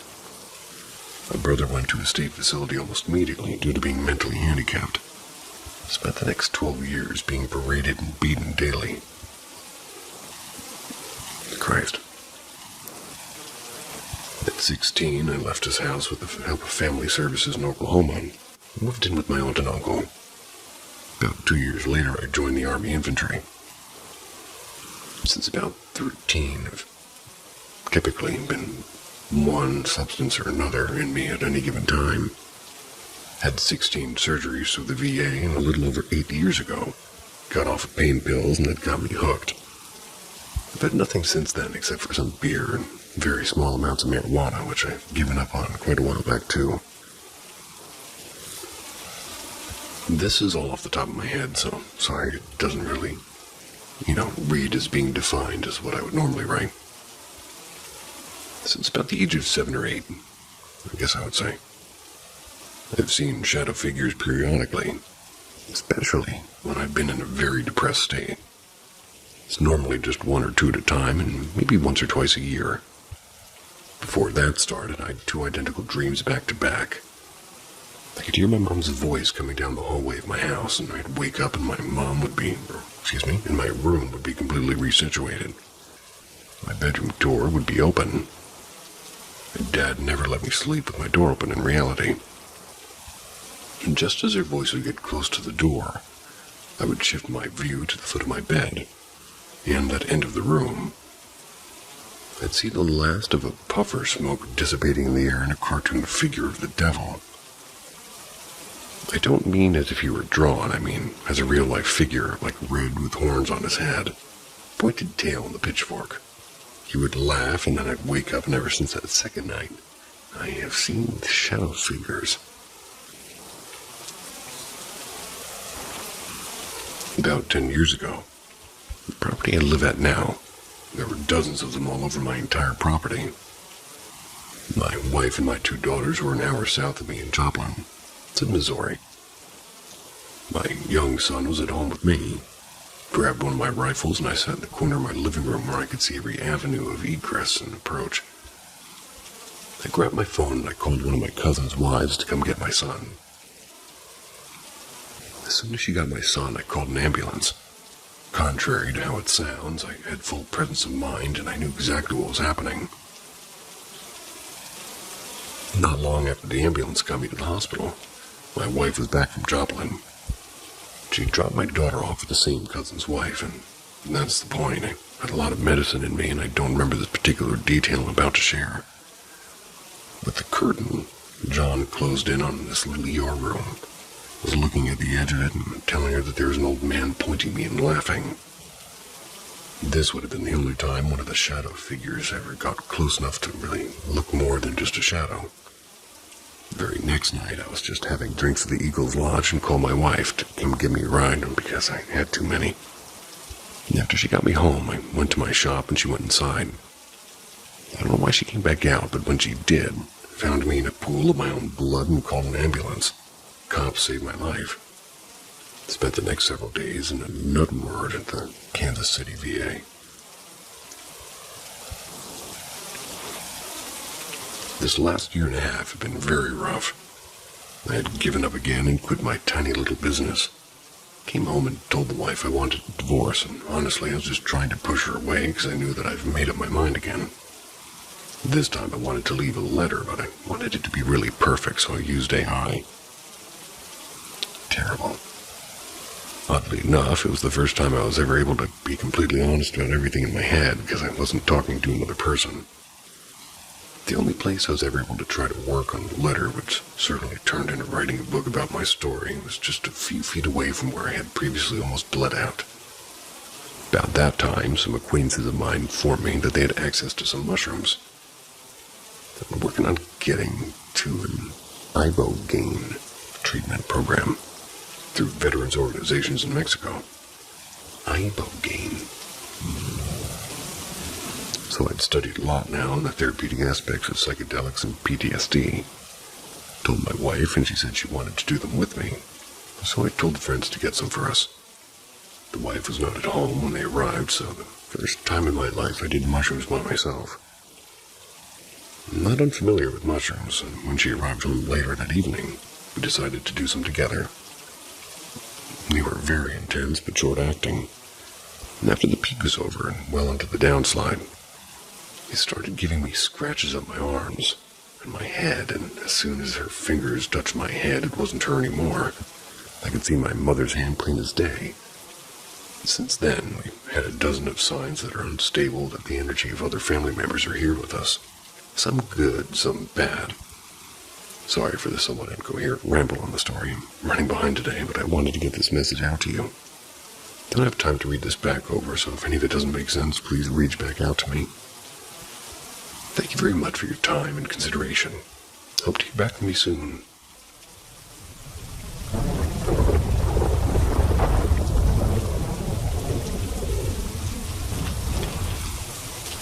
I think I just woke up for another universe, and it wasn't a dream. Something really bizarre happened to me today. Don't even know how to fully explain it.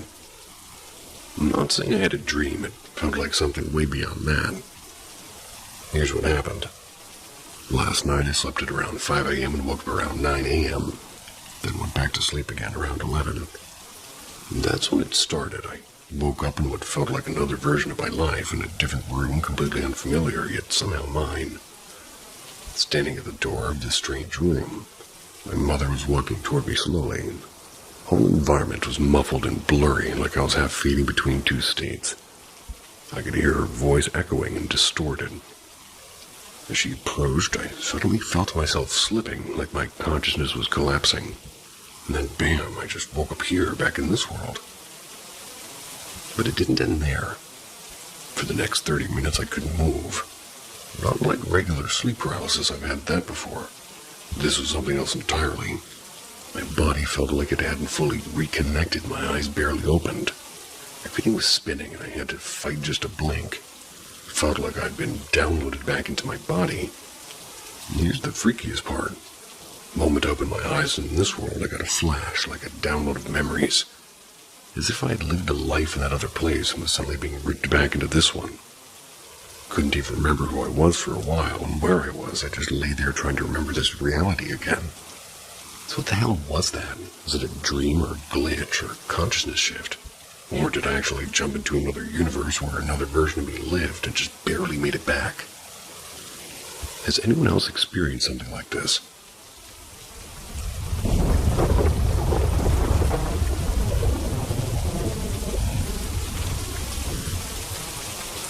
My boyfriend's side of the story. I encountered something in the woods in Florida. My boyfriend and I went out around 10:30 to go catch possums and raccoons at my school's arboretum one night. I've run these trails for months, 2 or 4 times a week at early hours of the morning when it was still dark. I know them inside and out, and I'm comfortable with them. I walk my normal route, which just consists of basically taking the first path left and then walking forward with 0 turns. This takes you around the perimeter of the, arboretum. Why have I never heard that word? It's where you can literally see the football field and residential houses. We've been walking about 45 minutes when I hear a noise to the left of me, like a small animal. I look around in the bushes, and the grass here isn't too long. He points toward the trail and asks if I see a deer. I've got pretty good night vision and senses, and I've been walking the woods by myself since I was 10 or 11. I didn't see it, but he just kept pointing and saying that it was moving. He even said it leaped across the trail at one point. By this point, the woods were completely silent, save for some very faint bug noises. But I saw and heard nothing. I jokingly asked him if he was hallucinating, and he made an offhand comment about how it was unusual for a deer to be by itself. Not really. We didn't think anything of it until after we got off the trail. I walk another mile or so, and the terrain looks totally unfamiliar and smells super strong, like weed and burning. I look at him and tell him that this wasn't the trail I usually took, and I had no idea where we were. And out there, the path forked into a very dark path to a small trail to the right, which is the direction of the entrance. Despite his insistence, we go forward, and I took us right. After not even 15 feet of walking that direction, I hear a faint crunch of a branch to my right and ask something like, "Did you hear that?" He takes his phone out, turns the light on, and I start looking in the field thinking it's an armadillo or something. The grass here is incredibly dense, easily 4 feet tall and up to my lower chest. But there's no trees, and we verified in the maps. He's holding the phone above my head for about 45 seconds to a minute. Then he just says my name and to look, and I finally look above where I was searching the grass, and I see a pair of blue slanted eyes. They're about 9 feet tall, almost like those of a mountain lion. They were so bright they looked like they were glowing, even without the light. I watched them scan from his eyes to mine, and then started moving diagonally, completely silently. I grab his wrist and tell him we gotta go. Start pulling him back from the trail. Told him not to run because in my mind I was trying to rationalize this being a bear. He walked backward and kept his eyes on it while I led us out forwards. I took glances back occasionally, and I could see it stalking us for about maybe a 10-foot distance. It kept moving crookedly and almost completely silently. The bushes didn't seem to move as it walked, or the only thing you'd hear is like this occasional crack of a small twig. After about 1.5 miles of this, it let out a shriek, and for lack of a better word, like nothing I've ever heard before. And I've heard mountain lions and coyotes, but this was completely different. At this point, we ran out of there screaming prayers, and we could hear the crickets and other bugs crescendo and get louder as we made our way back. I called my stepdad and explained what happened to him, and he stayed on the line while we made our way out. Neither he nor I are very superstitious. We would even make jokes about my mom burning sage in our house to get rid of bad energy, but I could tell by his voice he believed us and he was trying to get us out without panicking us more. The whole time we were running, my boyfriend kept telling me things like, "This isn't the right path, we need to turn," even though it was just a straight shot back. Once we made it out, he couldn't stop looking toward the woods and kept telling me his body was telling him to go back and things like that. Super unsettling. I didn't start to panic until we got back to his house. couldn't stand going home alone and walking by that forest tonight to get back to my dorm, so I stayed at his place until sunrise. Every time I tried to close my eyes to sleep, I saw images of the eyes of these fucked up deer. Didn't sleep for 48 hours, and when I finally did, it was restless. It was like a 2 or 3 hour nap. I've had extreme paranoia since back. Can't stand to go anywhere without him on the phone. You've tried to rationalize it, but nothing makes sense. Didn't move or sound like a bear, and I've seen plenty of those. There were no trees for it to have been a panther. Not to mention the fact that there's never been a sighting in this part of Florida for several miles. Nothing else, but possibly a panther could have had those eyes or that scream, nor stalked us through the woods the way it did. The only other thing I could imagine was a drone or something like that. The woods were dead silent and we never heard any mechanical sounds.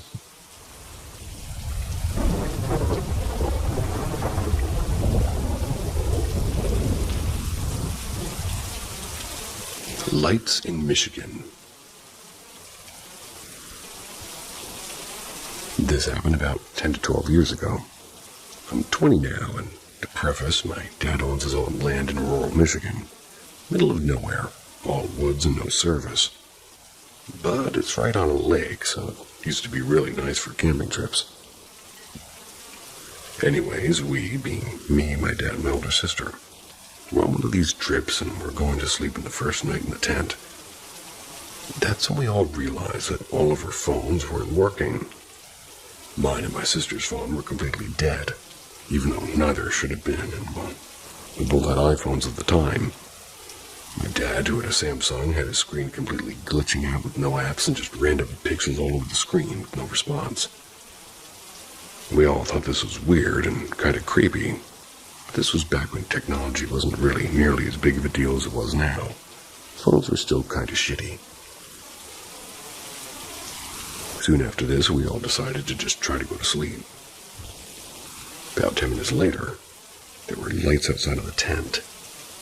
There was no cover on top, only screen, so it was easy to notice even as we were lying down. No one should have been around for miles at least, so none of us really knew what to do and just tried to lay as still as possible for about 5 minutes before my sister eventually started freaking out, waking my dad up, who obviously was never actually asleep in the first place. I stayed pretending, and I heard them whispering about the lights, trying to make sense of what they were seeing.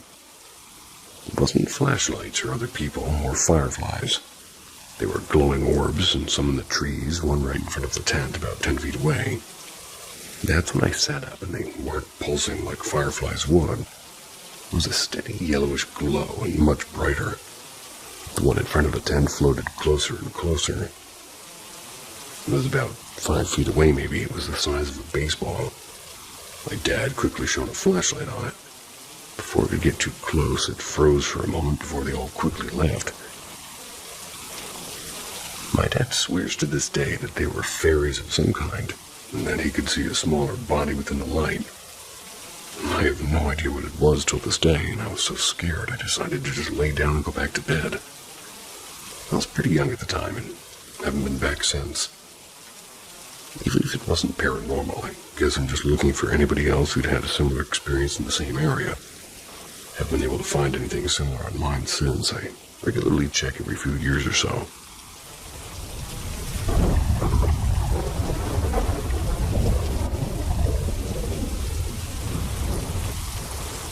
My supernatural experience.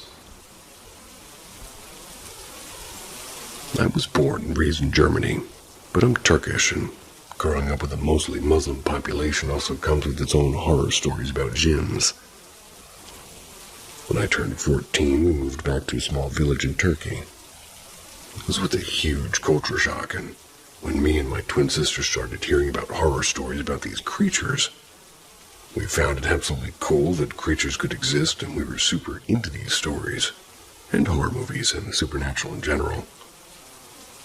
My grandpa was the coolest man that would ever tell us stories most of the time, but would laugh it out at the end because he thought he would get scared, or rather, we would get scared.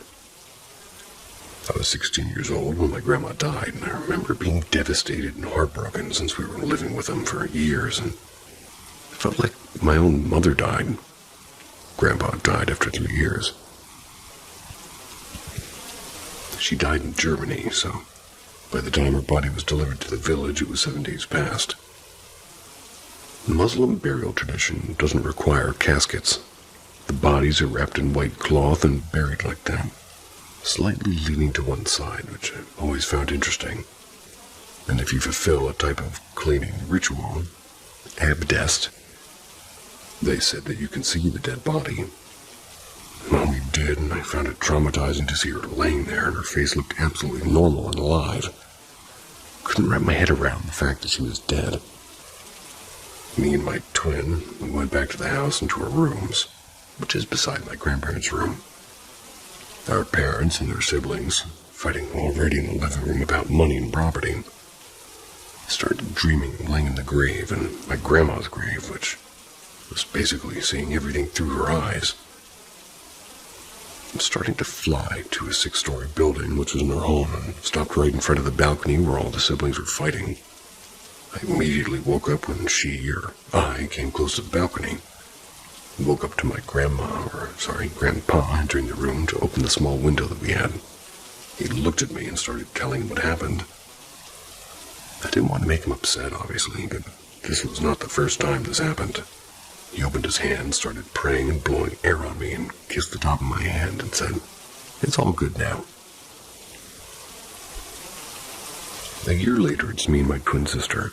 We're at my grandpa's house. My mom and dad are going through a divorce, and my mom moved to another city. Wanted to take us with her. We don't want to leave my grandpa alone, so we're living with him. He's super happy to have us, and one day I fell asleep and I started dreaming in the same bed again, and my back's toward the window. We're in the balcony, my mom's holding a coffee mug, and there's a dwarf for a super short man standing next to her, saying that they're getting married. I lose it, and I started yelling at my mom, and she points down the street saying, "Look." And I look down, and there's a slim man with jeans and no shirt walking toward the building. I'm leaning down, looking at him at that point, and I lose sight, and then he comes back out and is missing his arms from the shoulders with blood gushing down. Ran down the stairs, and he's not there anymore. But the neighbor's crying, holding her house key, saying that they're trying to take the key and invade the house. I'm super confused, trying to hold her hand, and then the guy reapers, and and takes the key from her. The guy reapers. And now he has arms again. Runs to the house, and inside of the house is pitch black. The door, the windows are open, but full black inside. And all of a sudden the house starts to suck, and all the surroundings inside me too. Hold on to a pole in the street and barely escape. And then I woke up full-on sleep paralysis. Can't move, facing the wall, but start seeing light. So the sun must be rising. My grandpa woke up pretty early in the morning for prayers, and the first thing he does is come to our room and slightly open the window to let fresh air in. I waited like that for I don't know how long, tears running down my eyes. I started hearing his footsteps, and as soon as he opened the door, I bolted from the bed. He saw my state and freaked out too, I guess, and after his prayers, he made tea, and I told him what happened. He told me that those neighbors practiced black magic, or good hocus, men of religion who are in cahoots with these creatures. They can put dark spells on people. And he also said there's always a meaning behind dreams. Said that they're jealous of my grandpa because he had more land, and they could have did a spell on us. Fast forward a year, we move in with my mom in a new city. First day in the new high school, sitting in a class, and the first lesson is philosophy. The door opens and a dwarf man walks in. The guy in my fucking dream. My sister immediately holds my arms and looks me in the eye, and I knew that she was, and it was so weird. Well, I knew that she knew, and that's what was so weird. Before you ask, no, my mom didn't remarry, and obviously trauma and stories feed the imagination, but I believe some of these stuff are real. If anybody else has experienced stuff like this, I'd love to talk about it. This was my father's side. On my mom's side, there's even more stories about these Jins. I'd love to share those as well one day.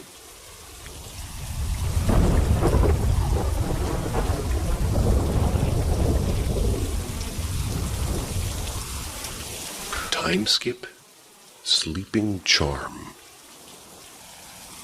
When I was a kid, I occasionally was sent off to summer camps for socializing and whatnot. In one of those camps, I experienced something really weird. I was around 10 years old, living in a room with 3 other boys my age. Midday, each day we had a quiet hour. Don't know a proper term for this in English. Basically a forced midday nap time. We're all laying in our beds talking and telling jokes, and at some point we got too loud. So one of the ladies overseeing us decided to check in her room. We heard her footsteps in the hall. There's a bug on me. So, we heard her footsteps in the hall, so we immediately shut up and pretend to sleep. Then I remember hearing the door opening and her telling us that we should sleep and not talk, and her leaving the room. All this took no more than a couple of dozen seconds at max. After this, I opened my eyes. I prepared to continue the conversation we had before. But instead of everyone opening their eyes, I see everyone asleep. Not pretending with a slight sleep smile, but real asleep. Called out everyone a couple of times because it seemed too weird to me, but all of them were truly asleep. So I was laying there, the only one who's still awake. I also remember that weird feeling of silence and stillness. I don't know how to describe this properly, and I don't remember my exact thoughts at that moment. I just remember the feeling. Eventually, after some minutes of staring at the wall, I fell asleep too. When we were woken up at the end of the nap, I asked everyone in the room about whether they truly fell asleep or were joking. None of them remembered anything. It weirded me out, but being a kid, I just went on switching my attention to something more interesting. I still think about this experience from time to time. Like, I guess it is possible for a kid to fall asleep really fast. But for all 3 of them to go from 100 to 0 in a matter of seconds is really weird. But what about this weird feeling of stillness and silence? And why none of them remembering anything at all? To me, it feels like I skipped time, and when I opened my eyes, it was not a couple dozen of seconds passing, but minutes, which I didn't really feel at all. Or maybe the time froze. Or a more silly theory of her overseer lady putting a sleeping charm on us. But for some reason, it failed on me. I'm sure I didn't fall asleep and it wasn't a dream, and I'm a really bad sleeper. Even when I was a kid, it took me some time to fall asleep. I was wide awake, and it was weird as fuck. I don't know. Hope no one out there is wide awake right now.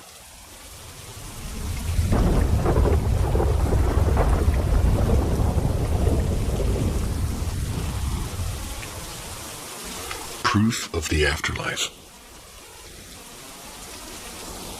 From June 2022 to February 2023, I was homeless after moving to Florida. I spent a lot of time in motels, staying with strangers, and then a couple of months switching between friends and my grandparents. I did spend part of November on the streets, and those 8 months were the hardest of my entire life. I feel ya. In mid-August 2022, I was days away from ending up on the streets. I was out of money for the motel I was in. Didn't even have enough money to really apply for an apartment or speak correctly, let alone pay a deposit. And being in an electric wheelchair with 2 emotional support cats, I was petrified. That sounds brutal. I was sitting on the bed just sobbing. Sometimes I mentally talked to my mom who passed away in 2016, kind of like praying. Didn't know if she could hear me or not, but it's always kind of made me feel less alone. And that day, I asked her for help. If she could hear me, please help me. I didn't know what to do. I have a friend who lives back in Washington. I met through Facebook years ago, and she's single-handedly one of the 2 most incredibly talented mediums I've ever come across. We don't talk very often. In fact, I think the time I had last spoken with her was in May of that year. When she came to my apartment a couple of hours from where she lives and came to pick up some things I was giving away before moving cross country. Before that, it had been quite a while.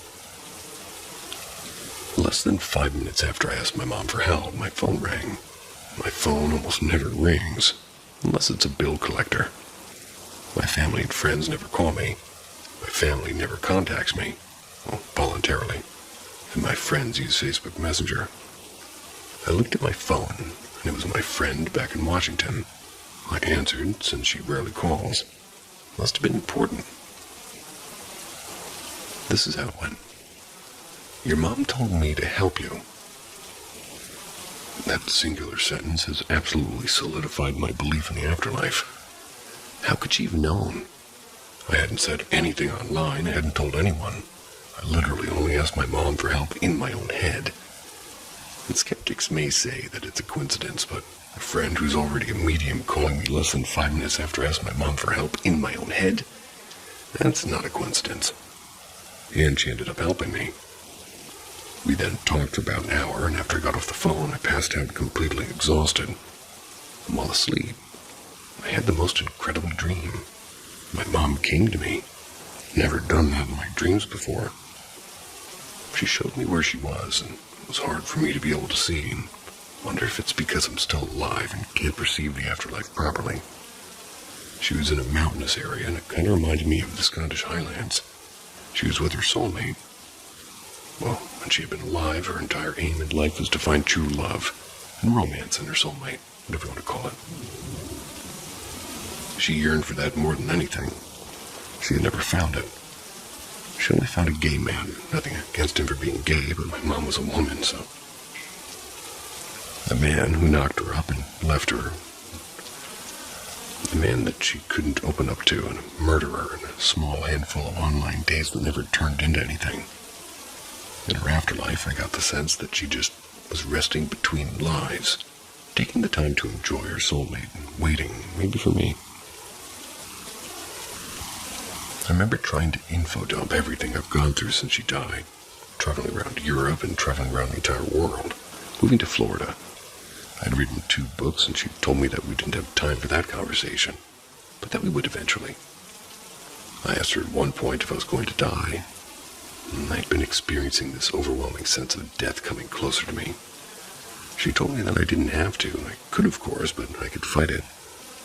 I asked what my afterlife would be. It would be me mothering every child I'd ever lost in every life. Do you know, as a person who's wanted nothing more than to be a mother my entire life and who's never been able to have a successful pregnancy, how enticing that was. Above everything else, I yearned for my mom and to be a mom. But I fought against that. Life is short. I'll have time for that later. Before this, I didn't believe in soulmates. I didn't know if I truly believed in any particular afterlife. What if there truly was nothing after death?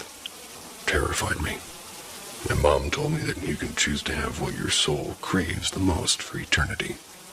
Or you can have it temporarily, then be reborn. We have a choice.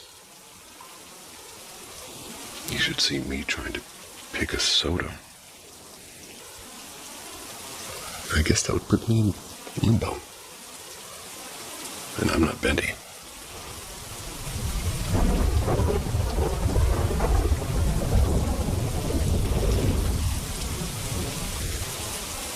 Incredible dream. So like the title says, I had a dream. I was part of a group searching for a demon so we could destroy it. We were all dressed in tan cloaks with an ancient language or hieroglyphics written on it. We finally came upon a statue of the demon, spoke an incantation, and the demon emerged from the statue. One by one, the demon destroyed every member of my team until I was the last remaining. The demon attacked me, and I could feel it taking control over my body. And out of nowhere, another entity that looked like an ancient Japanese demon smashed into the side of the demon and screamed, "Vigna Papa Nasaka Rama." Probably just like that, too. I woke up and immediately grabbed my phone. I asked ChatGPT what the phrase meant. It's ancient Sanskrit that translates to Rama, destroyer of obstacle and sin. I don't speak ancient Sanskrit, obviously, and I've never studied it or looked into it at all. I'm convinced that I was visited by an entity in my dream. Over the weeks prior, I've been studying the occult and esoteric knowledge and ancient religions and human origin stories, UAPs and human consciousness, and other similar topics. I think I stumbled upon something that I spoke into existence, and I think an entity has tried communicating with my subconscious mind. Sounds crazy, but the phrase spoken by the entity in my dream was legitimately ancient Sanskrit, and I can't explain it. Has anybody experienced something similar to this? Let me know in the comments and help me figure out what's going on. I think we're missing part of the story when it comes to spirituality and the human consciousness, and I'd like to pursue that knowledge. I have been able to speak languages I don't know in my dreams. Well, that I didn't pay attention to in class anyway. So maybe somewhere back there I do know. I don't know.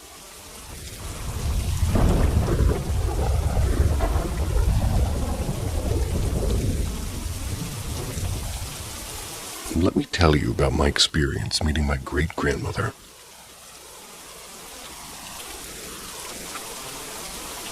It's well known in my family that my grandpa's mom was indeed a witch. A bad person with lots of bad actions to anyone who confronted her. She came from Spain in the late 30s. Went to live in a very spiritual place in Mexico, also known as an esoteric place filled with nahuales. And nahuales are beings with the ability to change shape, often taking on the appearance of animals such as jaguars, dogs, coyotes, or birds, among others. Beyond her strict persona, being rich was one of the most focusing thing about her, or perhaps they meant fascinating. Why? Because my family rumor that it was confirmed by my grandpa is that in her house she used to hid the golden coins on the wall. And me growing in that house when I was a kid, I can confirm that house had a lot of passageways between the walls. Here's the story about her death. My grandpa's friend used to do very dark humor pranks between them. It was their weird connection style, but that day he called my grandpa and told him that his mom had passed away. Of course, my grandpa was mad about that joke, but it wasn't my great-grandmother's house. It was surrounded by police cars, because somebody had stole some papers from her vault. And she was a mean woman, and she was known in that town because of that and her greed around everything that involved money. Karma's a bitch. The hearse broke down several times on the way to the cemetery, and when they arrived, the coffin didn't fit in the hole. Years passed, I grew up. I left that town. My grandpa went sick, and it was time to go visit him, and don't get me wrong, I love that house, and if it were mine, I would treasure that house with all my heart. But the vibes are kind of heavy in certain areas, like the basement in my grandpa's room. I stayed there for 2 weeks, and everything was fine until one night. I remembered that there was a presence behind me during dinner. I even told my family, and they do believe in hauntings. So I did a quick cleanse with an egg, and the egg was fine, so I took no care about it. I took a glass of water and went to my room on the second floor. I slept, then I opened my eyes, and I could see myself out of my body. I know it wasn't me being dead, but I was floating over my body. I couldn't speak, and I know I could talk with my mind, but not with a voice. Something took me out of the house, and I could see a clear view of it, and I flew to the main door and opened it, and everything seemed fine. I was on my way downstairs to the basement. It was clean.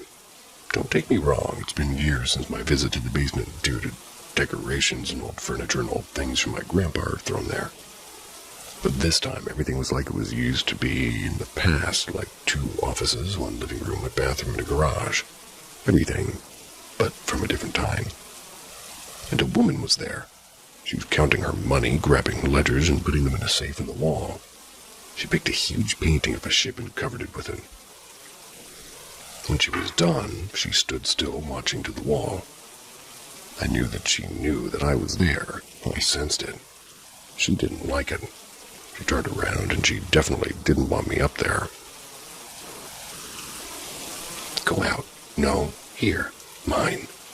I woke up. I did told my family about it, not to my grandpa, because even what she represented in the history of our family, my grandpa adores her. Loves her, but doesn't speak a lot of her. We went to the basement, to my grandpa's old office, and there it was, a ship's painting.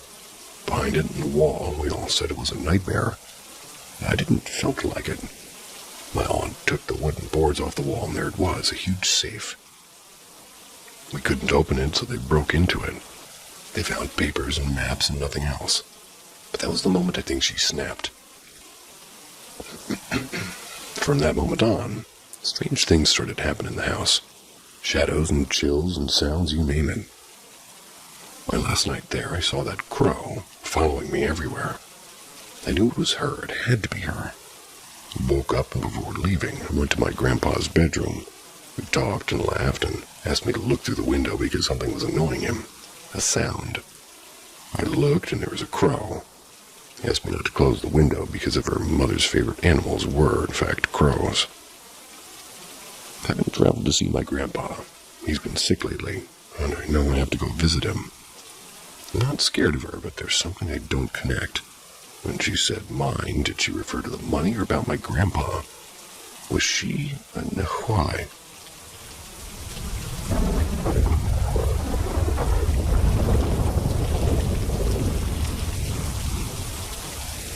Paranormal M explores the places fear refuses to go. From cursed relics to haunted souls, the stories linger. Subscribe if you dare to follow the trail. And if you see that little shape that looks like to me it looks like an open picnic basket, I think it's a thumb. Do something to that button, please. On to the stories. The Ghost of Willow Road. I'll try to keep this short, but what I'm about to tell you is a very real experience that happened to a friend and me. We were both 14 at the time. This was late summer of 1996, maybe sliding into early fall. My family owned a patch of recreational land out in the lower hills of the Appalachian Mountains, near the Tennessee River in North Alabama. Still have it, actually.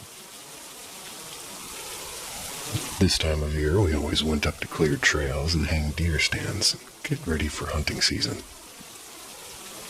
My dad was on the old John Deere prepping food plots while my buddy and I trailed on an ATV, clearing fallen branches with a small chainsaw so we could pass.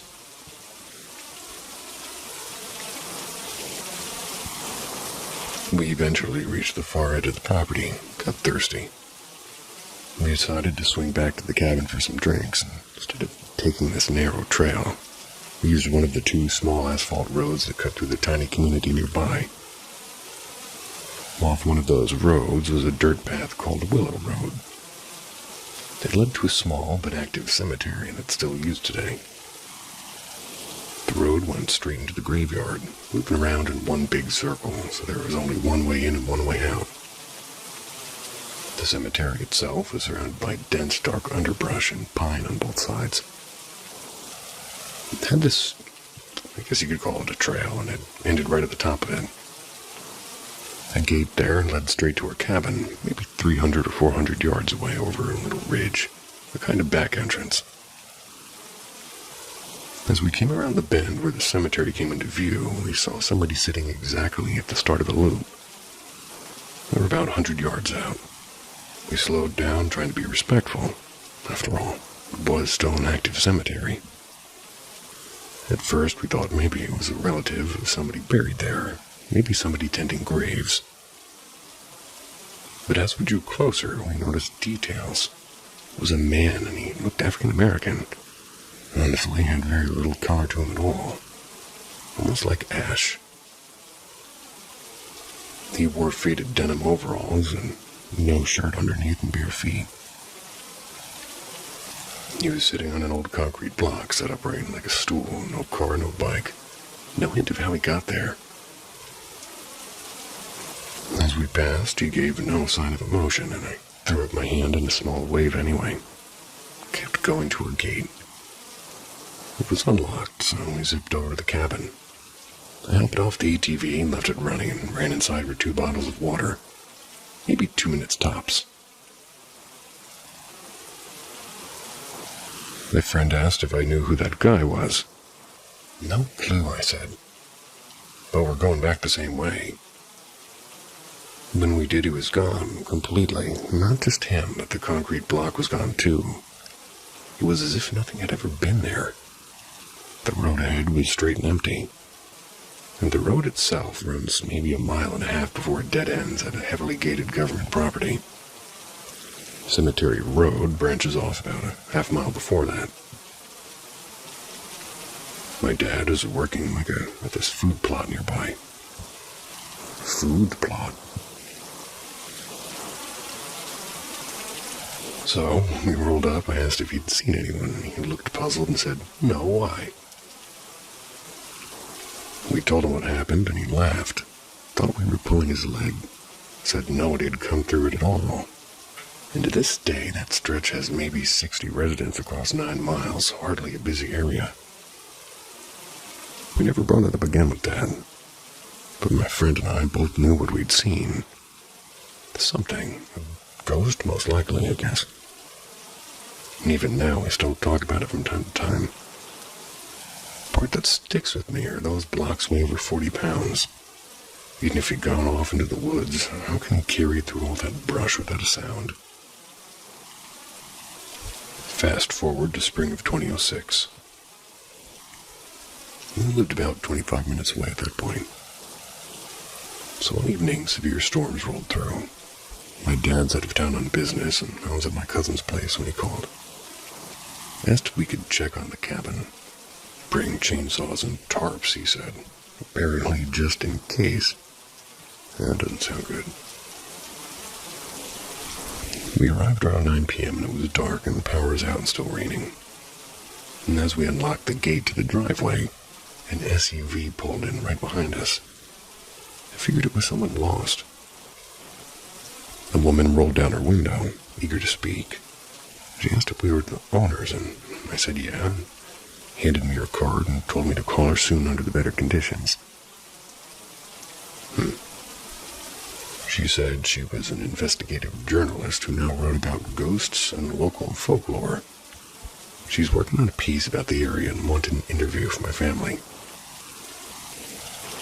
Back home, I tossed the card on the counter. A couple of days later, Dad got home and saw it. He asked, and we called her.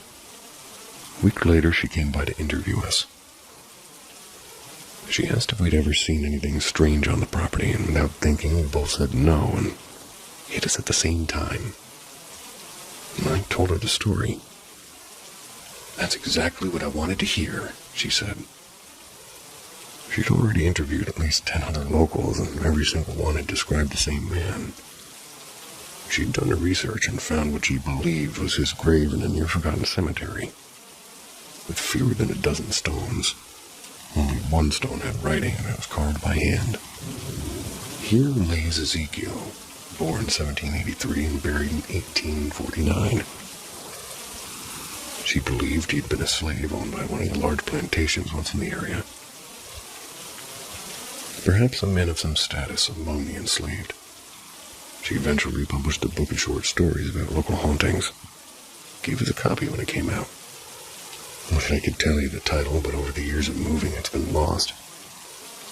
Still, the whole thing was real, and every time I think about it, it gives me the heebie-jeebies.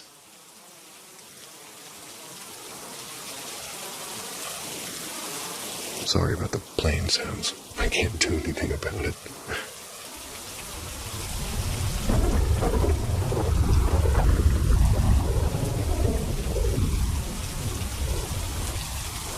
The house on Willow Creek Road.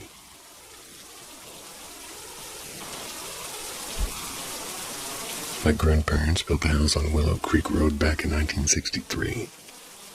And for its time, it was absurdly large, nearly 8,000 square feet, and even today, it would still be considered massive. It was a federal-style home, it wasn't Georgian.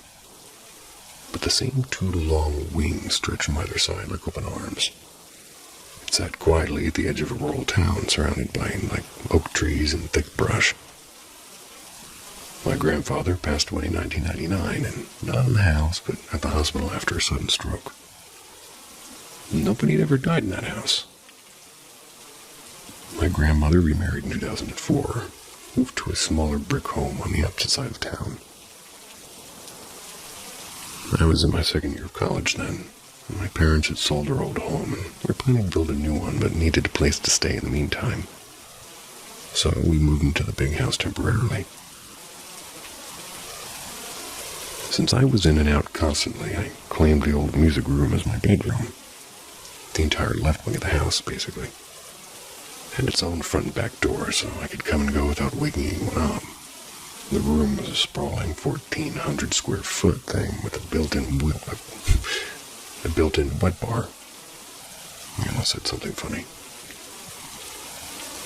And there were also some storage closets and its own bathroom with a private entrance. During the summer, my friends practically lived there. Poker nights, late basketball games on TV, beer and pizza, and all the usual college guy rituals. One Friday night, we hosted a poker tournament. It lasted until almost 3 a.m. And by the time everyone left, the metal trash can near the bar, like a massive old thing that took a contractor bag, was nearly full of beer cans and snack wrappers. I shoved it back against the wall like always and latched both doors and went to bed. At 4:30 a.m., I woke to a single loud crash, the loudest one I'd heard in my life. It was as if somebody had hurled that trash can across the hardwood floor. The lid had popped off and cans scattered across the room. And it was pitch black, but I could hear them rolling. I didn't hesitate, pure fighting, or rather pure flight, not fight. Bolted out of the music room into the main house and sprinted straight to my parents' bedroom. I scared him half to death, and my dad's first words were, "Are you drunk?" And I begged him to grab his pistol because somebody had to be in there. As we crept through the den into the kitchen, I could hear something dragging its feet across the cans. My dad whispered, "What the hell is that?" I whispered back, "I'm not crazy, I heard it too." We reached the dining room. The noise stopped. And when we flipped on the lights, the room was a disaster. Cans everywhere, lid in the corner. Both doors still dead-bolted shut. There was nobody there, and we checked every closet under the sink, behind the aisle, in the shower, even the crawl-space door. Nothing. My dad called the police at 4:55 a.m. They came through the entire house, all the doors locked, no sign of forced entry, and they found nothing either. Later that morning, my dad phoned my grandmother, tell her about the strange night. She wasn't shocked. She admitted that weird things had happened since 1994, even when my grandfather was still alive. Kitchen cabinet doors swinging open and drawer handles twisted halfway off. And in the formal sitting room, a forbidden space when I was a kid, she said footprints would appear in the carpet even though no one went inside. She'd kept quiet because she didn't want people thinking she was losing her mind. We moved out a few weeks later when parents bought their new house.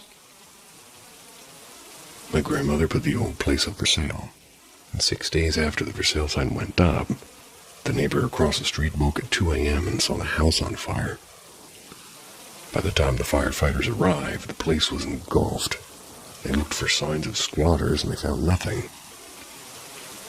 The fire marshal later said it began with this shared wall between the dining room and the music room and the kitchen.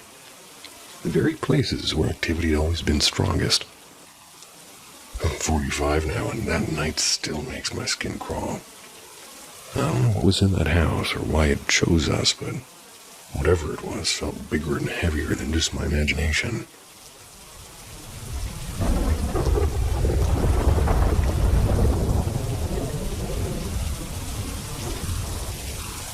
The Whispering Acres. In 1994, I purchased about 180 acres of woodland for weekend escapes. Jeez. Over the years of hiking and scouting the property, we stumbled upon 3 undocumented cemeteries. The stones were crudely hand-carved and weathered to near nothingness. No names, no dates. Some were just blank slabs sticking up from the soil.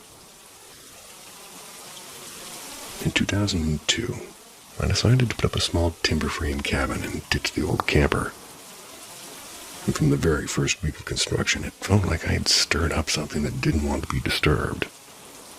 Since then, I've walked into cabins only to find it looking like there'd been, basically the whole thing tossed up by a storm. Chairs overturned, cups smashed on the floor, and drawers open, but not a single lock broken. No windows cracked, nothing stolen, just chaos. Random, unsettling chaos. It was the night before deer season. Don't know when that is. I invited a few close friends to stay over and hunt with me at dawn. We rolled in around dusk, and we had a plan too. Cook some venison steaks, crack a few beers, and relax around a campfire. At around 9 p.m. on a crisp Saturday night, we're swapping stories around the fire pit when everybody started getting hungry. I ducked inside to grab the marinated steaks off the counter, and as I stepped back out, one of the guys barked. You didn't have to hit Pete with a branch. You could have just thrown it on the ground. Everybody laughed nervously. What are you talking about? I asked. You just hit him with that stick. You nearly knocked him over. I've been inside, dude. Sure enough, lying at Pete's feet was a stick, and it was maybe 2.5 feet long and 2 inches thick. Way too big to have just fallen. There was no wind, no trees within 50 feet of the fire pit. Pete rubbed the side of his head. I was just standing here and back to the fire, and I hear it whooshing through the air, and then wham! He thought I was pranking him. They all rushed over to me and then darted back inside for rifles and pistols and flashlights. Someone muttered something. They said, "There's something in those woods." And we slipped out through the front door, moving quietly to the corner of the cabin. From there we could hear it. Slow, deliberate crunching of leaves about 100 feet off from the woods. We turned on our flashlights and swept the beams through the trees. The area was clear, no underbrush, nothing to hide behind, but the sound kept moving. 6 grown men, lifelong hunters, all frozen like kids. The sound finally faded, and the rest of the night went on without incident. But none of us forgot it.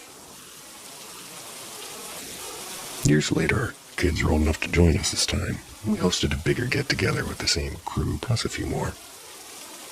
The boys wanted to hang out, or rather hike out, to one of the cemeteries I mentioned before. After dinner, we all geared up, flashlights, sidearms, and started down that trail. It's about 400 yards to the cemetery, a wide path under tall pines. Halfway there, I caught something out of the corner of my ear, a faint, steady step-for-step movement in the brush just off the path. I shook it off at first, and my buddy eased up beside me and whispered, "Who else is out here?" And that's when my stomach fell. I stopped the group and I hissed for silence, and John, the same guy from the stick incident, leaned in and said quietly, "It's that thing again from years back." We swung our flashlights into the trees. Nothing, but the sound was closer now, maybe 20 feet away, clear as day. No animal, no person. Just footsteps that weren't ours. We ran, all of us, back to the cabin like kids sprinting from a dare, and to this day I don't know what's in those woods. But I don't want the trails at night anymore.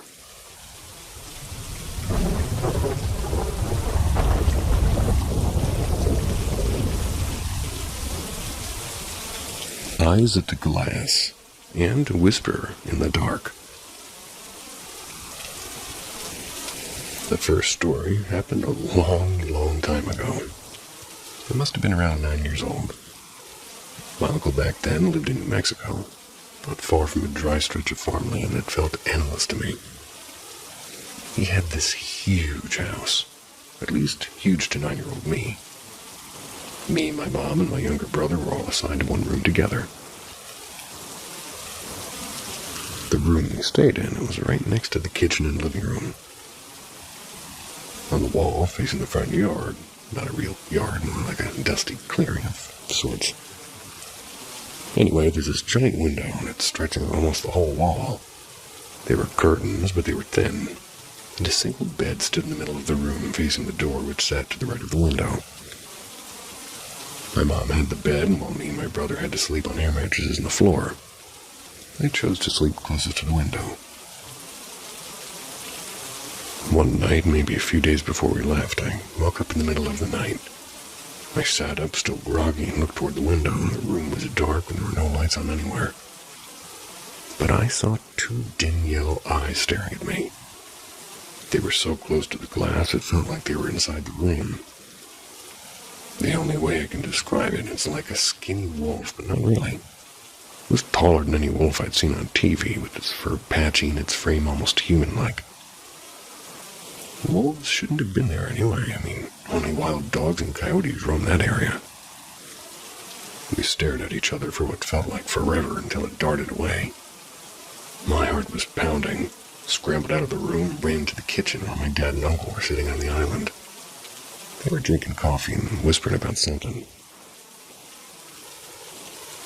Well, I told them what I'd just seen. My uncle set his mug down and stepped outside to check, leaving me and my dad in a strange buzzing silence that made my ears ring. I came back a few minutes later, and from my memory, he looked different. It was him, but he was pale and shaky. He said, "There's nothing out there, kiddo. Must have been your imagination." Gently moved my air mattress across the room next to my brother, away from the window. And he pulled the curtain shut. To this day, my uncle swears he doesn't remember any of this happening. And this next story, well, much more recent. Not brand new, but easily one of the scariest things I felt. It left me crying for hours, actually. I'd stayed up a little bit too late, scrolling on my phone, looking at weird cats doing other things to weird cats. Went to bed around 1 a.m. So like always, I turned toward the wall to sleep, leaving the rest of my room behind me. I switched off the lights, and I let the room settle into darkness. I must have just fallen asleep when I felt the air shift, like a strange tension creeping in. Then, clear as day, a voice right behind me whispered, "Hey." A freezing chill swept up my neck like a hand pressing against the base of my skull, and an electric jolt shot through my body and I couldn't move. I don't know how long it lasted. My eyes snapped open and I sat up trembling. My heart was thundering and tears spilled out of me before I even realized it, and I felt violated and shaken. I finally lay back down, facing the open room, and cried myself back to sleep. The next morning, I had a pounding headache at the back of my head. My whole body felt like lead. And even now, when I think or talk about it, even typing this, I get that same faint, static-like feeling. Still not sure if it was human. These days, I've drawn a firm line with the spirits in my space. No touching, no messing with me, at least not in my bedroom. And since setting that boundary, nothing has happened, and what unsettles me, though, is that most of these ghosts seem to follow me from the cemetery. The cemetery isn't even close to my home, but even just driving past it feels like something latches onto me. Some of these spirits are harmless, and others not so much. The only reason I think I haven't been overwhelmed is because of the shadow figure. He stands in my doorway like a doorman, silent and still. And sometimes I see him clearly. He doesn't do much, but his presence makes me feel safer. And that's good.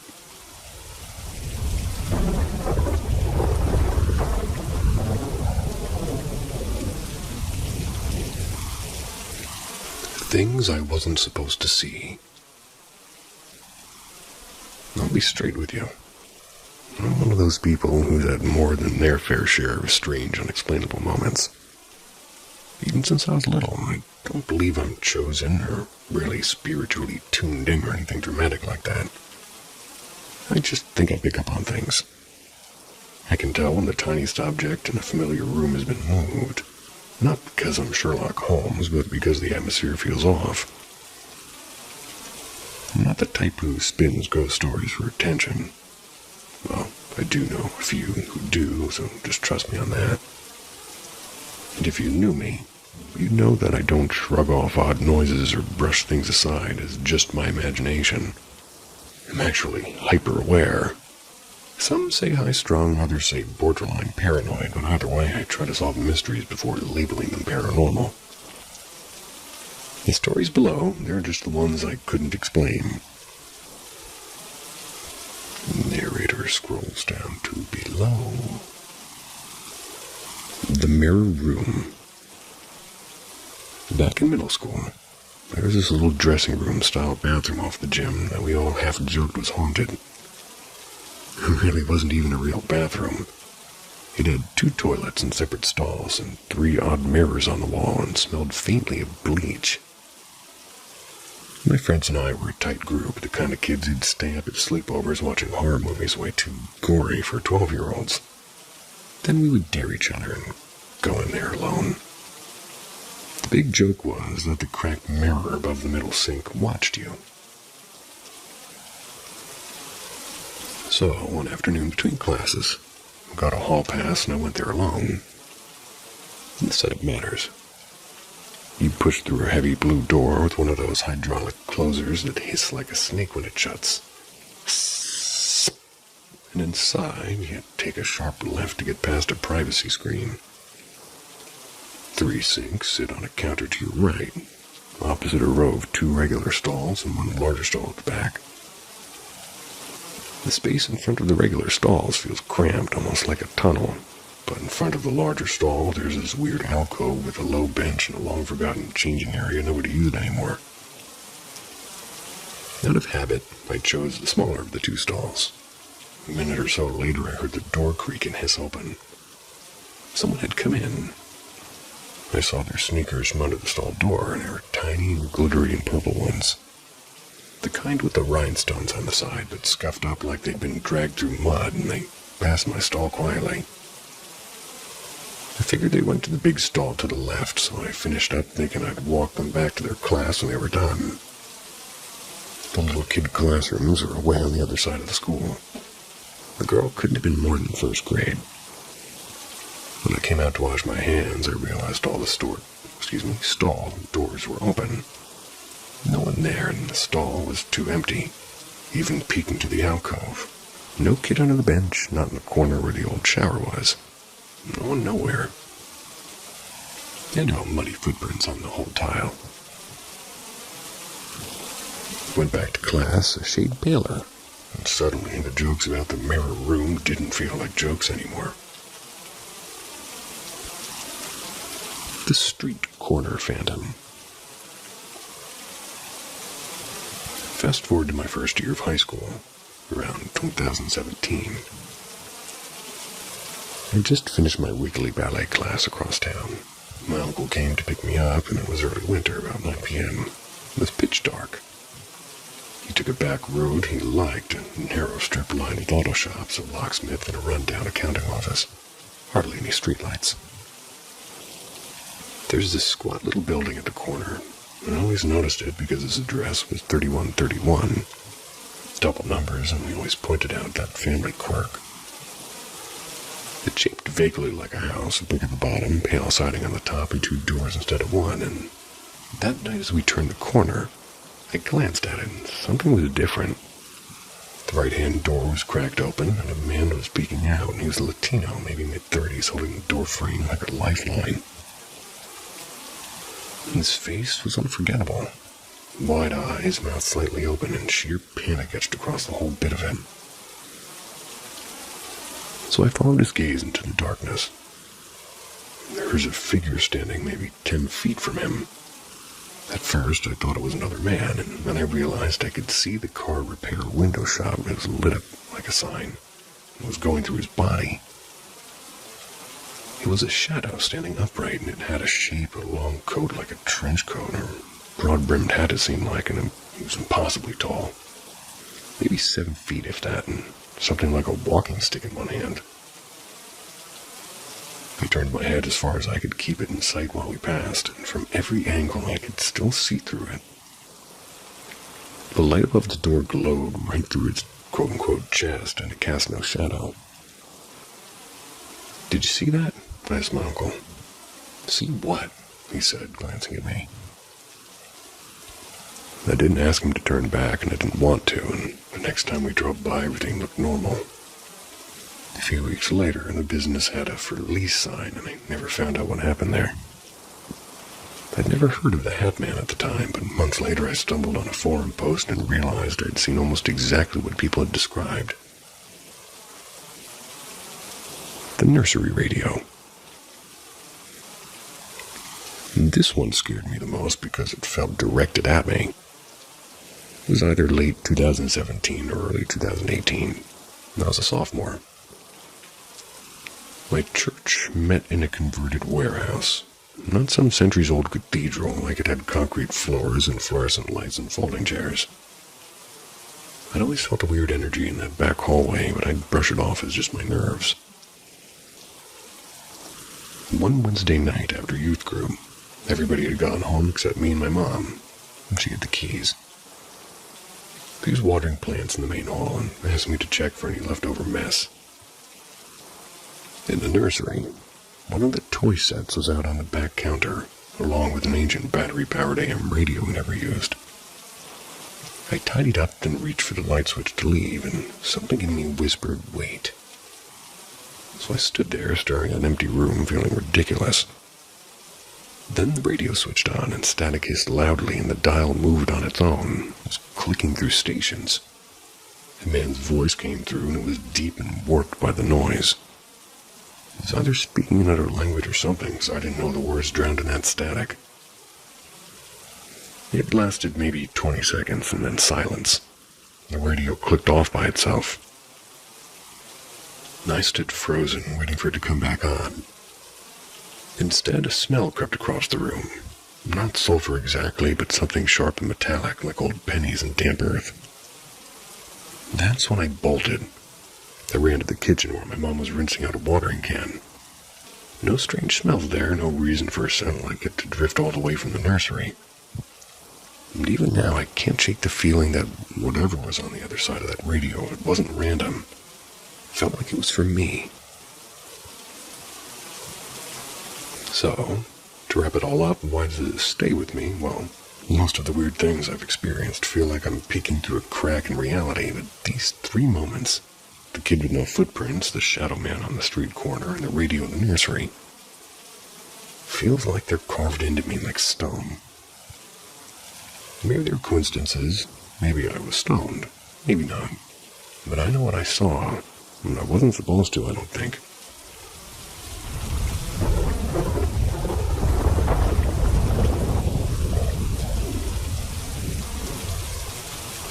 The hollow beneath the stairs. For the past month, I've been noticing some really strange and unnerving things in my house. I've lived here for almost a decade now, and nothing like this has ever happened before. But lately it feels like something has shifted, like the air itself is heavier. I hear faint whispers at night, and sometimes I catch a glimpse of movement in my peripheral vision. Every time I turn to look, there's nothing there, and it all started with this nightmare. I dreamed about a boy being drowned in a shallow pond. It was so vivid that I woke up gasping for breath, and a few days later, I got into a rideshare car. Out of nowhere, the driver asked if I still lived at that address redacted. Clever. When I said yes, he asked if I knew the story about that house. I didn't, so I asked really what he was meaning, and told me a man had been murdered in the front yard. Ugh. Strangled, not drowned. And as soon as he said that, I felt this icy wave roll through me. It's like all the warmth had drained from my body. I did some digging online and found out my house had been hit by an artillery during World War II.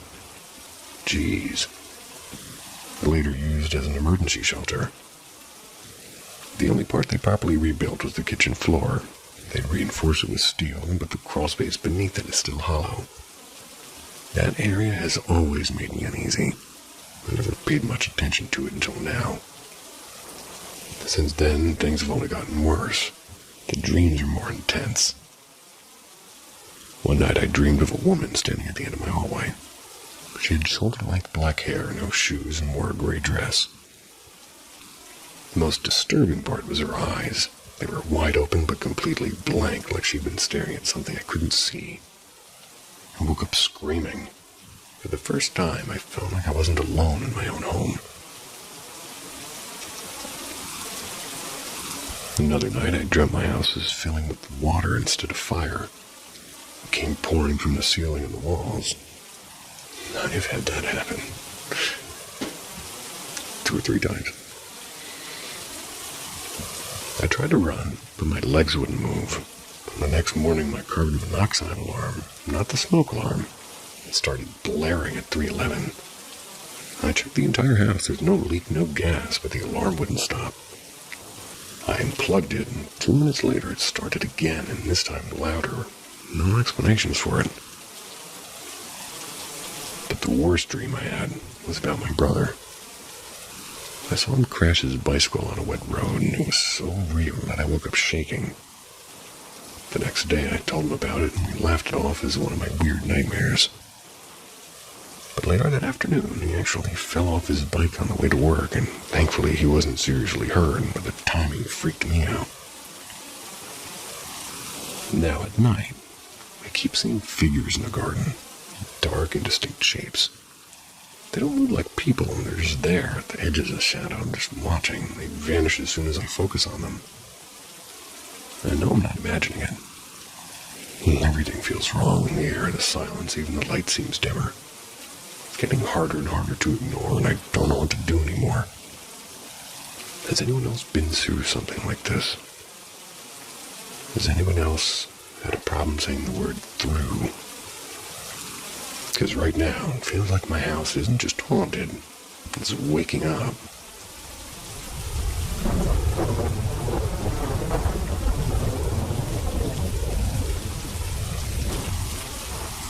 The woman on floor 15. I'm a 28-year-old male. I work as a logistics coordinator for a sprawling multi-department company. My office sits on the 19th floor of a glass and steel high-rise planted right in the city's business district. Most days are a haze of purchase orders and schedules and color-coded spreadsheets glowing on my 2 monitors.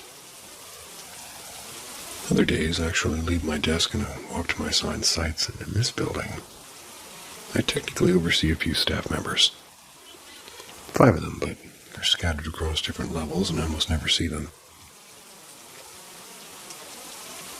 2 weeks into the job, I learned something odd. 3 entire floors in the middle of the tower, floors 12, 15, and 16. They're completely unleased. Nearly 900 square meters of shadowy, soundless rooms lined with paper-thin partitions and dull gray carpets. Each floor still has its own set of 3 bathrooms, men's, women's, and accessible ones. Their cleaners visit them only once a month, at least if no tenants are present. Nothing about this arrangement seemed unusual until the elevator stopped. One Thursday evening, heading down from my 19th floor office, the elevator slowed and chimed at floor 15. I thought someone was getting on, and I glanced out, and there was nothing but a dim hallway, and my chest tightened. This was one of the vacant floors. I stepped back inside, eyes darting at the buttons. Only the ground floor was lit. My finger hovered over closed doors, and nothing happened. The doors refused to budge, and panic flickered, and I stepped out and pressed the call button from the hallway. I was hoping another elevator would arrive, but behind me, my elevator door slid shut. I reached for him, a bit too late. Now I was alone, truly alone, on floor 15, with only the muffled whine of wind pressing against the building's skin. My instincts told me to take the fire stairs, and that's when I heard it, the unmistakable echo of the bathroom stall door clicking shut in the woman's restroom. I froze, and the restroom door stood slightly ajar, a faint draft slipping through. But these doors, they have hydraulic closures. They never stay open on their own. Someone or something had to be inside holding it. So I bolted through the fire escape, down the stairs, and out into the lobby carpet in what felt like a single heartbeat. At the security desk, I blurted out what happened, and it gave me the look people reserve for the unhinged. One guard muttered something about an employee from another office sneaking in for privacy. Still, two of them came with me. We swept the entire floor, and it was empty. No one in the women's room, no one in the men's, and all the stalled doors were locked. Maidens hadn't touched them in weeks. I told myself to forget it. Days passed. I returned to my spreadsheets and coffee, convinced the moment had been a weird glitch in my brain, and late Friday afternoon, 3 security staff appeared at my door, and they wanted me to recount everything again. As I spoke, they exchanged glances that made my skin crawl. When asked what was wrong, one finally told me. No one was on that floor. Security footage showed nothing. No movement, no figures, not even me. I blinked and I said, "Are you sure it was 415? "Yeah," I said. Every floor has a big sort of silver number by the elevator, and I know where I was. They said they'd checked every angle. The only footage they did have was me stepping off the elevator at the ground floor, calm and ordinary, as if nothing had happened. Then they showed me the camera from floor 15, and in the grainy upper right corner, reflected in the glass near the restroom, was a woman's face, pale and watching. I know she's there. I know she knows I am too. And I've lost nearly 20 kilos in the past months. I take the stairs now every time. 20 kilograms. That's a lot. Good for you. As long as you have that to lose, anyway. I've looked like the machinist at one point in time, so if you need food, eat it, is all I'm saying.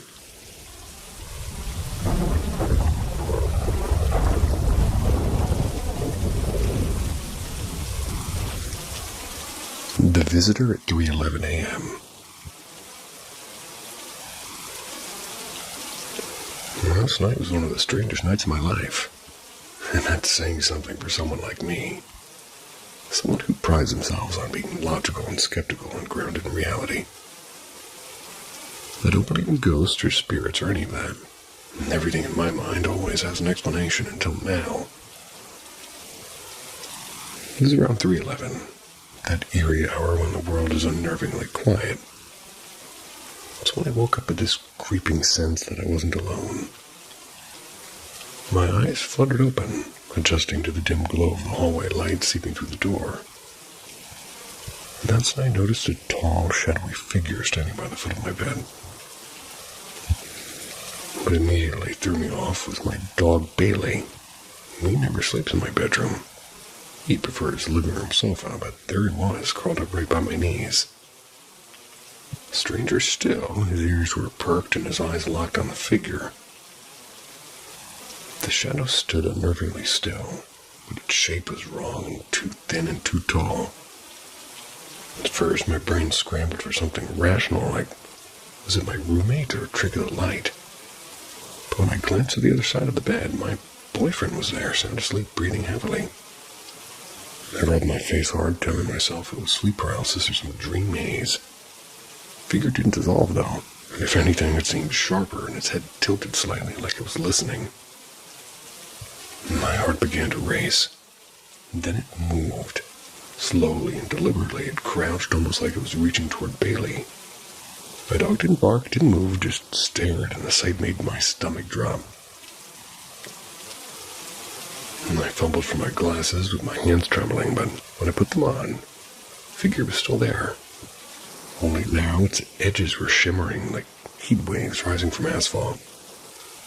My mind screamed for an explanation, but none came.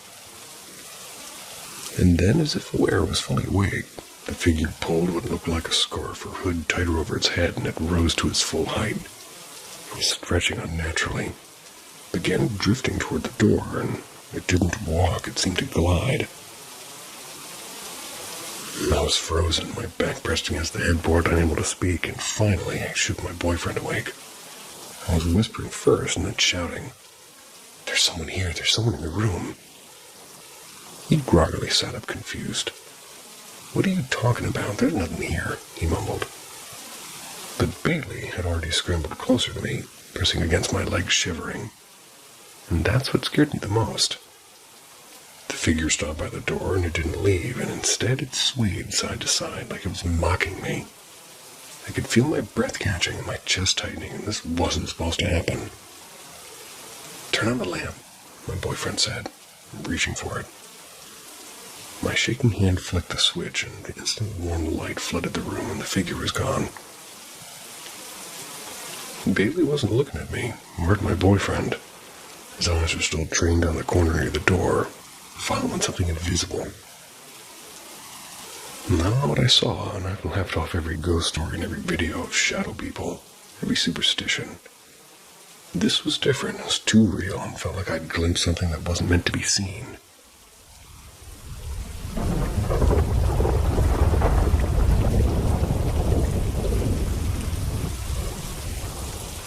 The stranger by the window. And last night something happened that I still can't quite wrap my head around. For somebody like me, somebody who prides themselves on, well, you could say being normal instead of paranormal. That says a lot. Supernormal is still cooler.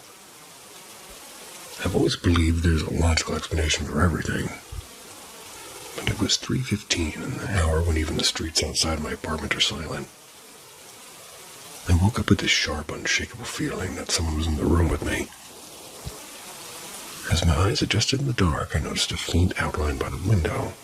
Not at the foot of my bed this time, but by the window, a tall, shadowy figure.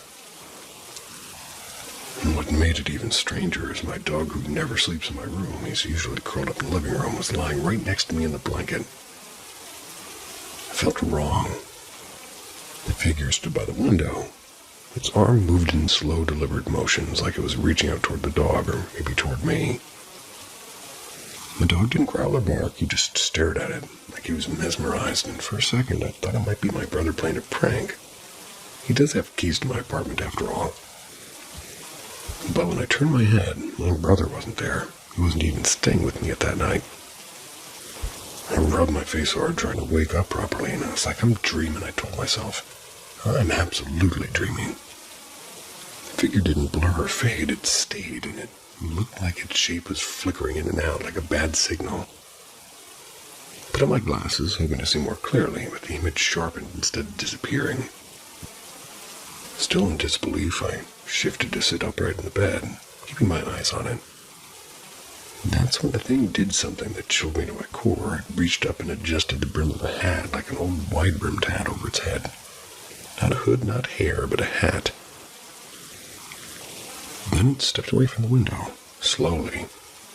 And as it did this, it seemed to stretch upward like it was taller than the ceiling itself, but somehow fitting inside the room still. My whole body locked up and I couldn't move, and my mind was scrambling for some kind of explanation. That's when I bolted upright and shook my partner awake. Panic was bursting out of me, and I said, "There's something here, it's in my room." My partner blinked at me, groggy and confused, and whispered, "What? There's nothing there." I begged them to look, to really look. They just squinted at the empty corner with the eyes just being dull with that sleep look.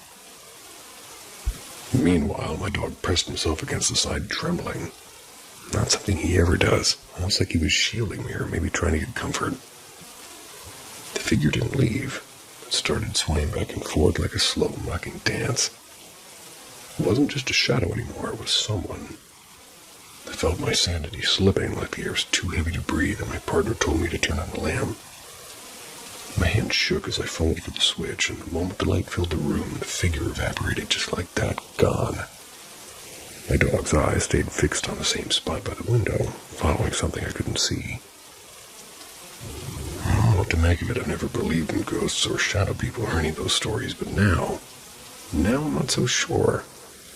It was real, and it felt real, and it still feels like it's here. I don't know what it was, and for the first time in my life, I don't want an answer.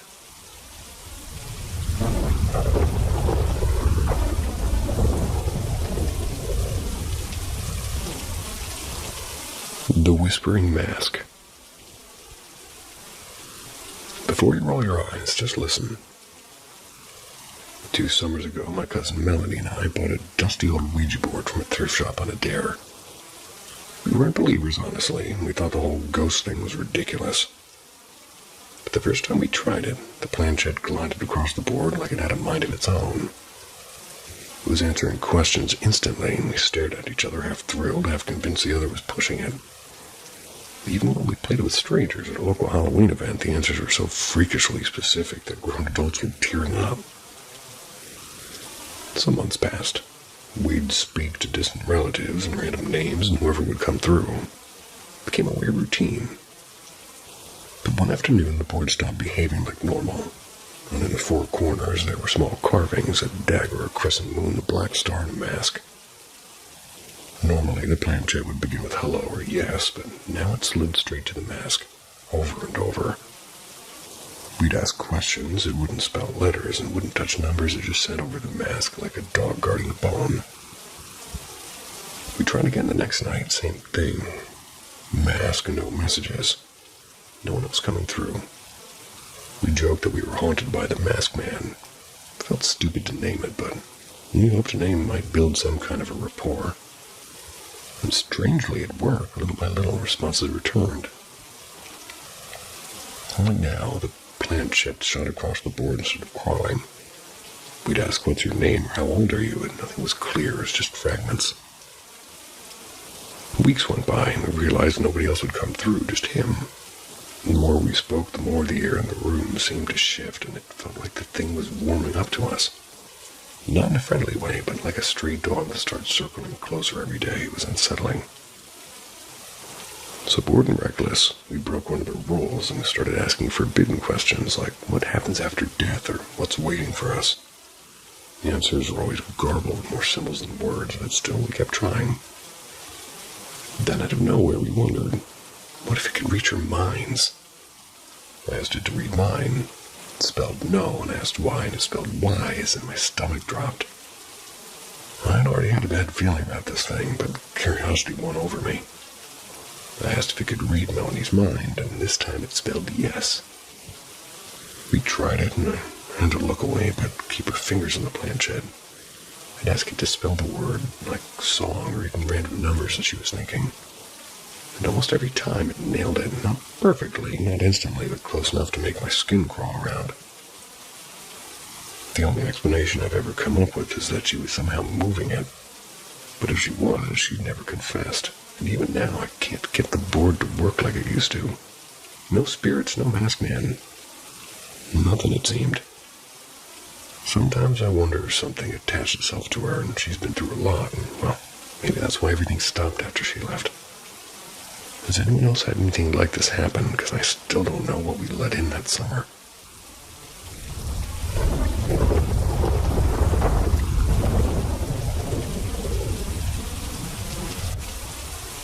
The Floating Candle of Maple Street. When I was 13, I'm pretty sure I had an encounter with something. Poltergeist or ghost or spirit, take your pick.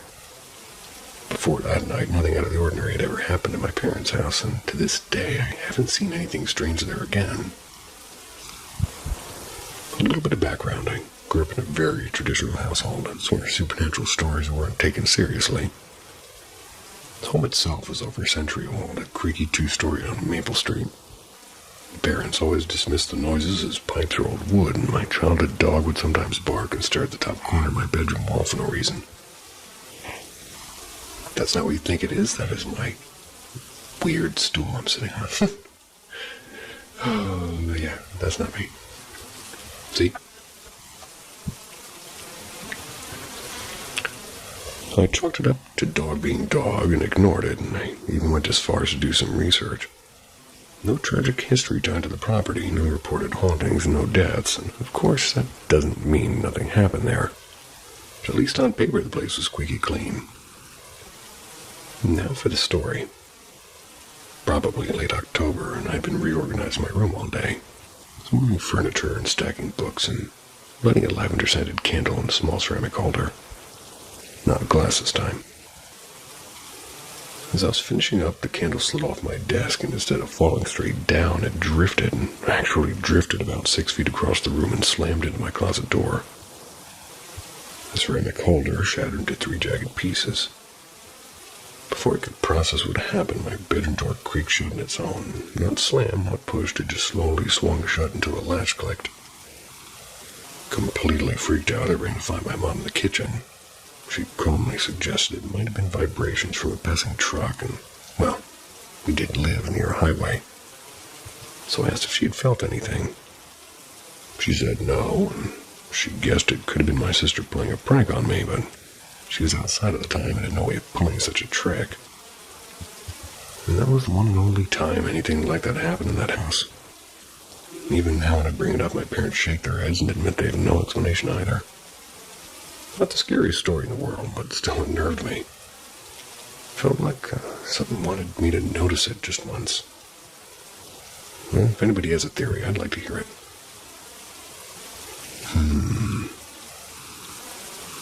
If you heard weird noises, it was in my chair. That's all I'm saying.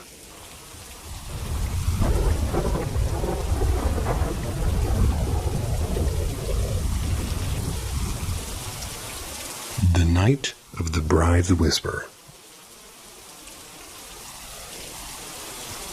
Starting from the most messed up night of my life in northern Bulgaria, February 2019. We were 7 friends on a dirt road, half drunk around a rusty barrel fire. We were trading scary stories like it was a game. And after the booze dried up and the stories got too creepy, well, we decided it was time to go home. It was about 1:47 a.m. and we decided to walk each other back. One by one, to be polite.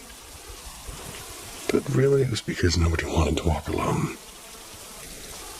First, we dropped off Milena, then Victor, then Georgie, until only me, Luca, and Stefan were left. They said they were afraid of wild dogs, and that's the excuse everyone uses. But where I'm from, people don't fear dogs, they fear spirits.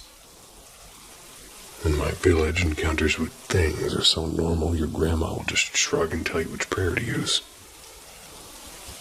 Luca was the kind of guy who bragged about not fearing anything. So when we left Stefan at his place, Luca suddenly asked if I could walk him home, and that was new. He usually walked me, and he was pale and jittery, and the tough guy mask was gone. My village is one of the poorest in that area. We've got a single cracked asphalt main road with flickering lamps. But the side streets, they're just wet sand, stones, and shadows. And I had 3% left on my old Samsung Galaxy S7. Piece of junk would die at 30% sometimes. I turned on the flashlight and we started the 10-minute walk through the pitch darkness. About 60 meters from his house, I told him to go on, and he said, "Come on, man, at least walk me to my door." It felt upside down, like we'd swapped roles, and I walked him to his door, and he even offered me food or a couch until sunrise. I said no, because I wanted my bed, and of course I wasn't stupid enough to walk alone in silence. So I called a girl from town, Christina, the kind who always picks up, and put her on speaker while I used the flashlight to see my steps. When I reached the main road, I killed the flashlight, but I kept her on my ear. Only 5 minutes to my house, 3% battery left. Here's a little bit of an important piece of information. Some of you might have heard it, some not, but look up Legenda Merissae in Akate. The legend of the drowned bride, in the short version, is a young bride jumped into the village well on her wedding night. Apparently, that happened after being forced to marry a man that she despised. And old people still tell you to greet her spirit if you pass near the well at night. So guess what? That night I forgot and I was on the phone and distracted. I even sat down on the old wooden bench under the massive willow tree by that cursed well. The place, well, that's where she should have drowned, and it was 2:56. My plan was to keep talking until the phone died, and about 25 minutes in I leaned back to crack my spine. Just as I picked the phone back up, I heard it. It was a female voice, drawn out, slow and playful, but wrong. It was like a joke in slow motion.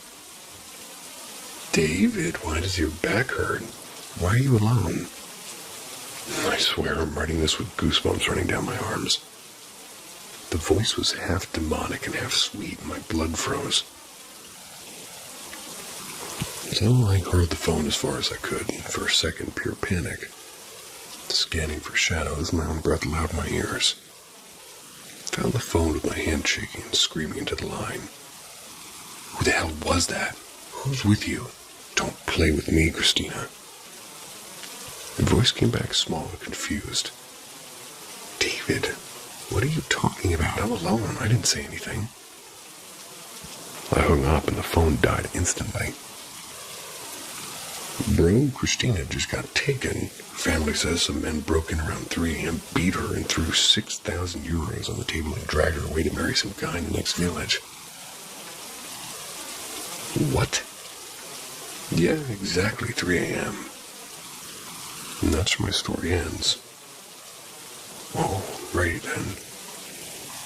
My friends still talk about it, and some say it was just a cruel coincidence, and others say the bride's spirit used Christina's voice to talk to me.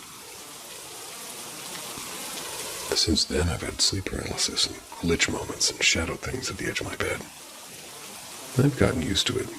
I just shut my eyes, I just pray, and I let it pass. Sometimes I sing to myself when I'm scared, lying even to the dark that nothing scares me. And still, every morning, every time I pass under that willow, I say it 3 times without fail. Buonasera, Fata Marie, Buonasera, Fata Marie, Buonasera, Fata Marie. Don't hold me to the pronunciation on that one.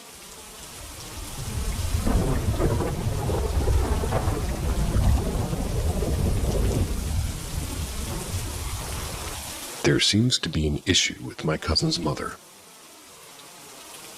The situation unfolds after the events concerning my cousin. For context, read something's wrong with my cousin, essentially. After several months, my cousin's family relocated to a new home. It's because a priest indicated that their previous house was filled with negative energy because it's old. Once they settled into the new place, an incident occurred involving my cousin's mother. One day, while she was just cooking in the kitchen, the only other person at home was her sick aunt, and as she was preparing the meal, she heard her husband's voice outside and assumed he had returned. Shortly after, she heard a knock at the door, so she went to answer it. Upon opening the door, a gust of wind swept through, causing her to fall, and she later claimed to have no memory of what happened after that. Eventually, her husband came home to find her unconscious on the floor. He attempted to revive her and asked the sick aunt about the situation. She explained that she had heard a lot of screaming, but was unable to assist due to the paralysis, and the husband then called other family members for help, and when she regained consciousness, she began to behave erratically, screaming and pulling at her husband. Family members arrived, placed her into a car, during which she threatened one of them, claiming she would kill him, saying that he was a bad person. They took him to a temple where rituals are performed, and the temple priest conducted a ceremony for her, which restored her to her normal state. The priest explained that she was possessed like a very light and open soul, which attracts negative spirits, and that she is an empath who draws a lot of emotions. He mentioned that she has a dual apparition and advised her to strengthen herself both physically and mentally. And after this incident, everything returned to normal, and she's doing well now.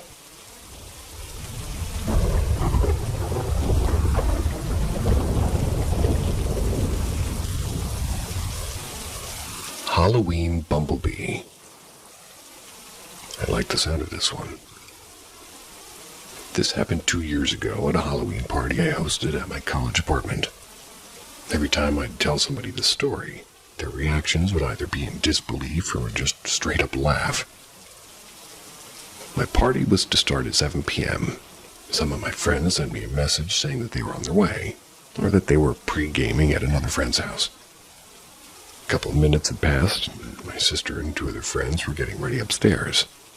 That's when we heard my front door unlock. It sounded like somebody was entering my house. I excitedly took a peek from the third floor, looking down the first. I live in the third floor. My friend and I saw what looked like our other friend in a bumblebee costume walking down from the second floor to the first. I yelled out his name and he told me to come upstairs and chill with us, but he ignored us. Now, me being excited and all, ran all the way to the first floor to catch up with him and ask him what come up, and, well, when I went downstairs, nobody was there. My door was locked and it didn't seem like anybody entered. It also felt extremely cold, even though I had my windows closed and the heater on. It's as if there was a presence there. Before coming to uni, I've lived in a haunted home in the Philippines for years, so I know what it's like, at least when there's a presence or an entity around. The hairs on my back and my neck are raised when I called my friends to ask if they, stopped by or whatever, and they said they haven't even left and we're still pre-gaming. And to top it off, nobody else in my friend group has a copy of my keys, so it was beyond impossible for them to even enter. I thought I was the only one imagining things, but my friend pulled me over and asked me if I saw what he saw too.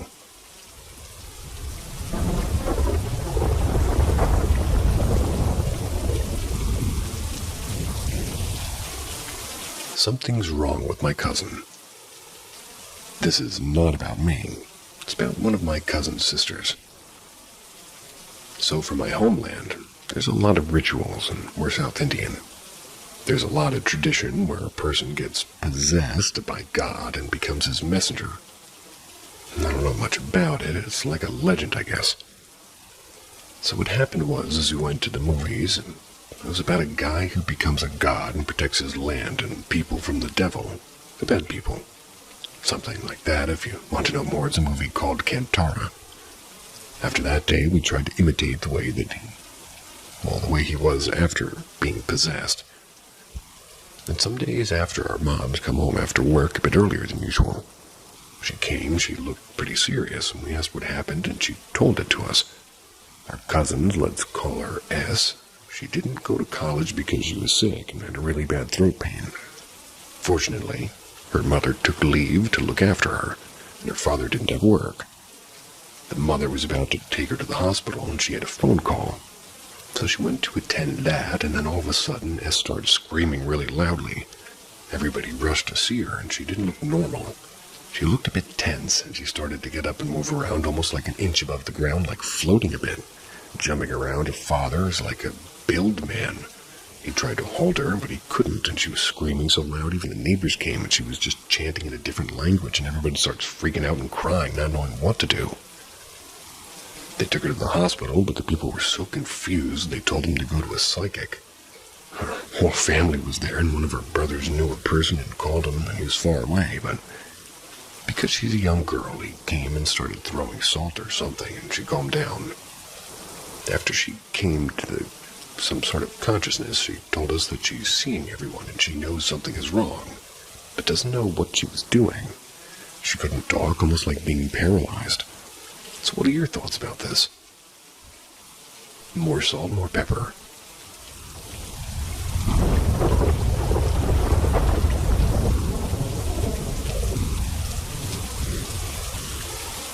The dream.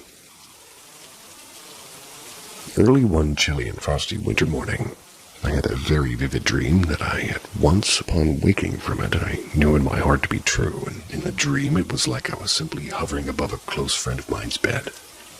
I was watching him as he was lying down. He was very aware of my presence. He was getting gestured for me to hand him a black lighter that was on the floor next to his bed. For a split second, I thought of trying to retrieve it for him to give it to him, but I immediately knew that I couldn't possibly do that for him because I was only a presence right then, not actually physically there in the room flying with him. Since we were able to communicate with each other, I informed him that I was sorry, that I wouldn't be able to actually grab the lighter to hand it to him. He then tried to move toward the edge of his bed to get it, but it was like one whole side of his body wouldn't cooperate for him to be able to grab it. He gave up on the lighter and looked back up at me and tried to speak to me. But since he couldn't speak properly either, I was unable to understand him at all. It was then that he began to fade out of focus as I left the dream in his room and woke up. Upon waking up from that dream, I woke my boyfriend as he slept soundly next to me, and I said to him, "I think Roy just died. I watched him die in my dream just now." This occurred at around 6:30 in the morning. After that, we got up and got ready to go into town and meet up with some friends at our local park as usual. A few hours later, maybe 10 a.m., I was sitting in the grass with one of my girlfriends. I was enjoying a cinnamon roll. It's while our boyfriends were at the store and just off somewhere hanging out. As I licked some of the icing remaining on my fingertips and squinted at her through the morning sunlight, I said to her something like, "Hey, this is going to sound really, really weird, but I need a big favor." "Sure, what is it?" she inquired curiously. "Well, I have this thing with touching dead bodies because I refuse to ever do it, so I'm going to need you to do it to make sure my friend is dead before I call 911. Naturally, your response is something like, "Well, okay, but how the heck do you actually know he's dead?" "Well, it's kind of super hard to explain right now, but I'm pretty sure that I watched him die in a dream this morning." "You serious right now?" she demanded, whilst rolling over in the grass onto her stomach and staring at me with her mouth agape. "Is this like some gift you have or something?" "Not that I've ever known of," I said with a sigh. "But we can't just leave him in there all dead. We have to go check." "Okay then," she said, and she just got up. So since Roy lived right next to the park, we walked right over there and started knocking on his door, which of course he didn't answer. I suggested that we go around to the side French doors where his bedroom was, so that way we could look into his room through the glass panels and try that door as well. She agreed. We went around, hopped over his little white picket fence, and we could peer into his bedroom and see him. And there he was, lying on his back, just as I'd seen him lying in my dream. My friend found his door to be unlocked.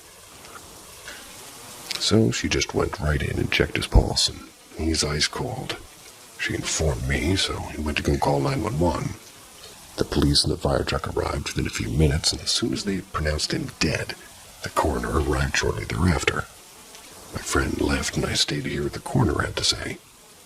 The coroner said that based on the body temperature, he estimated that Roy had been dead for around 5 hours, which, if you remember, was right around the time that I had that dream. It took several weeks to hear around town what the autopsy found to be the cause of death, which was a massive stroke, explaining why he was unable to move or speak properly. And to this day, I still wish that I knew that he was trying to say to me, or what he was trying to say to me, and also how I was able to see that in my dream.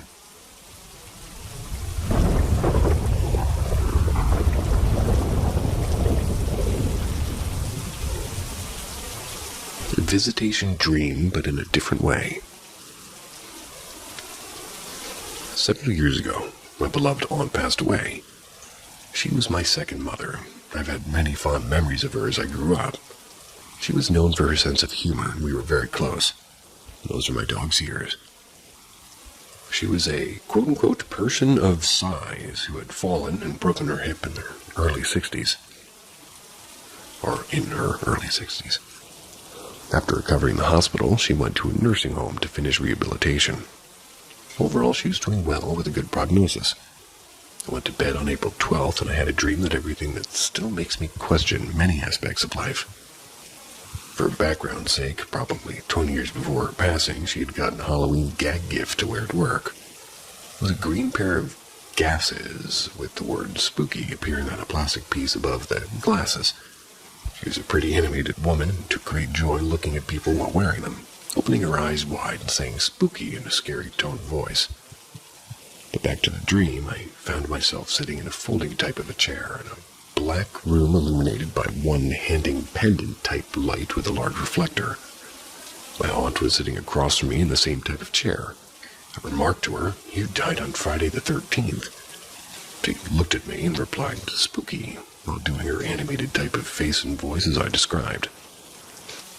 I woke up the next morning, the 13th, and had a message on my phone from my mom to call her as soon as possible, followed by another message from my dad saying the same. Reached out and found out that she had died that evening. I've never had a dream about her again since this one time 15 years ago.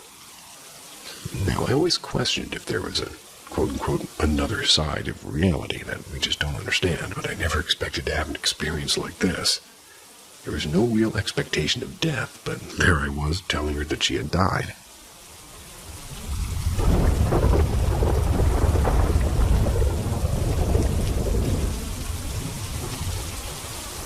The Whisper Through the Dog Door. On June 28th, my dog passed away. She'd been with me for over a decade, and losing her was like losing a part of myself. She was unusually bright, almost unnervingly so. Sharpest animal I'd ever known. Her ability to learn and to read moods and talk back to me in her own way was unmatched. My husband, knowing I was shattered, brought home a tiny puppy the same evening. Not something I asked for, not something I'd recommend, but I think he wanted to give me a distraction. A living thing to hold on to. The first encounter. A few weeks later, I'm sitting in my studio working on my laptop with the new puppy asleep in my lap. It was a quiet Sunday afternoon when I got a text from my husband. Come get your puppy. I was confused, and I stood up with the puppy still in my arms and went to the bedroom. He was lying there half asleep, and our other 3 dogs were curled up with him on the bed, and the only one missing, at least, he thought was the puppy. Anyone else getting deja vu? Because I am. I told him I had the puppy the whole time, and he'd been dozing in my lap for at least an hour now. He hadn't even figured out the doggy doors yet. Husband's face paled, and he said he'd been woken by the sound of the back doggy door, the one leading to the yard. He heard it flapping open. That followed by the clear sound of a small dog barking twice and then silence. All the other dogs on the bed had lifted their heads and stared at the door, but none moved. He assumed it was the puppy wandering in, and I suggested maybe he'd dreamed it since he was half asleep. He swore the other dogs were half awake and looking at the door, and maybe I thought it was some stray, and our property's fenced but not completely foolproof. We've had turtles slip under and a fox once, even a cat that stayed for days. A turtle? Well, that's awesome. So I went outside and I searched every inch, and there's nothing. No paw prints under the fence, no disturbed dirt, no sound of retreating paws. The second encounter was just last week. I was again in my studio with the computer, and this time I had 2 dogs in my lap. The puppy and our male stray. Female stray is obsessed with them and always looking for him, and it's normal for her to slip through the doggy doors to find wherever he's gone. I heard the familiar flap of the interior doggy door about 3 feet away. Because of where my chair was, I couldn't quite see it, but I didn't bother turning around. I just assumed it was the female stray looking for the male, and normally I'd hear her nails clicking on the hardwood as she came in. Then the soft sound of the exterior flap when she left again. And this time, nothing. No footsteps, no second flap. I called out for her with no answer. Finally, I turned to look, and she wasn't in the room. There's nothing. Went to check the rest of the house, thinking maybe she poked her head through and left, but she wasn't anywhere. Why do I recognize this? To explain, our house had 2 exterior doggy doors to the yard, but only the studio has interior ones, and they're smaller than the outdoor flaps, custom-made for the dog I lost. Only she and the female stray were small enough to use them, meaning if the female stray had been in the rest of the house, she wouldn't have to come through the studio to get back out. There's no other way. The thing is the interior flaps have a totally different sound from the exterior ones. A thinner thwap instead of a heavy flap. I heard the thinner sound as clearly as if somebody had opened it next to my ear. My husband, weeks earlier, had heard the exterior flap and a bark.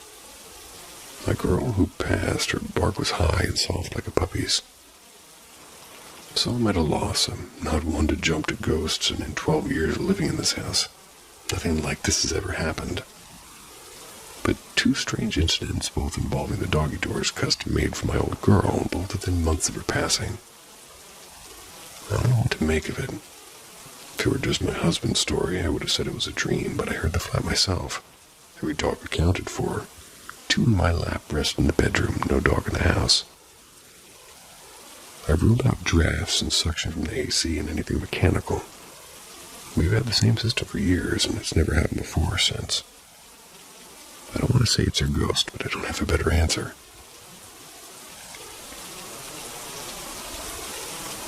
Well, I do have to say that even though I can't quite comment, I do look forward to anybody's comments. It's the highlight of my day.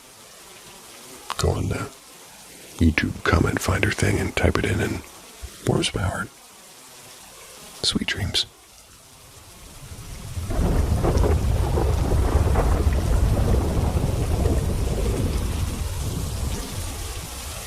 Paranormal M drags the unseen to the light.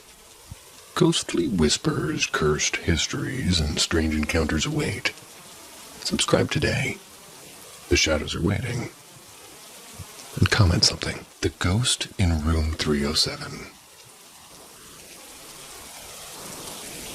I was stationed with the military in Germany years ago. My unit was assigned to a quick reaction force, QRF team.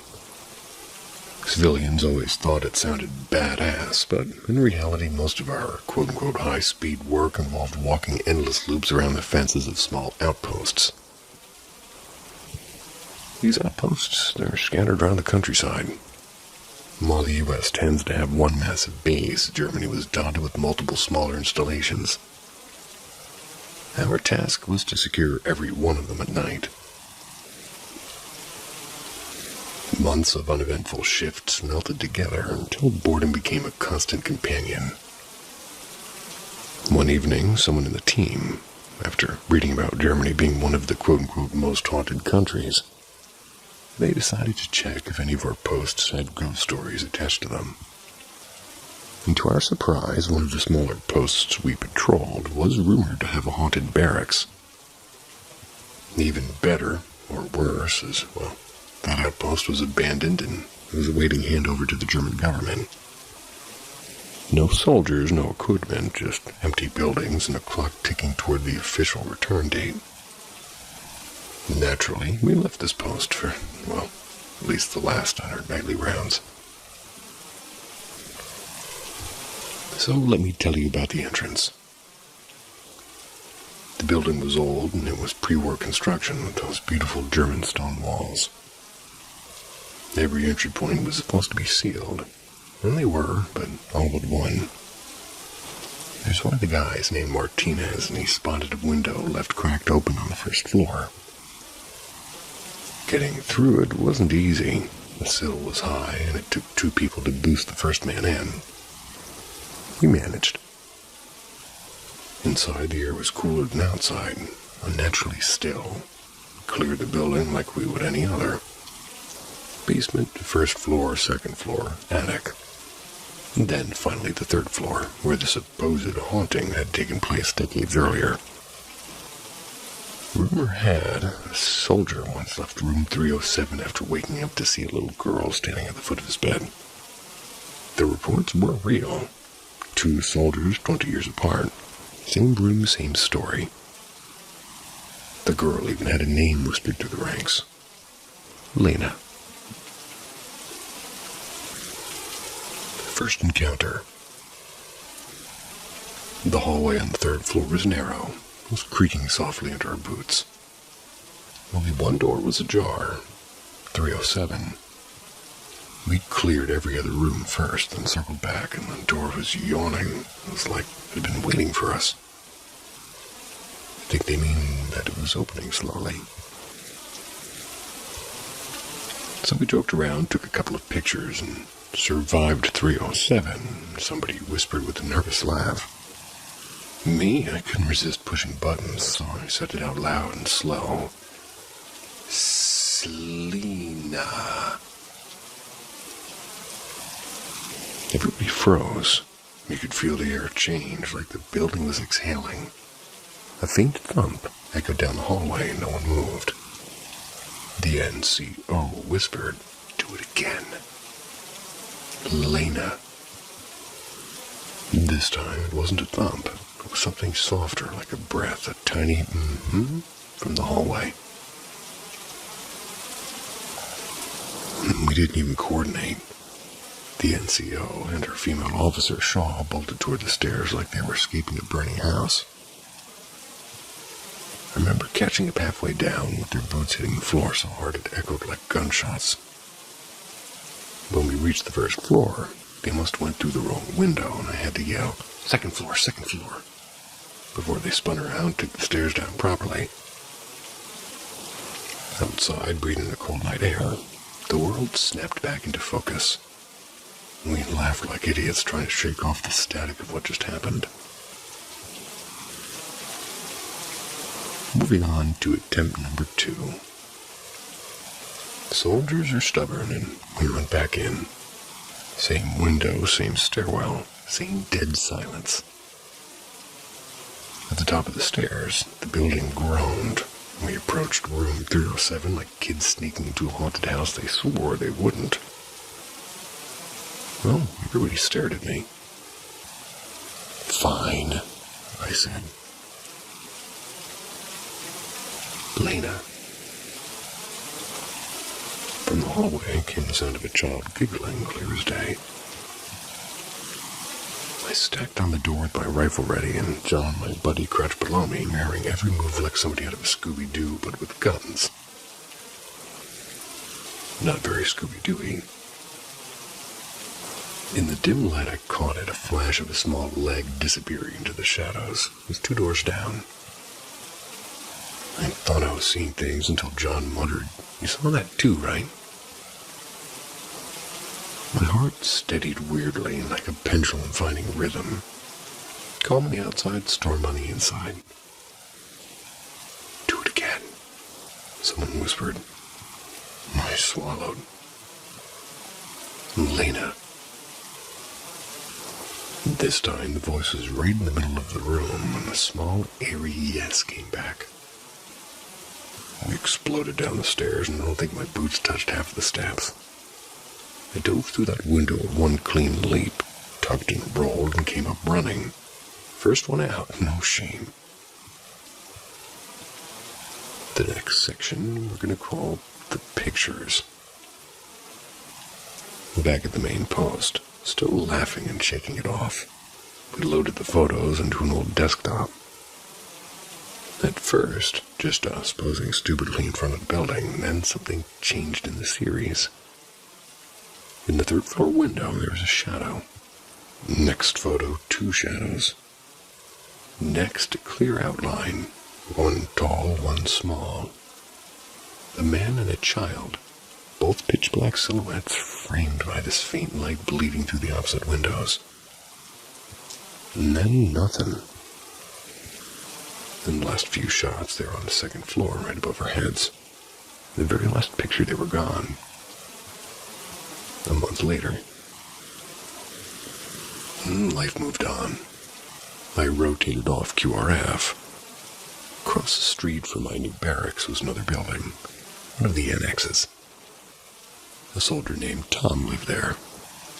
One night without warning, he packed up and moved into my barracks. No incident report, no noise, just gone. I cornered him days later, but he wouldn't say a word, and not until a few beers and a long Saturday night happened. My phone's saying I have less than 5% battery. Well, that is scary. I cornered him days later, but he wouldn't say a word, not until a few beers and oops, I said that already. Anywho, he said he woke up to a little girl standing at the foot of his bed, and she giggled and then floated backward into the wall and vanished. Tom didn't sleep there again. Guess what number his room was? 307. Different building, same floor plan. Epilogue or conclusion, whichever takes your fancy. Believe it or don't, that's your call. But I didn't embellish a word, and if anything, I've left out details. There was a part 2 when we went back, but nothing happened that time. No whispers, no giggles, just the same quiet hallway and the sound of her boots. But that night, on the 3rd floor of an empty German barracks, well, that's the night I started to believe in the paranormal. I believe.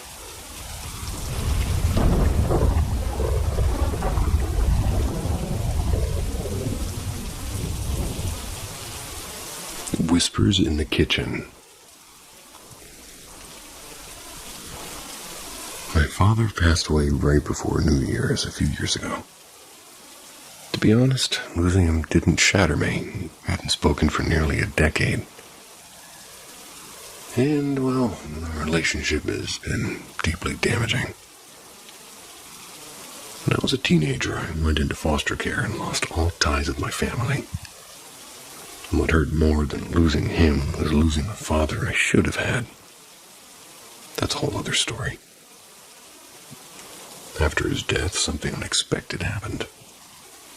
I was reconnected with a distant aunt that I really hadn't known since I kept my childhood dog.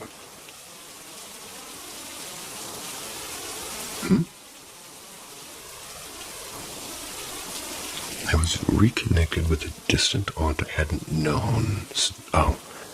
That I hadn't known still kept my childhood dog, excuse me. I had believed I'd never see her again. And she was a golden retriever and a husky mix, gentle, bright-eyed, and the one steady love I had as a kid. When I placed her in foster care, I lost everything, and most painfully, I lost her.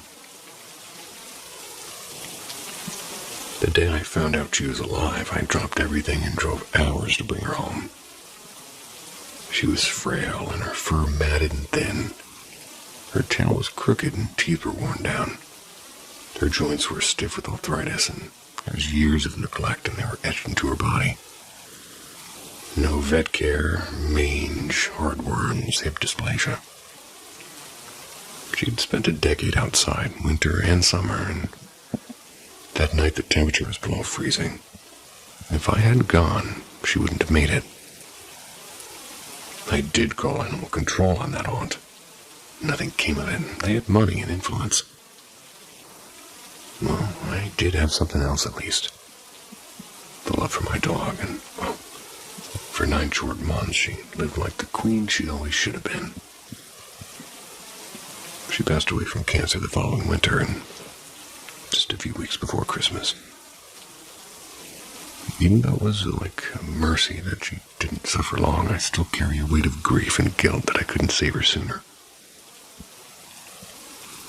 Not long after she passed, strange things began. It started quietly. At night, my husband and I would hear the familiar scraping of her nails on the kitchen floor. It was the way they always sounded when she'd sort of ease herself up to follow me. For several nights, that sound echoed through the house, and at first it was comforting, and then it just wasn't. A cold, uneasy feeling settled over me. I've always been sensitive to, and whatever exists between the worlds. I've had sleep paralysis, I've had vivid dreams, and that prickling sense of being watched ever since I was a child. This time it felt sharper. One morning as I walked into the kitchen, I noticed the usual messy pile of unopened mail on the table. One folded envelope caught my eye. Something about it felt wrong. The room was still, but I watched as that piece of paper flipped itself open. Slowly. Deliberately. No windows open, no breeze, but my breath caught and I backed away. When I returned minutes later to grab my lunch from the fridge, that same piece of paper lay directly in front of it, as if it were waiting for me. The air felt heavy, not like the warm, soft prologue, but this felt hostile. Couldn't explain it. I spent days replaying possibilities in my head, and then it struck me. My father's death anniversary had passed, and for the first time I hadn't thought about him at all.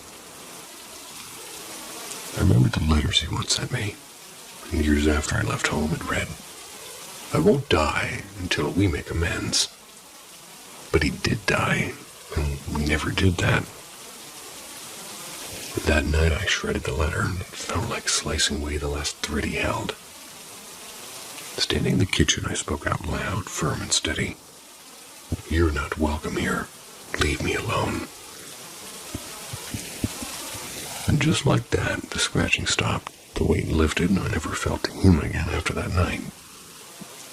Even now, little things do still happen, like a whisper in the corner of my mind or a flicker on the edge of my sight. But they are different and they're softer. I like to believe it's my girl still guarding me. my dog.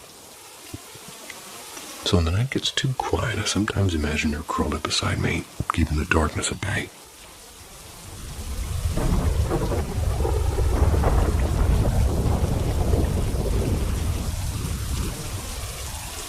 The voice in the shed.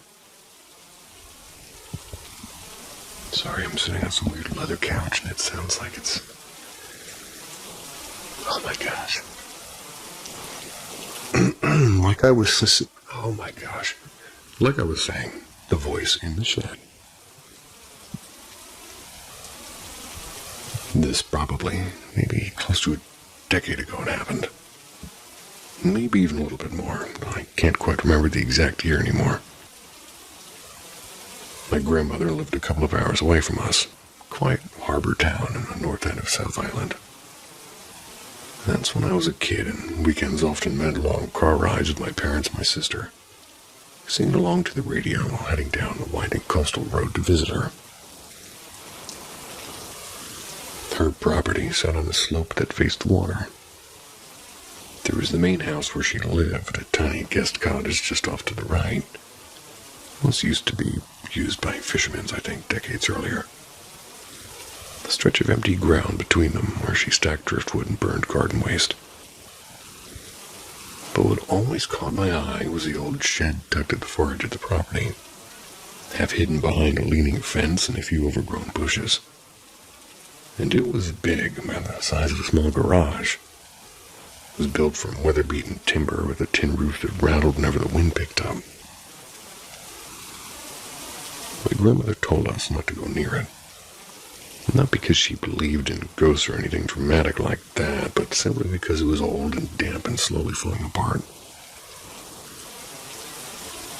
She said the floorboards could give way any day, and one winter afternoon when the air smelled like wet earth and firewood smoke, curiosity finally got the better of me. My parents had gone back to town for the day, leaving me alone with Grandma. She was taking a nap and I was restless. The padlock on the shed door was sort of rusted through. I fiddled with it until it snapped loose in my mind. The door moaned on its hinges and I pushed it open. Settled down door. Inside, it was dim. It was colder than the air outside, like stepping into a cellar. Dust floated in thin shafts of light from the crack in the roof. There's an old workbench against the wall, scattered with broken tools and jars full of nails. I remember turning slowly, trying to take it all in, and then it happened. I felt something pressing against me, like a sudden weight in the air, and it was thick and heavy in a voice. It wasn't clear at first, more like a radio station out of tune. Deep and rough, like a man's voice. Like my voice. It forced its way through the silence, getting sharp and clear on the second word, and it either said, "Get out," or "Get up." I couldn't tell, but whatever it was, it didn't sound friendly. My heart slammed to my chest, froze for a second, scanning the corners of the shed, but there was nothing, no shadows, wood, or dust. No footsteps, no movement, no one. I bolted outside, slammed the door shut, and didn't tell my grandmother when it had happened. A few years later, the property was sold. The shed was torn down, replaced by a sleek modern house with floor-to-ceiling windows and stone fences. Every time I pass by that road now, I think about that moment. I've never been somebody who buys into ghost stories. I think there's probably a logical explanation, or a trick of the light, or a gust of wind. Maybe even the groan of the old beams bending in the cold. But even now, after all these years, that voice is one of the clearest things I've ever heard. I still can't explain it.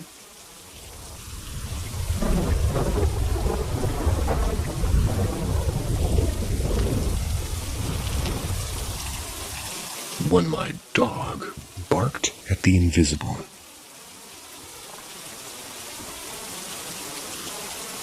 I once rented a small cottage at the edge of town. Kind of place that looked harmless in daylight, but creaked at every corner once the sun went down. I never saw anything out of the ordinary with my own eyes, but my puppy sure did. At least he acted like he did. The cottage was old, and one floor with peeling paint and stubborn windows. I was fresh out of college, proud of living alone for the first time. I was working at a quiet little bookstore, and not many landlords in that town like dogs, but this one didn't care, so I took the deal. My pup, a shy golden retriever, skittish and sweet, came home with me. She didn't trust people at first, but after a few weeks he kind of stuck to me like a shadow. There's 3 nights I'll never forget. Even now, more than 2 decades later, they still make my skin feel all weird. Prickle. The first bark. One evening, I'm curled up on the old sofa with my TV humming softly while he gnawed happily on a squeaky toy near my feet. Living room opened straight into the kitchen. Narrow dining space. Out of nowhere, the squeak stopped, and he lifted his head, and ears stiff, eyes were locked on the dining room.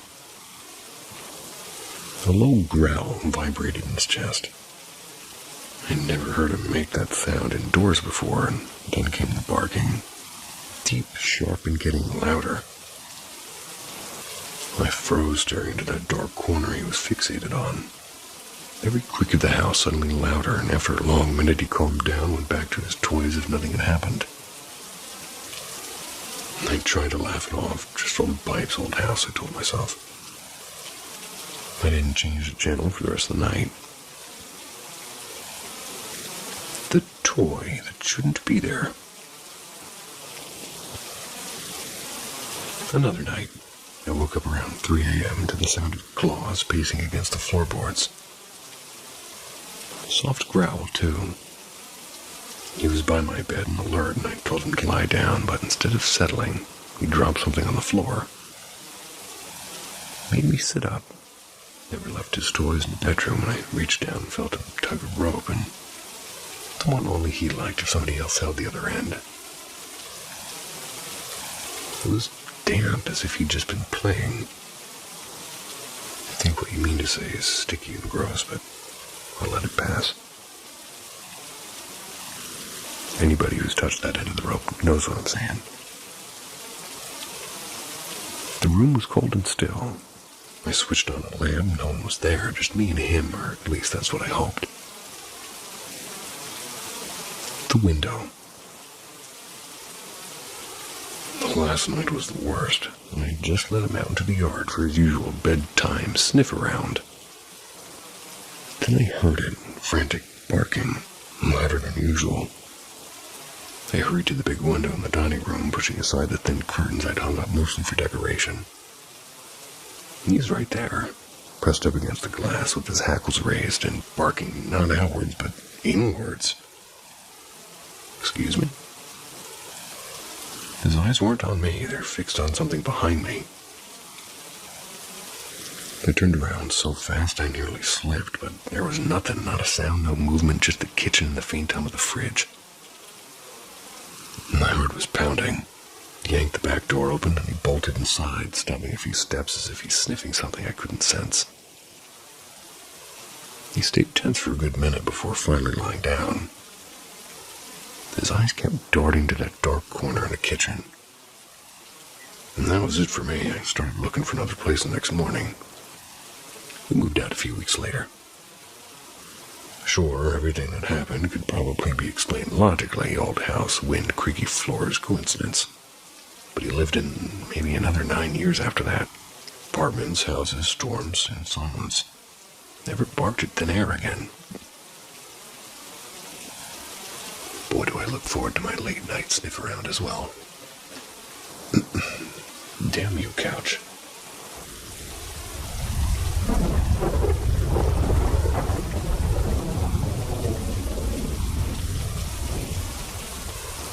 The Night of the Blue Jay.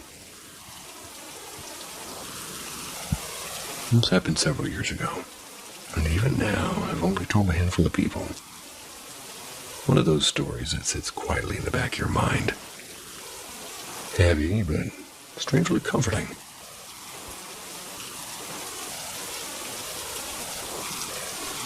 I went to a small university, the kind where everybody knew each other by name. And during winter break, a girl from campus passed away, and she took her own life. The email from the administration felt cold, but the silence on campus afterwards said everything. She'd been somebody people actually knew. A couple months later, I started seeing a guy I'd met briefly before. This time, though, it kind of clicked right away. Things moved gently and naturally. Then a mutual friend told me something that made my chest tighten. His ex-girlfriend was a girl who had died, and I didn't know what to say. I just remember the quiet that settled over me when I heard. Not long after, one night he completely broke down in my arms, told me everything that, well, they'd broken up months earlier, but they stayed close because he was worried about her. He said he'd spend the evening with her the night that she died and left before she made that final choice. She cried like he was unraveling and held him until the sun came up.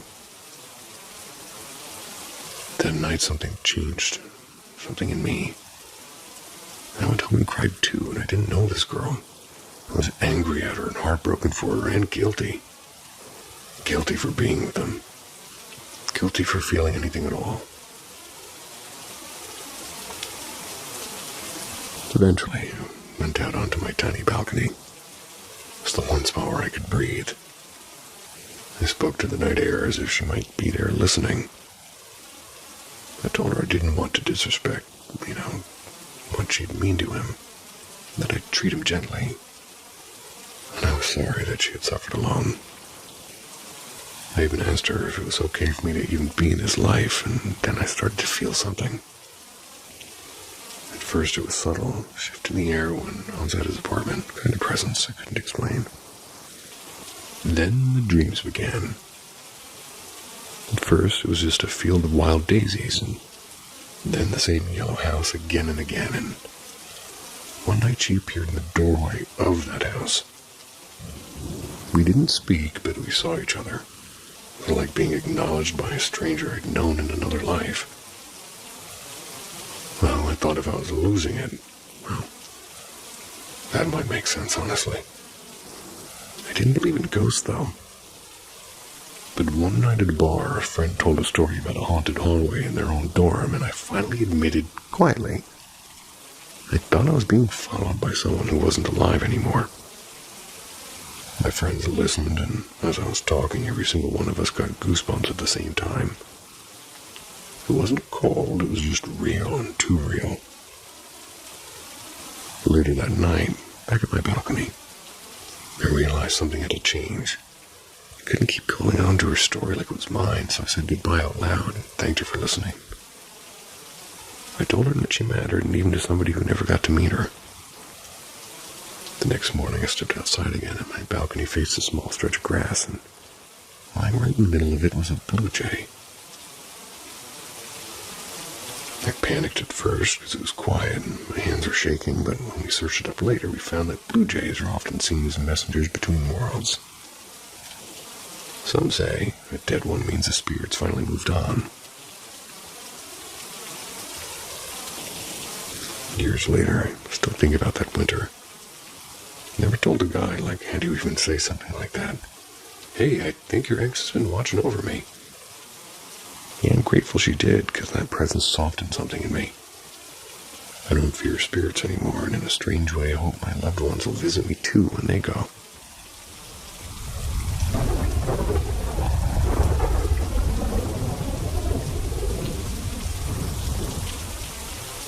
The woman at the bus stop. I have quite a few stories to share, and since for as long as I can remember, my family and I have had unexpected visits from people who've long passed away. Most of the encounters happen inside our own house, and usually makes it harder for others to believe them. This one was different. It happened in the middle of the afternoon at a bus stop, and I wasn't even alone. It was late May 2019. just a few days before final exams. It was the graduation day for the seniors at my high school. After the ceremony, students were free to go home early. I was a second-year student then and didn't feel like hanging around, so didn't want to watch people take pictures. Me and you both. So I decided to head straight home on the early bus.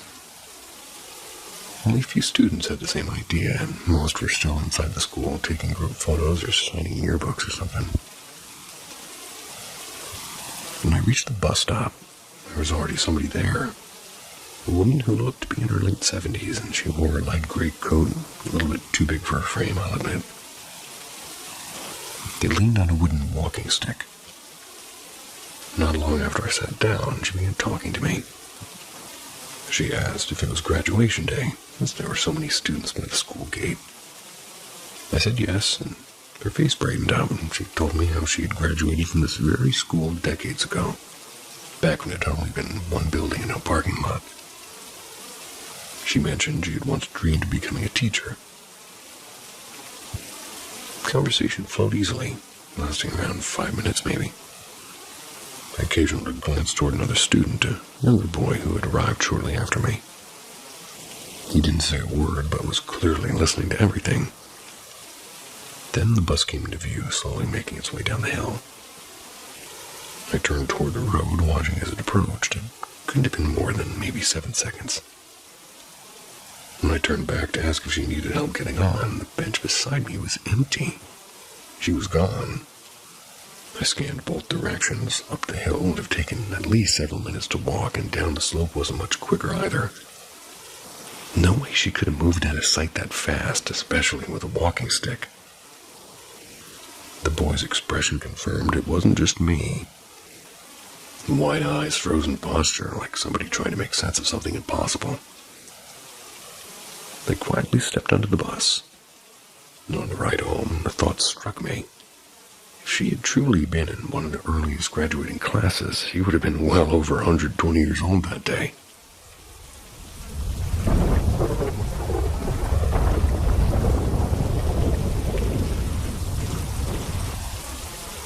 The night at the inn. In the late summer of 2016, my father passed away after a long illness. 4 of my 5 siblings and I were able to travel to this tiny town of Mason, Texas. It was to be with him in his final days. If you've ever been to Mason, or even just driven past it, you know it's a quiet, almost sleepy place. Barely over 1,000 residents. One diner and it closes by 8 p.m. and a single blinking light at the crossroads. It's more like a pause on Highway 87 than a destination. The house where we all grew up was small and now crammed with too many of us. I decided to stay at a little roadside inn in Junction, about 30 minutes away. Every day for nearly 2 weeks I made the drive to Mason, spending as many hours as I could with my family, trying to hold on to the time that we had left with Dad. Eventually, as it happens, each one of us had to return to our old lives. The narrator had to lean forward and plug in his phone.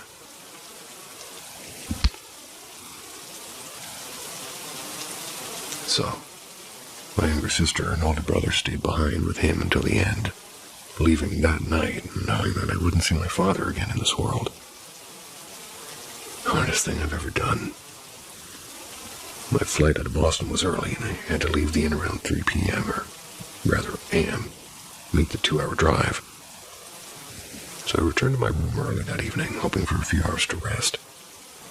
Sleep didn't come, and my body was exhausted and my mind restless.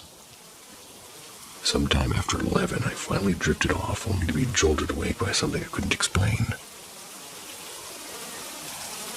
I opened my eyes to the dark room and immediately felt it, a presence. The air seemed thick and the silence heavy. It felt exactly like somebody was standing at the side of the bed watching me.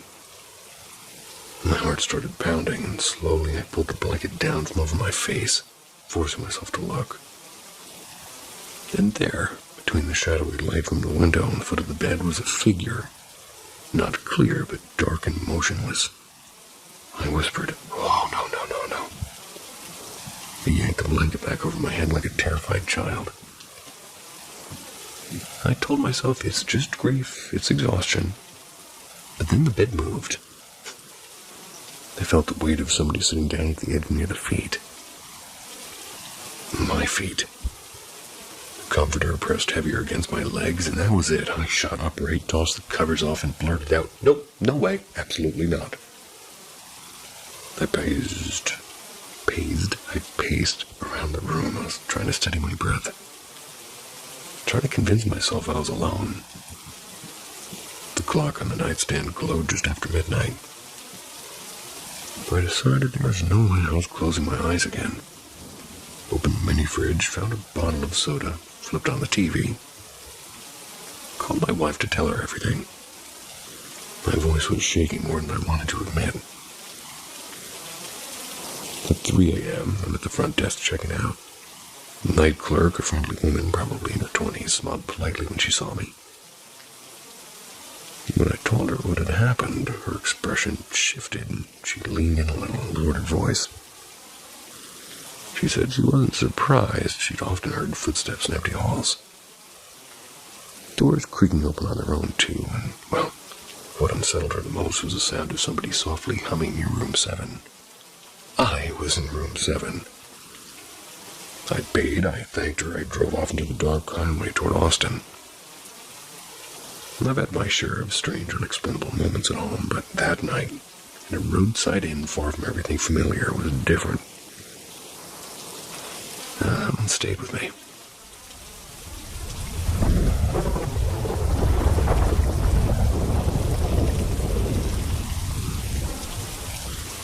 The visitor on the stairs. This one is another piece from the strange puzzle that is my grandparents' land. If you're not familiar with what's gone down here before, don't worry. I've mentioned it in other posts. Like the one about the black figure by the barn. My grandparents' house is pretty big. There's a wooden staircase in the middle of the house, and one way leads straight down to the cellar. The other goes up to the second floor. When I was younger, I always slept in what used to be the playroom, now my cousin's room. That's upstairs, and, well, late at night, the old floorboards, they would groan, and I'd usually brush it off thinking it was just my grandmother's wandering around before bed or something. She often did check on us, quietly opening doors, tucking in the blankets, asking if we needed water. I got used to hearing the door to my room ease open slowly, and most nights I didn't move, half asleep and pretending not to notice, and it felt safe back then. But as I grew older, the sound of those footsteps changed. They started stopping at the end of the hallway, and I'd feel it, that cold, prickly feeling that something's behind you. It's like someone's breath barely touching the back of your neck. And like the dumb little kid I was, I'd force myself to ignore it. I'd roll over and pray for sleep. One night my cousin and I were still awake, giggling over dumb videos or something. We were whispering about crushes and acting like teenagers that we were, and I froze and said, "Shh, did you hear that?" The familiar creaking began, slow, heavy, and deliberate, step by step up the stairs. Went down the hall and right toward her door, and I exhaled slowly. Tried to convince myself it was Grandma, and the knob twisted and the door opened. A soft, dragging sound happened. No one stood there, and I didn't dare look away. I swear I heard the floorboards inside the room dip with each step. It's as if somebody was walking closer and closer, and the air felt heavier, and then, just as slowly, the sound turned back toward the door. It closed with a faint click. The creaking descended the stairs again. When it was finally quiet, I turned to my cousin with her face being pale like chalk with her eyes wide. She had heard every step. Even now, whenever I stay there and the house starts getting this late-night singing, I wonder all those checks, and I thought they were Grandma. But were they even really her? Maybe it was something else climbing those stairs after dark. It wasn't me.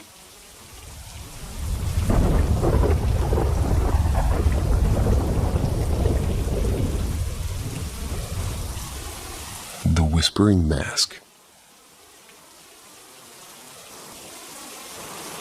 I'm somebody who's always been more in tune with strange things. I wasn't a believer at first, not even close. But after a few strange experiences that piled up over time, I stopped brushing it off as just my imagination. There is one story, though, that I'll never forget. It was the first time I ever truly felt something other than, well, me in the room. For the sake of privacy, the people in this story will be represented with letters. The friend who plays the biggest role will be G, and the second friend will be J. Good job. This happened a few years ago. I was still close with both of them. Jay lived in another state. We'd FaceTime almost every week, though. G lived just a few streets down. We saw each other all the time. And I was a collector. Not of anything haunted, just cute stuff. At that time, I was 14, and I just started collecting little plush toys and figures from my favorite games and shows. One night while we're talking and playing a mobile game together, G suddenly said, "Hey, I have this mask from a Halloween event and it's kind of creepy. I don't want it anymore. You want it?" I hesitated for a moment. The piece from my collection did sound exciting, so I said yeah. Before I could even ask when to pick it up, G hung up, and a few minutes later there was a knock at the porch door. When I turned on the porch light, all I saw through the glass was a porcelain mask leaning against the frame. There was a shadowy figure behind it, too. My heart nearly jumped out of me when I heard G's voice laughing nervously and apologizing. Opened the door and, still confused how I had biked all the way to my house that late. I forced a smile anyway. I thanked them and they handed me the mask. It wasn't just creepy, it looked wrong. The surface was cracked in thin spiderweb lines. The white paint faded to a yellowish tone like old teeth. The inside had a musty smell, like it had been sitting in a damp attic for years. I tried cleaning it several times, but the smell didn't go away. I placed the mask high on the top shelf of my tall shelf. That way my little brother wouldn't be messing with it. And that is when these odd things started happening. At first it was small stuff, objects shifting slightly out of place, and books slipping from the shelves. My room feeling colder at night. And then that familiar tingling in my fingertips began. Something I'd later learn always happened right before, it showed up. One night I'm on FaceTime with G and eating a late dinner. Something happened that made my blood freeze. The mask, which was propped up securely on the shelf, flew forward and landed in my lap with a dull thud. It's as if it had been thrown. G's voice cracked through the phone. Why did he just stop talking? He looked terrified. When I explained, she freaked out as much as I did. I put the mask back, pretending it was a one-time thing. It absolutely was not a one-time thing. That's what they all say. And a few nights later, I'm lying in bed surrounded by my usual mess. Empty water bottles on the nightstand and pillows everywhere. Out of nowhere, the mattress beneath me tilted from one corner with a force so strong it sent bottles clattering to the floor. My heart was pounding as the bed slammed back down. I lay there paralyzed, unable to scream, staring into the darkness. Even my fan had gone silent, like the whole room was holding its breath. I eventually ran to my mom's room in tears. When my dad checked, there was nothing, no cat, no person, no explanation. But The worst part came later. I started feeling watched all the time. When I used my phone camera, strange swirling strands of white would flood the screen, but never show up in the actual photo. Then came the voices, and always from the closet. One day I left my phone on FaceTime with Jay while I stepped out. And when I came back, Jay was pale and shaking. "Why were you calling my name from your closet?" she said.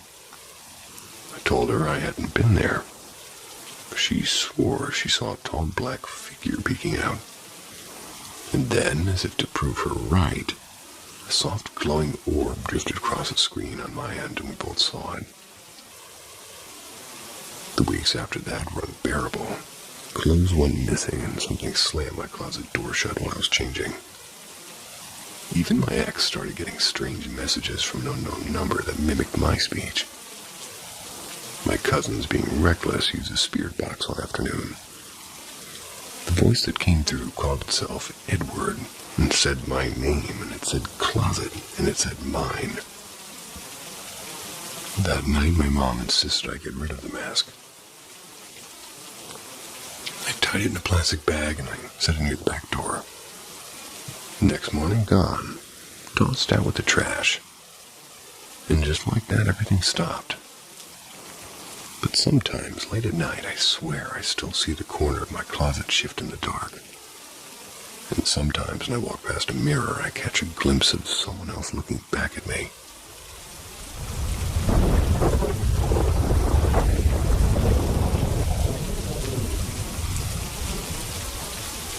The black dog by the field.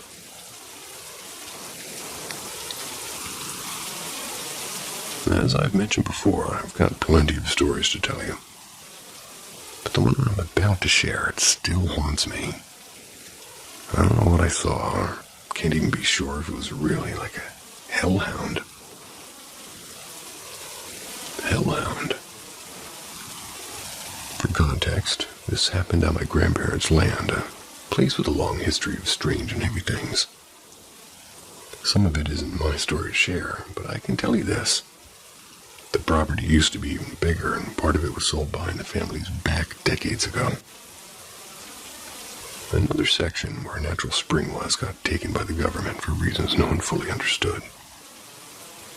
What's left was divided among my great-grandparents' 3 sons.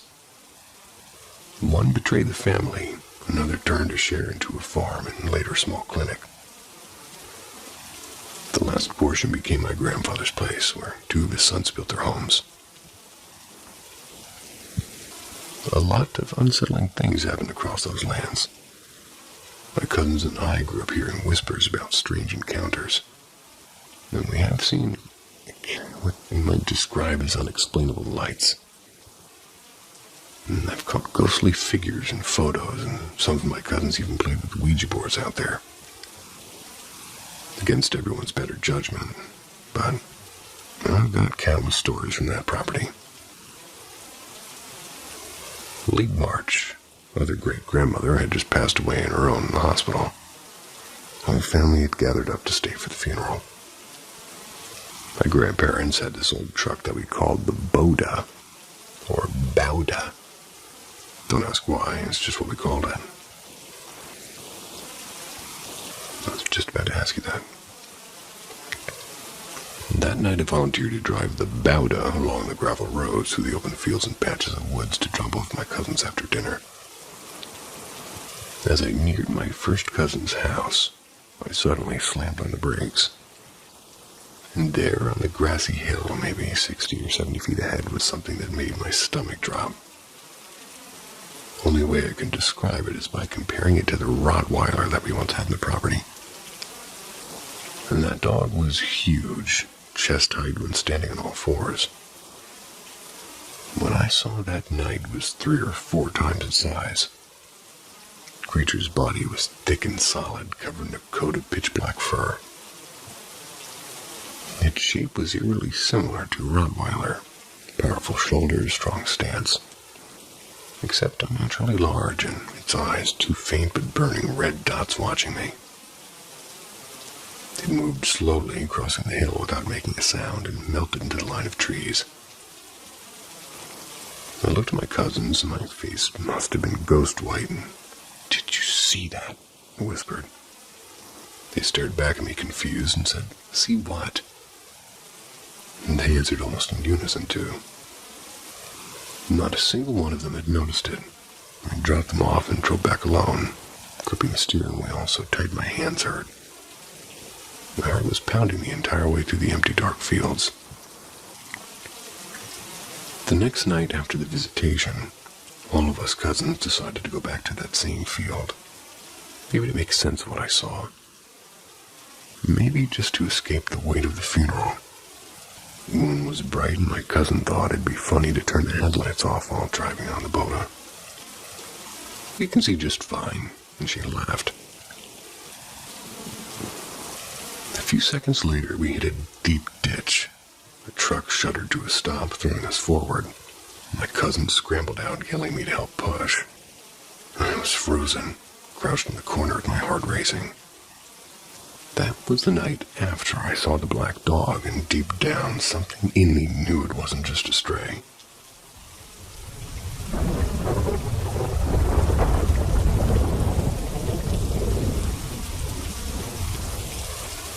When spirits stay close. I wanted to start this story with a lighthearted tone. Ghost encounters often get painted as terrifying events, but maybe it's time we look at them differently. A few of us had this conversation in another corner of the forum. We were encouraged to bring it here so everybody can share their thoughts, so here it is. Honestly, most of the ghost hunting teams you see on TV, and quite a few in real life too, they aren't the kind of people I'd hang out with. They storm into places with all their equipment blazing, barking orders like they're in charge. "Tap once if you hear me. Tell us your name, prove you're here." But here's the thing, spirits, setting aside some exceptions we'll get into later, are still people. Their bodies may be gone, but their thoughts and memories and emotions remain strikingly human. If your grandmother visits, it's still her, and if your best friend's spirit lingers around the old house, still your friend. Many who've communicated with spirits say the same thing.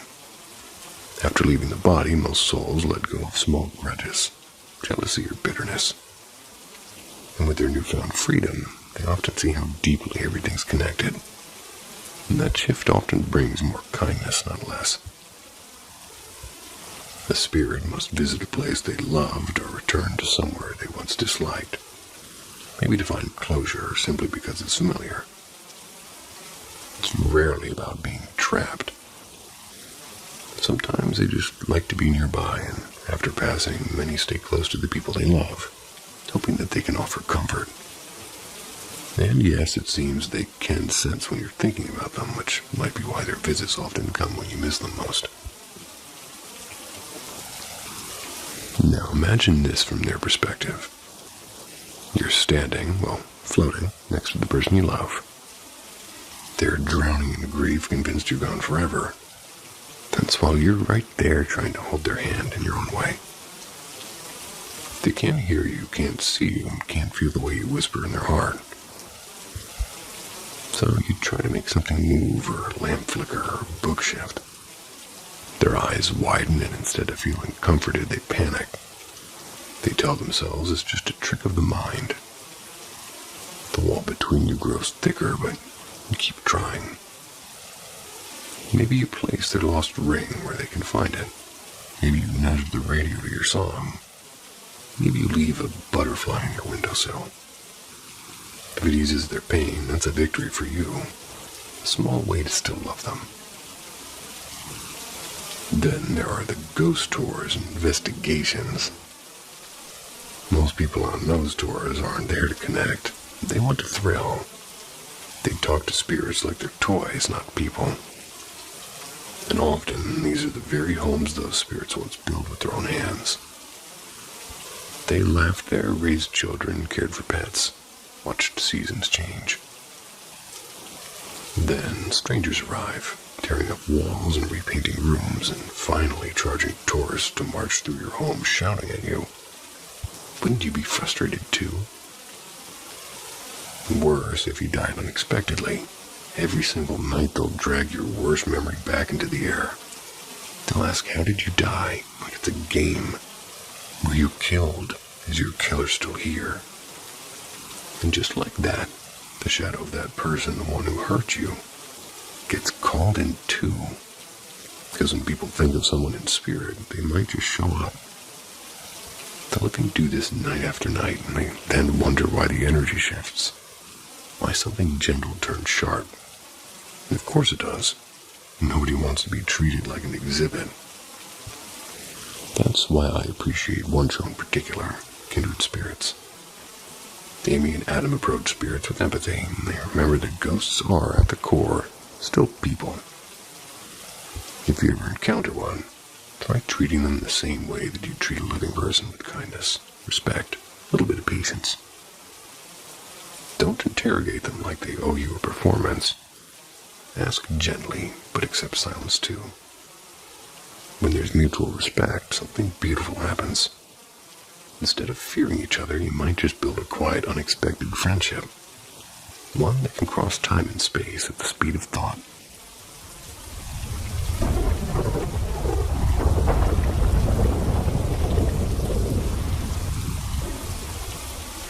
The swing that wouldn't stop. I was 11 when it happened. It's one of those summers where my family made the pilgrimage back to my mom's side of the family on the East Coast. I was used to traveling. I was used to airports and used to cars and you just name it. So when I heard we were leaving our calm little Virginia town for the noise and neon of Brooklyn, New York, I didn't think much of it. That is, until the 3-hour car ride loomed over me like a prison sentence. My mom grew up in Brooklyn. She hadn't been back in years, not since I was about 5. And this trip was her idea. Apparently, it was time to see Aunt Renee again. The air outside felt heavy and it felt wet, like stepping into a warm towel. I liked it though. Humidity was weirdly comforting, like the world was giving me a hug. But then the buzzing started. Mosquitoes, the eternal nemesis of every East Coast summer. I bolted into the car before they could claim me as their buffet. The ride itself was rough, and my cousin Kayla, who was 7, hummed herself and made random noises in the back seat. I knew she couldn't help it. She was on the spectrum, but my 11-year-old brain wasn't exactly patient. Her little sister Mia, 5 years old and endlessly repetitive, decided I was her favorite audience. Do you miss me? Do you miss me? Do you miss me? Till I finally said yes. And I've never really been good with little kids. I can't say no to their requests, no matter how ridiculous. After an hour, my phone died, and it was tragic.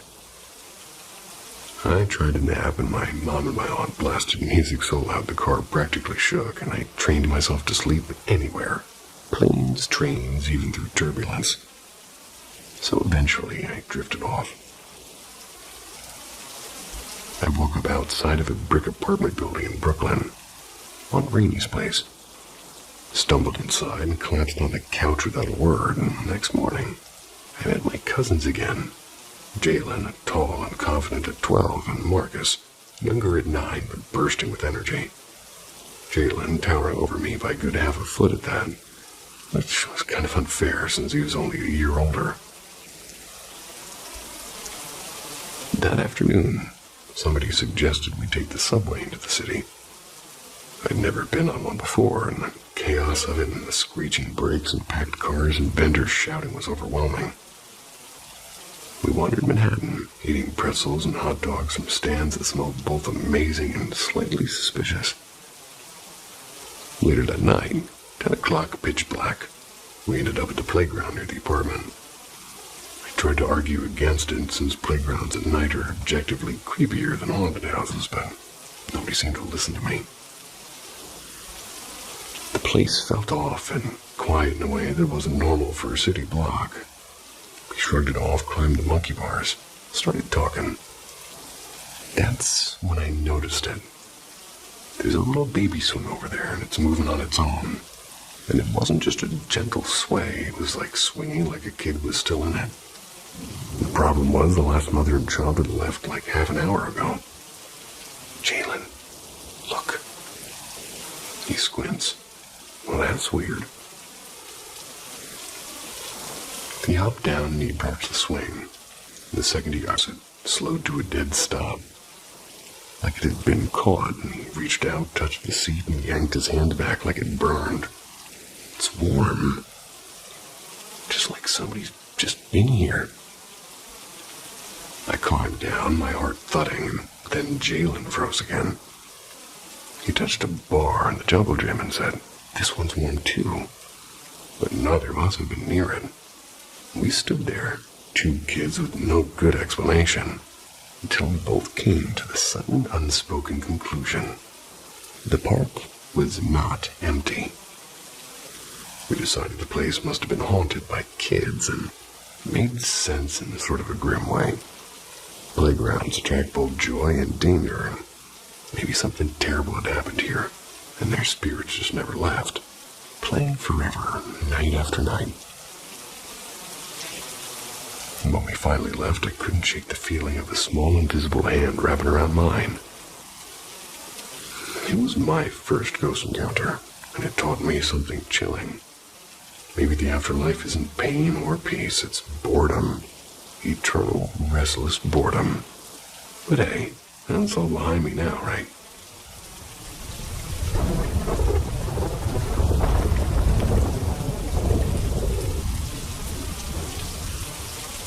The Fog Man of Hollow Pines. So first off, I swear to you, we weren't trying to summon anything creepy. Ghost hunting wasn't the plan, and honestly, me and my friend, who we're just going to call Ivy for now, just wanted to do some witty nonsense for fun, and we came prepared with crystals, incense, dried herbs, seashells, and even a random jar of cinnamon. We thought it might be magical. The idea was silly, but what happened was not. We started by sprinkling salt in a circle around us and laying down a blanket that doubled as our quote-unquote altar. On it, we placed our shiny little quartz collection and a couple of seashells to keep the good vibes. Ivy was hoping to get clarity on her situationship. She wouldn't call it a boyfriend. Situationship. Earlier at a cafe, we'd already done some DIY tarot readings with a homemade deck, and shockingly, they gave us answers that hit a little bit too close. Still, I thought it was all play pretend. Once the salt circle was set and the incense smoke curled in the air, we decided to go further. I suggested contacting the spirits of the forest. Since, well, it was already in the quote-unquote plan. We shuffled the deck, set it down at the altar. From the start, we said out loud, "No negative energies, only protection, only safety." I wasn't buying into it at all until the air shifted. It was like something massive just standing there watching. I turned to Ivy to ask if she felt it too. She said it first. "There's something behind me." Strange thing is, we both described it the same way.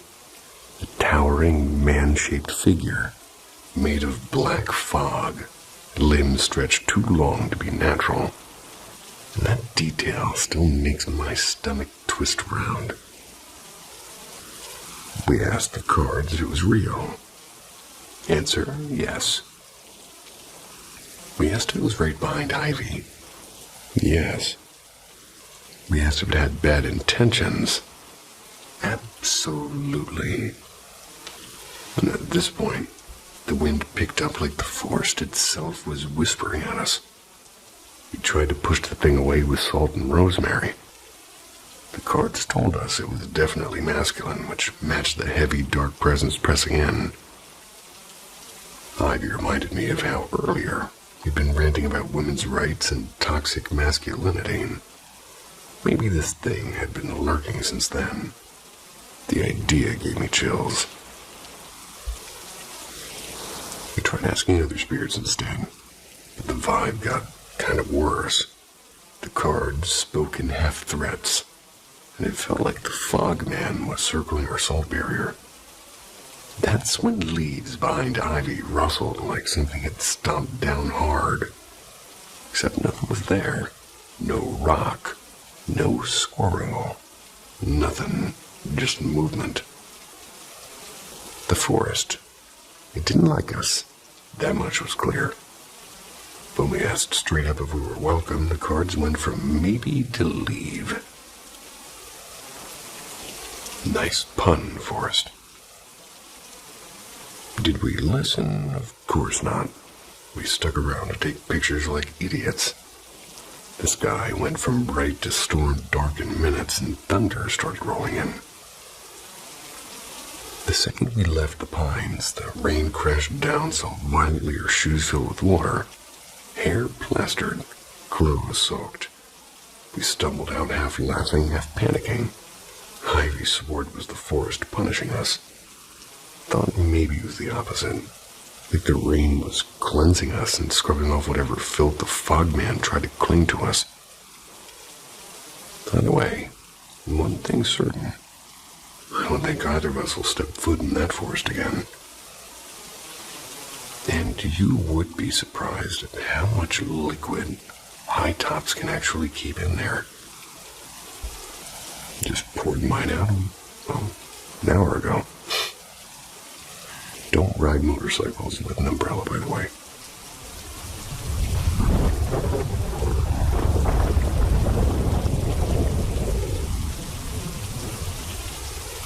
Let's talk doors. No, not the ones in your grandma's house that creak and probably lead to her weird button collection. I mean the forbidden doors inside Emperor Jin Shu Huang's tomb. Sealed passageways so secret even the ghosts allegedly need a key card to get through. According to the records of the Grand Historian, the tomb includes mechanized doors and hidden compartments, which, for 200 BC, sounds suspiciously like the ancient Chinese were building smart homes before Elon Musk's ancestors had even figured out fire. These weren't just basic slabs of stone. They were traps and mechanisms and gates within gates. Basically, the tomb is less resting place and more underground escape room designed by Satan. The archaeologists today have only mapped a fraction of the tomb complex, and even that has yielded passages that literally go nowhere. Dead ends. Walls behind doors. Hallways that loop and disorient. But ancient texts describe 3 gates to the soul. Hidden thresholds said to test truth, fear, and loyalty. Sounds like a video game boss battle. That's because Emperor Jin turned death itself into a dungeon crawl. One of the most baffling finds are stone hinges buried beneath the collapsed corridor near pit number 2. Hinges. Like for a swinging door. But no actual door, just the mechanism. Perfectly preserved, almost modern in design. Historians think that these were meant to be pressure activated. Others say the doors were removed, or more chillingly, never meant to open again once sealed. And this is where the whispers start. In 2007, an underground scan team noticed anomalies. Metallic signatures that didn't match any known burial materials behind a thick stone wall in a restricted section. The area was labeled Zone 5, and since then it's been locked down tight. No further scans, no press releases, and the local guards were armed and theories unleashed. Some say it's a control room, that the tomb isn't just a grave but a machine, and these doors lead to its interface.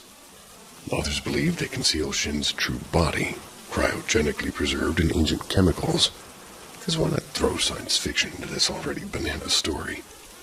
And more conservative theorists think the doors lead to vaults of lost knowledge or scrolls or artifacts, forbidden tech wiped out by the great book burning and hidden away.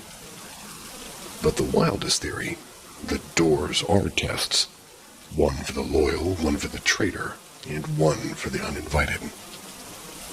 This comes from a little-known Taoist manual found in a private collection in Hunan. It references a heaven lock system used in tombs of the divine emperor's lineage. 3 doors, each with a riddle. One grants access, one triggers death, and one never opens again. And to this day, not a single door in the central mound has been excavated.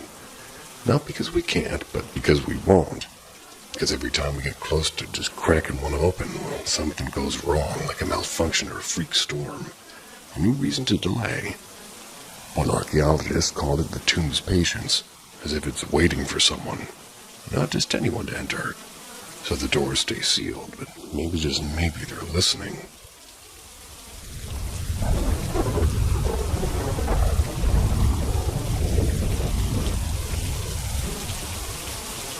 Okay, let's get real spooky. Tonight we enter the twilight zone of archaeology, where scientific instruments start acting possessed, and the earth itself might be exhaling secrets. Because now we're talking about the tomb that, according to multiple independent freaked-out researchers, breathes. Yeah, breathes. Let's rewind to 2012, when a joint Sino-European geological team set up camp near the main mound. Their mission, simple environmental monitoring, but what they found was anything but chill. Every 29.5 days, like clockwork, their instruments recorded micro-pressure pulses in the soil around the tomb. Not earthquakes, not groundwater shifts, something gentler and rhythmic and measured, almost like lungs expanding and contracting. Now, before you roll your eyes and yell, "Bad data," hold up, these weren't amateurs. They recalibrated and reinstalled and retested, and still on a lunar cycle they found consistent air shifts in the tomb's surrounding soil. One scientist described it as the mound inhaling the moonlight. That's when the legend of hounds perked up. You see, in certain ancient Taoist traditions, tombs weren't just graves, they were living organisms, designed with geomantic precision. They were said to draw chi energy, like life energy, from the heavens and the earth, syncing to celestial rhythms. Basically, the tomb was a battery, and the first emperor, he was the payload. Here's the kicker. The data gets spicier. Infrared scans during these cycles show slight temperature anomalies inside the mound itself. Hot spots and cold spots moving like currents beneath the earth.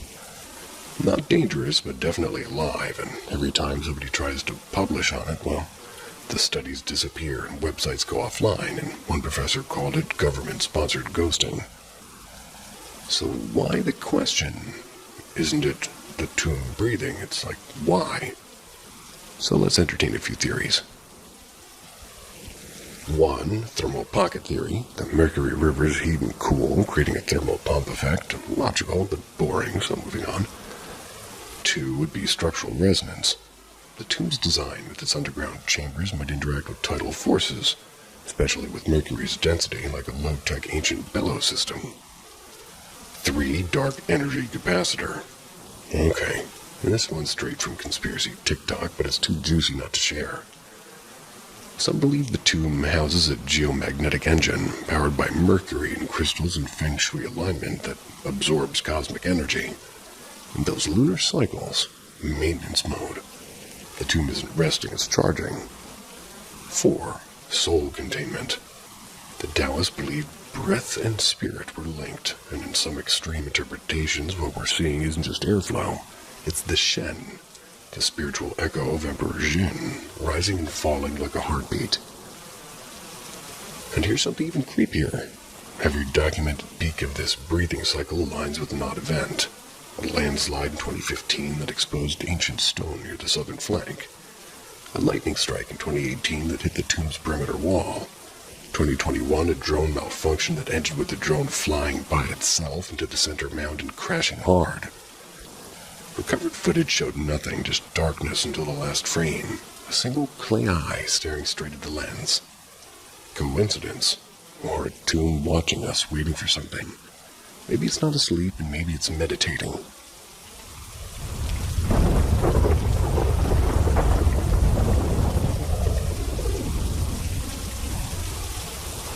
Let's shift gears and talk about the people still guarding the tomb. Not the terracotta army, not ancient booby traps, but the modern sentinels. Because yes, the Chinese government has people assigned to protect a 2,200-year-old mound of dirt around the clock. And if you think that job is boring, buddy, you haven't heard the whispers. They call themselves the Night Watchers. Officially, they're just security staff and archaeologists and engineers. But unofficially, these are folks who have seen things. The ones who patrol the perimeter of Mount Lee under cover of darkness. Flashlights flickering and radios crackling and hearts pounding like drums in a horror movie trailer. Over the years, more than a few have broken rank to leak stories. Most of them anonymously, some never again. Let's start with the footsteps. Numerous guards have reported hearing footsteps, slow and deliberate and measured on gravel paths outside the excavation zones. Always the same pace and always behind them. And when they turn around, there's never anything, no footprints, no signs of movement. Just a windless silence that presses on the ears like a held breath. Then there's the whistler. One retired guard recounted a pattern. Every full moon at around 3 a.m., a soft whistling could be heard from inside pit number 1. The tune was unrecognizable and the source was unknown. When he tried to record it, the tape came out blank, except for the final 10 seconds where a voice whispered his own name. He quit the next day and moved to a mountain village with no cell reception. Can't say I blame him. And how about the light phenomena? Floating orbs, glows from within sealed pits. One researcher in 2003 called what looked like torchlight flickering beneath the tomb mound on a thermal camera. The temperature spike matched body heat. Let that sink in. Body heat inside a sealed, unexcavated chamber. The official response is environmental anomaly, which is code for please stop asking before we all get fired or vaporized by an ancient soul garden. Then there's the most bone-chilling tale of them all, the Black Sentinel. Multiple accounts describe a figure seen near the perimeter on moonless nights. Tall and motionless, wearing what looks like ancient armor. He appears only briefly and then vanishes. One guard said he saw him standing at the gates unmoving and staring. When he looked away and looked back, the figure was gone. But muddy footprints led all the way up to him. And what makes this extra spicy is his description matches early reconstructions of the general figure in the terracotta ranks. One of the highest-ranking, most elaborately sculpted warriors, believed to have been based on a real commander. So what are we dealing with? Ghosts or psychological side effects of high stress and night shifts or something older? Or maybe the Watchers aren't guarding the tomb. Maybe they're guarding us from what's inside. Because as one anonymous source once posted, and now deleted, we're not here to protect the Emperor. We're here to make sure no one wakes him up.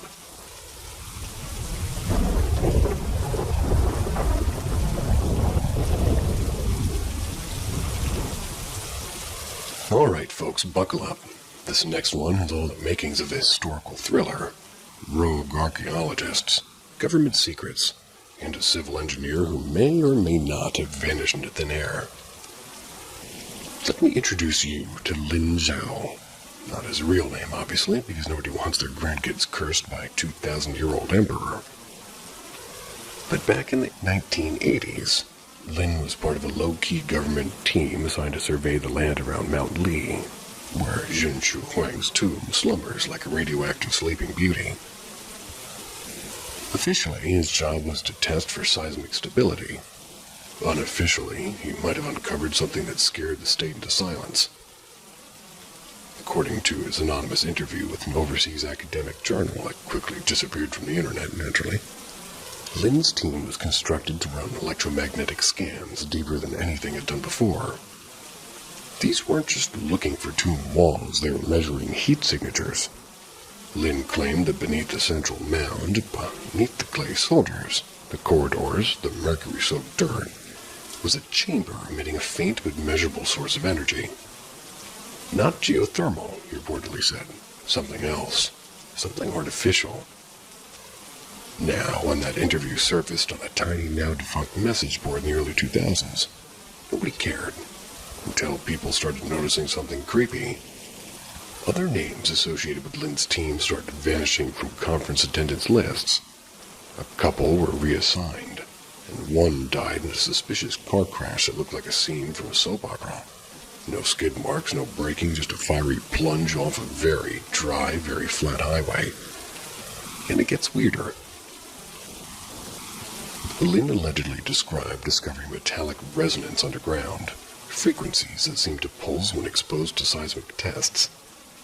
Not just echoing back, responding like something was humming down there, like the tomb was alive. He also hinted that the central tomb chamber wasn't one chamber, it was two, nestled like a...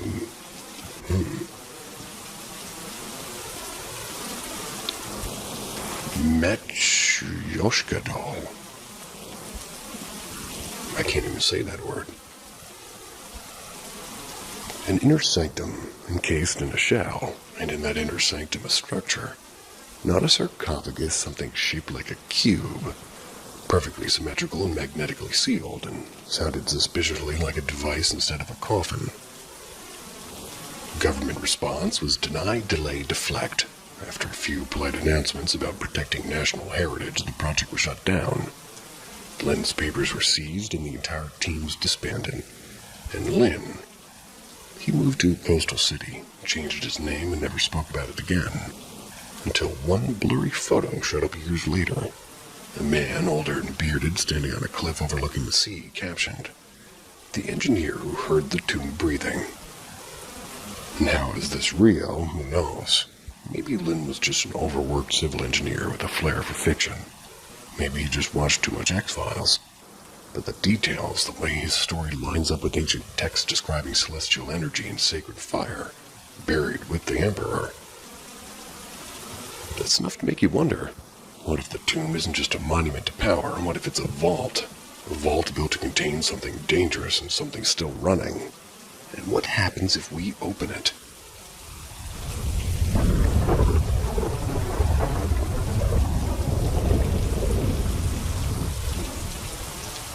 The thing wearing her face. My aunt's house always had a strange air about it. For as long as anyone can remember, weird things seem to follow her. The eerie stuff mostly circles around her, but pretty much everyone in the family. Even visitors. They have had their own share of strange encounters inside that house. I never stayed there overnight. I usually went during weddings or birthday gatherings or other big occasions. The place was always packed, filled with chatter and clattering plates and running children. In all that noise, it's easy to forget the house ever had a presence. But the stories people tell, those never leave my head. This particular one happened around 8 or 9 years ago. My aunt's bed used to be placed right up against the wall, and she always had preferred the wall side. My uncle slept on the open side. If she ever needed to get up in the middle of the night, she'd have to crawl over him to get down, and not exactly gracefully, since both of them were tall and broad-shouldered. One night my uncle half woke to the familiar creaking of the mattress. He could feel someone carefully slipping over him and stepping down. Still half asleep, he assumed it was my aunt going to the bathroom. The room was pitch dark, so he didn't bother opening his eyes fully. But then something clicked in his sleepy brain. My aunt wasn't even home, and she'd gone to visit my mom for a few days. He was completely alone in that bed. A cold shock went through him. He jerked upright and switched on the bedside lamp, and that's when he saw it. In the middle of the room stood a figure, taller than my aunt, with shoulders hunched forward. Its entire body covered in thick, coarse hair like an animal. It turned its head slowly toward him, and underneath all that fur it bore my aunt's exact face. It smiled her smile. Then it bolted to the door. My uncle, terrified but running on instinct, jumped up and chased it down the hallway. But when he reached the living room, there was no one. The front door was still locked and the house was silent again. 2 months later, an old maid who used to work for my aunt dropped by to visit. Over tea, the story came up. As soon as my uncle described what he saw, the woman's hands began to tremble. She stared at my aunt and whispered, "I've seen it too." She explained how years earlier she was washing dishes near the well in their outdoor washing area, late at night. Everyone else had gone to bed and the air was cold and still. She felt someone behind her.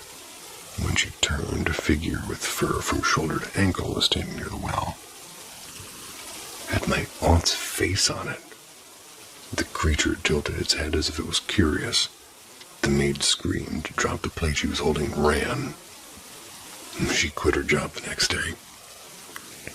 Never told anyone why. She thought no one would believe her anyway. To this day, whenever that story crosses my mind, I can picture that fur-covered figure wearing my aunt's face. It still sends shivers down my spine. And this time it's my cousin who goes through it. It happens almost a decade after the first incident. By then, my uncle had already passed away from an illness, leaving my aunt, her son, and her late husband's brother with his family, wife and 2 kids in the house. That night, my uncle's brother had to leave for a late shift at the factory. Before going, your cousin, M, 23 years old back then, to check and lock every door carefully. At around 11:15, my cousin came downstairs and the house was quiet with the lights dim. He walked toward the main gate, key jingling in his hand. And just as he bent down to lock the gate, something latched onto the top of the railing from outside. 2 long, pale, almost translucent hands with skin stretched too thin and veins showing. He froze because the thing was standing in the shadows and was tall and human-shaped. But the only part clearly visible were those arms. Fingers slightly curled, resting inches from his hands. A wave of cold hit him and he dropped the keys. And inside the house, my aunt's sister-in-law was trying to put her youngest to sleep. That's when she heard a scream. Sharp and panicked, she thought one of the kids was fooling around, so she rushed out calling their names. You know that space that's usually underneath the sofa? Well, maybe just room for slippers. Now, imagine a grown young man twisted and crammed into there with his chest heaving. To this day, nobody knows how he ended up like that. He might have thrown himself under maybe sheer terror or something. Maybe something else might have forced him down.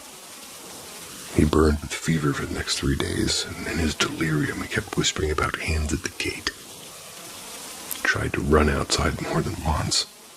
They had to physically restrain him so he wouldn't get hurt. When the fever finally broke, he remembered almost nothing. Only the cold and the sound of the metal gate rattling. And that was the final straw for my aunt. Within weeks, she called in specialists from the temple. In our culture, there's something called a binding, an invisible barrier traced along the edges of the property to keep anything non-human from crossing it. They perform the ritual at night, circling the house with chanting and incense. Since then, there have been no more incidents, no hands, no screams in the dark, nothing. But every time my cousin walked past that gate, even now, never looks directly at it. I'd look directly at it. Love you. Sweet dreams.